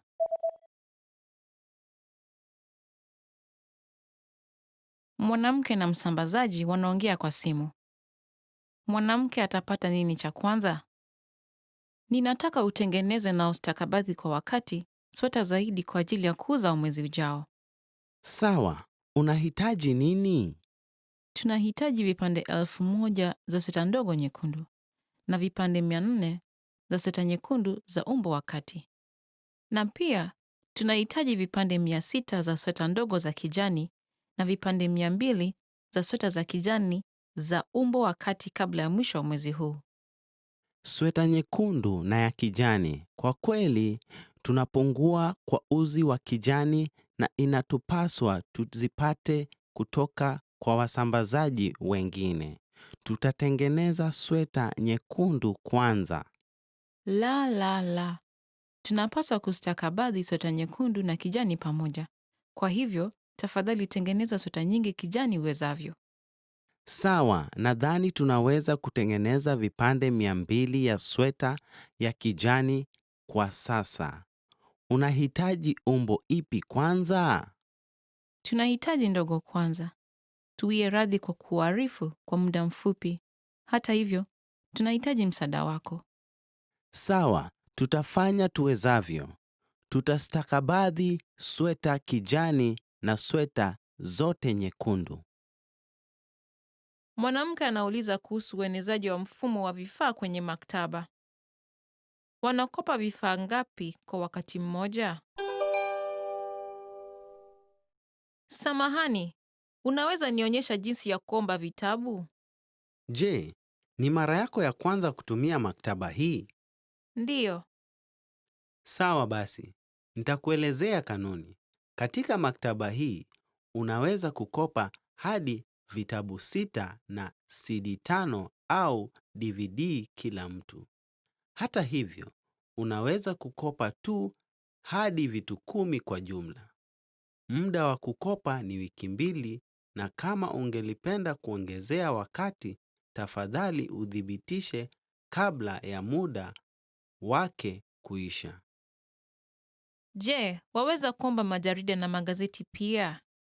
Huwezi kuomba magazeti, lakini majarida zipo, isipokuwa za hivi karibuni. Je, naweza kuzirudisha kwa njia ya posta? Hatuwezi kuzikubali kwa njia ya posta. Tafadhali njoo kwenye hii maktaba kuzirudisha. Baada ya masaa, unaweza ziweka kwenye sanduku la kurudisha liliko karibu na mlango. Lakini usitumie sanduku la kurudisha ijapo vifaa vimechelewa. Naona. Asante sana. Wanakopa vifaa ngapi kwa wakati mmoja?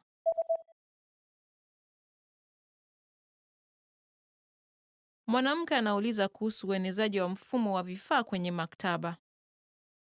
Wanakopa vifaa ngapi kwa wakati mmoja? Samahani, unaweza nionyesha jinsi ya kuomba vitabu? Je, ni mara yako ya kwanza kutumia maktaba hii? Ndiyo. Sawa basi, nitakuelezea kanuni. Katika maktaba hii, unaweza kukopa hadi vitabu 6 na CD 5 au DVD kila mtu. Hata hivyo, unaweza kukopa tu hadi vitu 10 kwa jumla. Muda wa kukopa ni wiki 2, na kama ungelipenda kuongezea wakati, tafadhali udhibitishe kabla ya muda wake kuisha. Je, waweza kuomba majarida na magazeti pia? Huwezi kuomba magazeti, lakini majarida zipo, isipokuwa za hivi karibuni. Je, naweza kuzirudisha kwa njia ya posta? Hatuwezi kuzikubali kwa njia ya posta. Tafadhali njoo kwenye hii maktaba kuzirudisha. Baada ya masaa, unaweza ziweka kwenye sanduku la kurudisha liliko karibu na mlango. Lakini usitumie sanduku la kurudisha ijapo vifaa vimechelewa. Naona. Asante sana. Mwanamume anachagua mpango wake wa bima la usafiri. Anaenda kusaini mpango upi?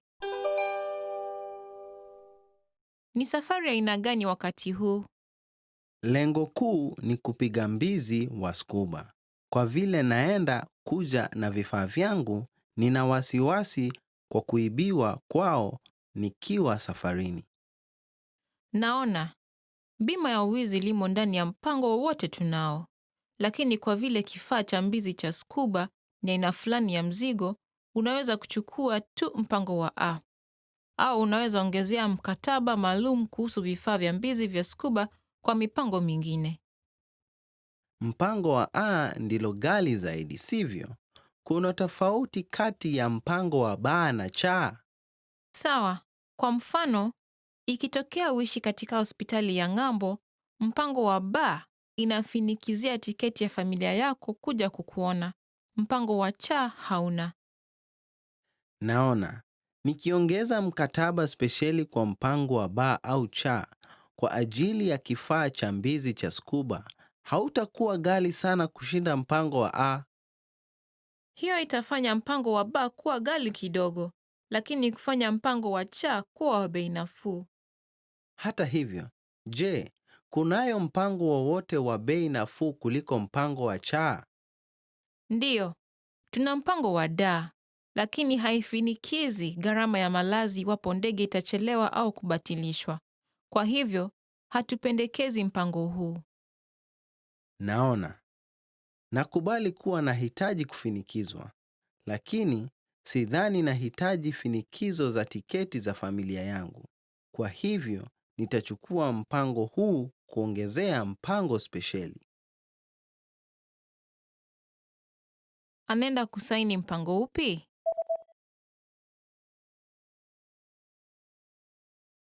Mwanamume anachagua mpango wake wa bima la usafiri. Anaenda kusaini mpango upi? Ni safari ya aina gani wakati huu? Lengo kuu ni kupiga mbizi wa scuba. Kwa vile naenda kuja na vifaa vyangu, nina wasiwasi kwa kuibiwa kwao nikiwa safarini. Naona. Bima ya uwizi limo ndani ya mpango wowote tunao. Lakini kwa vile kifaa cha mbizi cha scuba ni aina fulani ya mzigo, unaweza kuchukua tu mpango wa A. Au unaweza ongezea mkataba maalum kuhusu vifaa vya mbizi vya scuba kwa mipango mingine. Mpango wa A ndilo ghali zaidi, sivyo? Kuna tofauti kati ya mpango wa B na C. Sawa.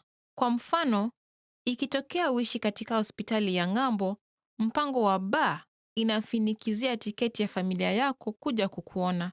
Mpango wa C hauna.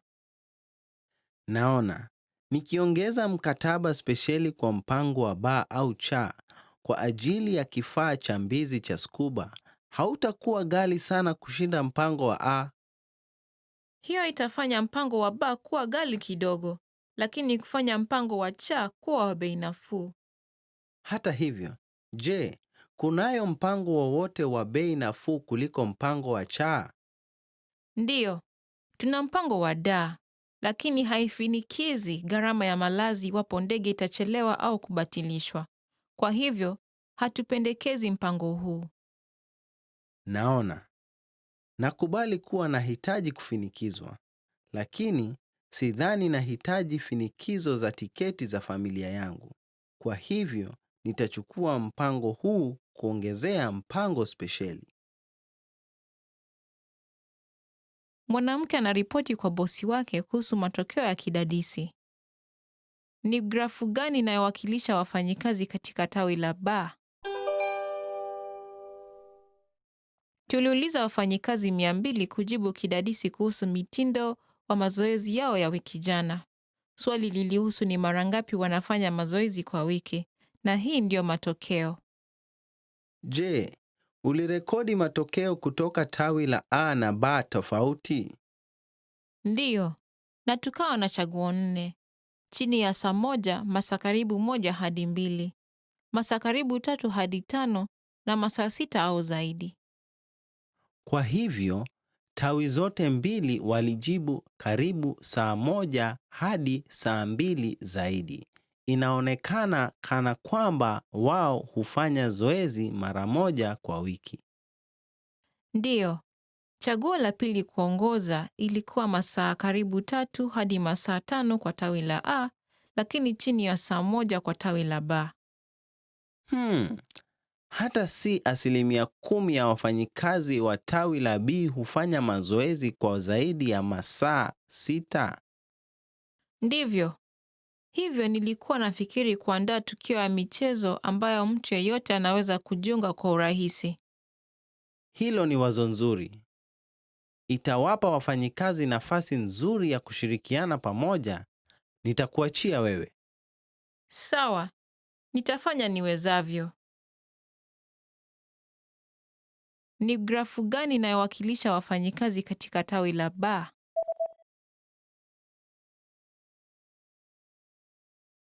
Mwanamke anaripoti kwa bosi wake kuhusu matokeo ya kidadisi. Ni grafu gani inayowakilisha wafanyikazi katika tawi la B? Tuliuliza wafanyikazi 200 kujibu kidadisi kuhusu mitindo wa mazoezi yao ya wiki jana.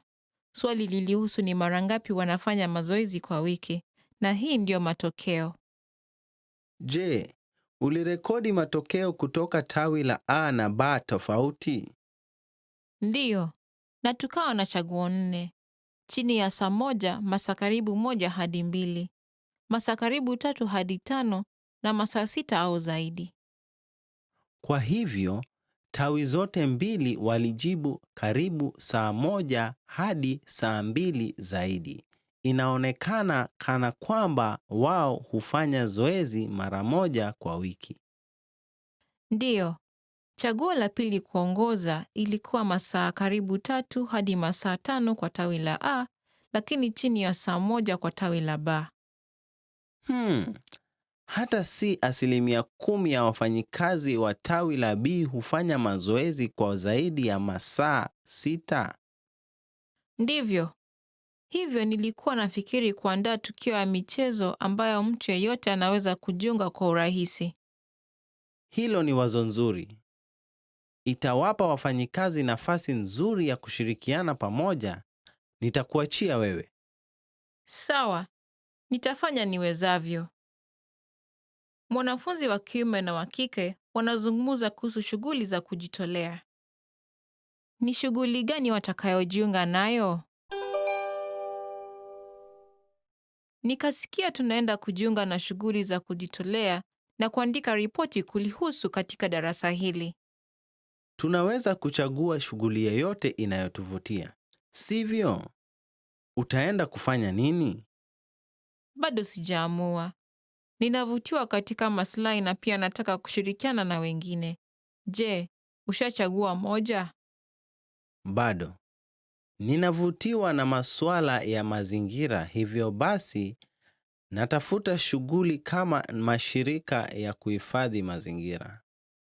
Kama kuokota takataka? Naam, hivyo ni sawa pia. Lakini ningependa shughuli za vikundi zaidi kuliko za binafsi. Labda moja ambapo naweza kupata maarifa ya uongozi. Sawa. Najua mtu anayefanya kazi katika kikundi cha kupanda miti na watoto. Unavutiwa? Ndiyo, inaonekana kamilifu.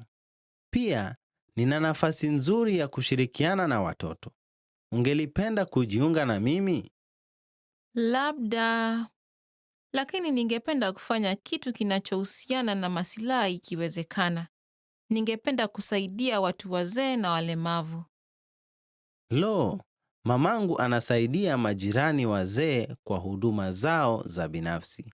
Je, unataka kusaidiana? Ndiyo, ningependa. Ni shughuli gani watakayojiunga nayo?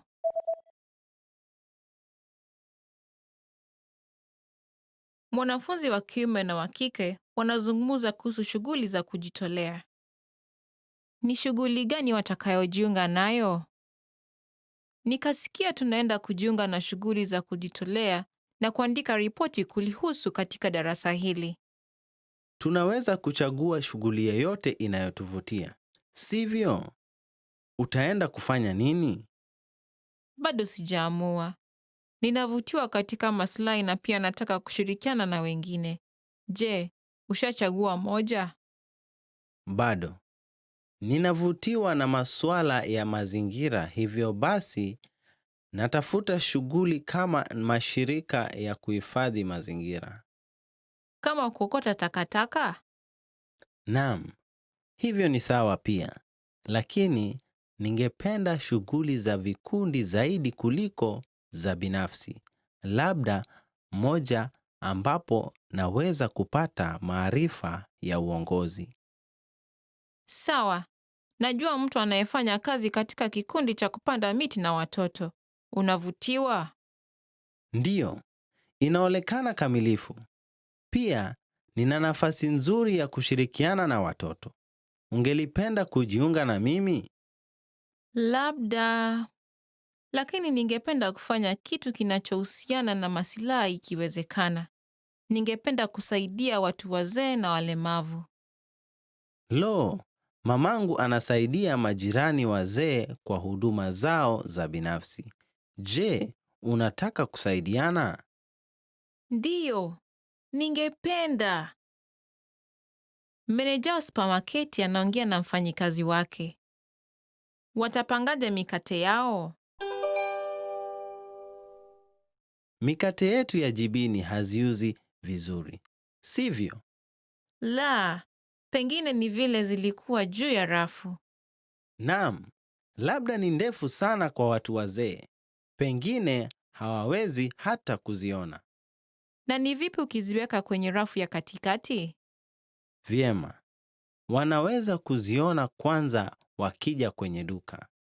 Na mbona tusiweke nguo nyekundu katika rafu hii ili wajue ni mkate wetu mpya? Sawa. Basi itapaswa tusongeze croissant mahali pengine tofauti, juu au chini. Nadhani tuweke bidhaa maarufu zaidi juu ya rafu. Itauza zaidi hata kama haionekani kwa urahisi. Basi hiyo itapaswa iwe mkate wa Kifaransa. Na ni vipi kuziweka kwenye kikapu ili zionekane kwa urahisi? Wazo nzuri. Tufanye hivyo. Kwa hivyo croissant zitapaswa ziwe chini. Unaweza kujaribu kuziweka? Ni vipi? Inaonekana vizuri. Wacha tuone kama hii itaathiri mauzo ya wiki ijayo. Watapangaje mikate yao?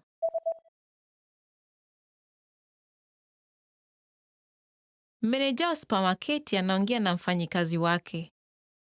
Watapangaje mikate yao? Mikate yetu ya jibini haziuzi vizuri, sivyo? La, pengine ni vile zilikuwa juu ya rafu. Naam, labda ni ndefu sana kwa watu wazee. Pengine hawawezi hata kuziona. Na ni vipi ukiziweka kwenye rafu ya katikati? Vyema. Wanaweza kuziona kwanza wakija kwenye duka. Na mbona tusiweke nguo nyekundu katika rafu hii ili wajue ni mkate wetu mpya? Sawa. Basi itapaswa tusongeze croissant mahali pengine tofauti, juu au chini. Nadhani tuweke bidhaa maarufu zaidi juu ya rafu. Itauza zaidi hata kama haionekani kwa urahisi. Basi hiyo itapaswa iwe mkate wa Kifaransa. Na ni vipi kuziweka kwenye kikapu ili zionekane kwa urahisi? Wazo nzuri. Tufanye hivyo. Kwa hivyo croissant zitapaswa ziwe chini. Unaweza kujaribu kuziweka? Ni vipi? Inaonekana vizuri. Wacha tuone kama hii itaathiri mauzo ya wiki ijayo. Mwanamume na mwanamke wanaongea kuhusu benki. Mwanamke atachagua benki gani? Nafikiria kufungua akaunti mpya ya benki kwa vile nitaanza kibarua. Unadhani ni benki gani nzuri? Naam, itategemea ni nini unachotafuta. Kwa mfano, benki A na benki B zina tawi nyingi na huduma za ATM. Kwa hivyo, unaweza ipata kuwa ya manufaa kwa kufanya huduma za pesa. Lakini benki A hunilipisha pesa kila wakati ninapotumia huduma ya ATM yao. Benki B inanikubalia kutumia huduma ya ATM yao bila malipo kwa siku, Jumatatu hadi Ijumaa. Naona, kuhusu ada ya ATM, benki C ni bure kila wakati, lakini haina ATM nyingi vile. Naona. Lakini sipendi hasa jambo la wao kukosa kuwa na huduma za ATM. Hata hivyo, benki D ndilo bora zaidi kuhusu idadi za juu za riba. Wanafanya hivyo? Lakini ninapanga kutumia akaunti hii kwa pesa nitakayopata kwa kibarua tu. Na sipangi kuweka pesa nyingi ndani yake. Kwa hivyo, ni vema uchague akaunti inayo huduma nyingi za ATM na iliyo na ada ya chini. Sawa. Asante kwa maoni yako. Mwanamke atachagua benki gani?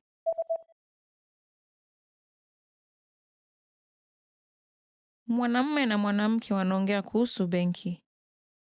Mwanamke atachagua benki gani? Nafikiria kufungua akaunti mpya ya benki kwa vile nitaanza kibarua. Unadhani ni benki gani nzuri? Naam, itategemea ni nini unachotafuta. Kwa mfano, Benki A na benki B zina tawi nyingi na huduma za ATM. Kwa hivyo, unaweza ipata kuwa ya manufaa kwa kufanya huduma za pesa. Lakini benki A hunilipisha pesa kila wakati ninapotumia huduma ya ATM yao. Benki B inanikubalia kutumia huduma ya ATM yao bila malipo kwa siku, Jumatatu hadi Ijumaa. Naona, kuhusu ada ya ATM, benki C ni bure kila wakati, lakini haina ATM nyingi vile. Naona, lakini sipendi hasa jambo la wao kukosa kuwa na huduma za ATM. Hata hivyo, benki D ndilo bora zaidi kuhusu idadi za juu za riba. Wanafanya hivyo? Lakini ninapanga kutumia akaunti hii kwa pesa nitakayopata kwa kibarua tu, na sipangi kuweka pesa nyingi ndani yake. Kwa hivyo, ni vema uchague akaunti inayo huduma nyingi za ATM na iliyo na ada ya chini. Sawa, asante kwa maoni yako. Mwanamume na mwanamke wanapanga njia zao za kutalii. Ni kwa mpangilio gani watatembea jijini? Ni njia gani tutakaochukua kesho? Ningelipenda kwenda kwenye makumbusho Boma na Tazamo. Nataka kununua zawadi kadhaa njiani pia. Makumbusho iko wazi kuanzia saa 2 hadi saa 12. Boma liko wazi kuanzia saa 3 hadi saa 10. Kisha Tazamo linaonekana kuwa wazi kuanzia saa 3 asubuhi hadi saa 3 jioni. Boma lina tembezi la kuongozwa spesheli mara 2 kwa siku, kuanzia saa 6 na saa 8. Nataka kujiunga na mojawapo ya hizo. Nadhani unapaswa kuhifadhi hiyo tembezi mbeleni. Unaweza angalia hiyo kwenye mtandao? Ndiyo. Ala, linaloanza saa 6 limeshahifadhiwa. Je, itakuwa vyema kuhifadhi lile linaloanza saa 8? Hakika. Tunaweza ungana na hiyo baada ya chakula cha mchana. Kisha, unataka kwenda Waoi kwanza kwa makumbusho au kwa mtazamo? Ningelipenda kuona Tazamo la usiku. Je, ni vipi tukikaa kwenye Boma hadi saa 10 na kisha twende kwenye Tazamo baada ya kuchwa? Wazo bora. Sawa. Wacha tukule chakula cha mchana kwenye mgahawa ndani ya makumbusho. Kisha, tunaweza kwenda kununua zawadi kabla utembezi wa Boma haujaanza. Hakikisha inaonekana kama mpango kamili. Ni kwa mpangilio gani watatembea jijini?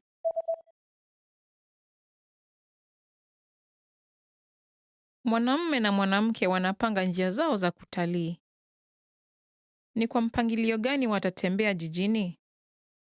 Ni njia gani tutakaochukua kesho? Ningelipenda kwenda kwenye makumbusho Boma na Tazamo. Nataka kununua zawadi kadhaa njiani pia. Makumbusho iko wazi kuanzia saa 2 hadi saa 12. Boma liko wazi kuanzia saa 3 hadi saa 10. Kisha Tazamo linaonekana kuwa wazi kuanzia saa 3 asubuhi hadi saa 3 jioni. Boma lina tembezi la kuongozwa spesheli mara 2 kwa siku, kuanzia saa 6 na saa 8. Nataka kujiunga na mojawapo ya hizo. Nadhani unapaswa kuhifadhi hiyo tembezi mbeleni. Unaweza angalia hiyo kwenye mtandao? Ndiyo. Ala, linaloanza saa 6 limeshahifadhiwa. Je, itakuwa vyema kuhifadhi lile linaloanza saa 8? Hakika. Tunaweza ungana na hiyo baada ya chakula cha mchana. Kisha, unataka kwenda Waoi kwanza kwa makumbusho au kwa mtazamo? Ningelipenda kuona Tazamo la usiku. Je, ni vipi tukikaa kwenye Boma hadi saa 10 na kisha twende kwenye tazamo baada ya kuchwa? Wazo bora. Sawa. Wacha tukule chakula cha mchana kwenye mgahawa ndani ya makumbusho. Kisha tunaweza kwenda kununua zawadi kabla utembezi wa boma haujaanza. Hakikisha inaonekana kama mpango kamili. Mwanamume anayefanyia kazi tawi la miundo anaongea na mwenzake kutoka timu ya R na D. Chagua furushi sahihi ya bidhaa. Tungelipenda uunde furushi ya bidhaa yetu mpya ya chokleti. Tunapanga kuzindua bidhaa ya aina 2. Moja ni chokleti tamu inayo 30% ya kokoa. Lingine lililo na ladha tamu na kali ikiwa na 80% ya kokoa. Naona. Kwa hivyo, tunataka herufi ya 30 na 80 zionekane. Ndiyo, labda tunaweza kuziweka katikati ya furushi au tumia rangi tofauti. Sawa. Kwa chokleti tamu, ni vipi ukitumia kata nyekundu na herufi nyeusi iliyoandikwa 30%? Na kwa zile tamu na kali, tunaweza kutumia kata nyeusi na herufi nyekundu inayosema 80%. Sawa. Au ni vipi kutumia herufi za dhahabu kwa zote mbili? Nadhani hiyo itaweza onyesha taswira na tanasa. Wazo bora. Nadhani pia tunaweza fremu herufi na nyeupe ili kuzifanya ziwe baini. Kuhusu muundo wa mpangilio, je, itakuwa bora kusema kokoa upande wa juu wa kushoto, kisha picha ya chokoleti katikati na 1% ya kokoa kwenye upande wa chini kulia? Ndiyo, na tafadhali tumia alama kubwa kwa 1%. Ningelipenda pia iandikwe kutumia alama tofauti na jina la bidhaa. Na hakikisha zimekozwa. Nimeelewa. Tutakutumia barua pepe furushi zenyewe zikiwa tayari. Unazihitaji lini? Ikiwezekana, unaweza zitengeneza kabla ya mwisho wa wiki hii. Kabla ya mwisho wa wiki hii. Sawa. Tutajaribu tuwezavyo. Chagua furushi sahihi ya bidhaa.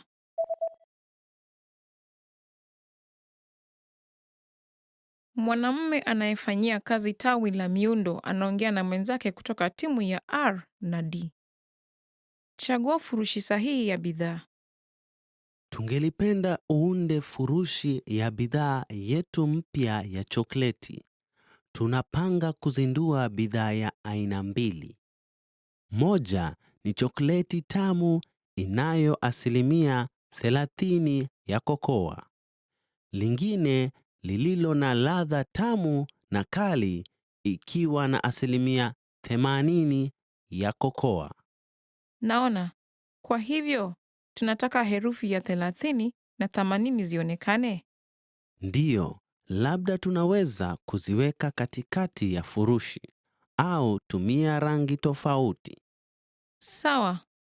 Kwa chokoleti tamu, ni vipi ukitumia kata nyekundu na herufi nyeusi iliyoandikwa 30%?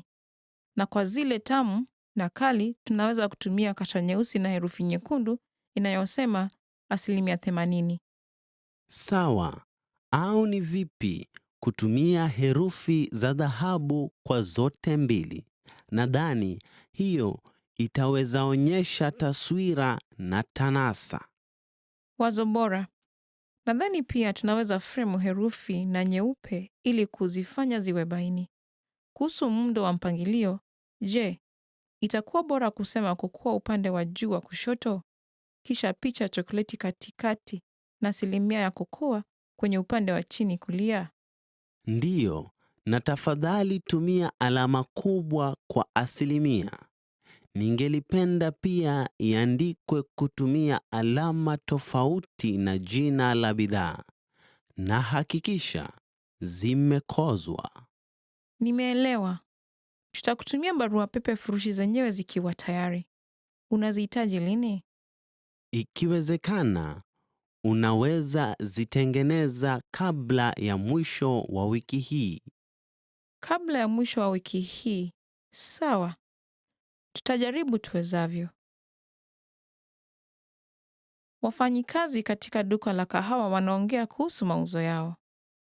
Chagua grafu wanayotazama. Tulikuwa na mauzo bora kutoka Disemba hadi Februari. Ndiyo. Vitu vilivyotolewa kwa viwango vya chini vilifanya vizuri sana. Lakini ninahofia kuwa bidhaa mpya iliyozinduliwa katika mwezi wa Machi haikuuza vizuri na kisha kukokota mauzo ya mwezi huo. Tulikuwa na mauzo ya polepole katika mwezi wa Oktoba na Machi. Kwa ujumla, mauzo yetu ilikuwa inapanda kwa utaratibu, lakini mauzo ya Oktoba ndiyo ilikuwa mauzo mbaya zaidi ya mwezi katika nusu ya pili ya mwaka. Unaona, tulikuwa na mshindani aliyefungua maduka ya kahawa katika ujirani huu katika mwezi wa Oktoba na wakawashawishi wateja wetu mbeleni. Ninafarijika kuona wateja wetu wakirudi. Ndiyo, data ya wateja wetu, ukitazama jinsia na umri, inaonyesha kuwa zaidi ya nusu ya wateja wetu ni wanawake katika miaka 20 na 30. Hii inamaanisha itatubidi tukuje na wazo mpya ya kampeni ya kuwawezesha wateja hawa kuendelea kukuja. Kando ya bidhaa vyetu vya kawaida vya kahawa, tunaweza jaribu kuuza vyakula kadhaa vya kando. Ndiyo, lakini 20% ya wateja wetu ni wanaume kati ya miaka 20 na 30. Kwa hivyo, tunahitaji kufikiria kuhusu huduma zinazowapendeza pia. Naona, kwa mfano, huduma bure ya Wi-Fi inaweza kuwa nzuri kwa wanabiashara. Naona, wacha tufikirie kulihusu. Chagua grafu wanayotazama.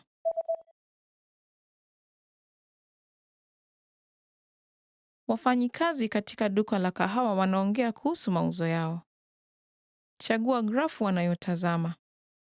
Tulikuwa na mauzo bora kutoka Disemba hadi Februari. Ndiyo. Vitu vilivyotolewa kwa viwango vya chini vilifanya vizuri sana. Lakini ninahofia kuwa bidhaa mpya iliyozinduliwa katika mwezi wa Machi haikuuza vizuri na kisha kukokota mauzo ya mwezi huo. Tulikuwa na mauzo ya polepole katika mwezi wa Oktoba na Machi. Kwa ujumla, mauzo yetu ilikuwa inapanda kwa utaratibu, lakini mauzo ya Oktoba ndiyo ilikuwa mauzo mbaya zaidi ya mwezi katika nusu ya pili ya mwaka. Unaona, tulikuwa na mshindani aliyefungua maduka ya kahawa katika ujirani huu katika mwezi wa Oktoba na wakawashawishi wateja wetu mbeleni. Ninafarijika kuona wateja wetu wakirudi. Ndiyo, data ya wateja wetu, ukitazama jinsia na umri, inaonyesha kuwa zaidi ya nusu ya wateja wetu ni wanawake katika miaka 20 na 30. Hii inamaanisha itatubidi tukuje na wazo mpya ya kampeni ya kuwawezesha wateja hawa kuendelea kukuja. Kando ya bidhaa vyetu vya kawaida vya kahawa, tunaweza jaribu kuuza vyakula kadhaa vya kando. Ndiyo, lakini 20% ya wateja wetu ni wanaume kati ya miaka 20 na 30. Kwa hivyo, tunahitaji kufikiria kuhusu huduma zinazowapendeza pia. Naona, kwa mfano, huduma bure ya Wi-Fi inaweza kuwa nzuri kwa wanabiashara. Naona, wacha tufikirie kulihusu. Mwanamume analalamika kuhusu bidhaa alizonunua kwenye mtandao. Anaenda kubadilisha nini? Ndiyo, hii ni laini ya huduma ya wateja. Samahani, nimepokea hivi sasa nunuzo zangu, lakini hii siyo niliyoagiza. Tuwie radhi. Nini hasa ndiyo shida? Niliagiza jaketi ya vifunguo 3. Hii ina vifunguo 2 pekee. Naona, hiyo pengine ni modeli isiyo sawa. Tunaomba msamaha sana kuihusu. Tutabadilisha hiyo mara moja. Kwa hivyo, unaweza kuturudishia kutumia huduma za hamali? Ndiyo, pia hili shati ni tofauti na lile nililoona kwenye tovuti yenu. Hii siyo nililotarajia, kwa hivyo ningelipenda kulirudisha. Nini ni tofauti? Nilidhani ni tishati bila kola, lakini limetokea kuwa shati la shingo ndefu na kola. Naona, umeshakata kibandiko? Ndiyo, nishakikata, lakini hili siyo kwa hakika linavyofanana kwa picha. Bado waweza kukirudisha? Bwana, tuna shati hizi kwa aina zilizo na kola na ambazo hazina kola. Data yetu inaonyesha kuwa umechagua lililo nalo. Kweli, basi inaonekana nilibonyeza bidhaa nisiyotaka.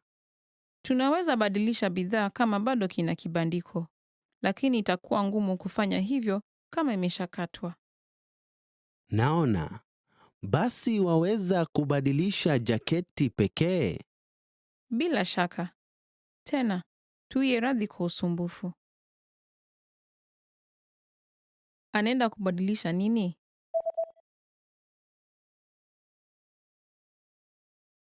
Mwanamume analalamika kuhusu bidhaa alizonunua kwenye mtandao.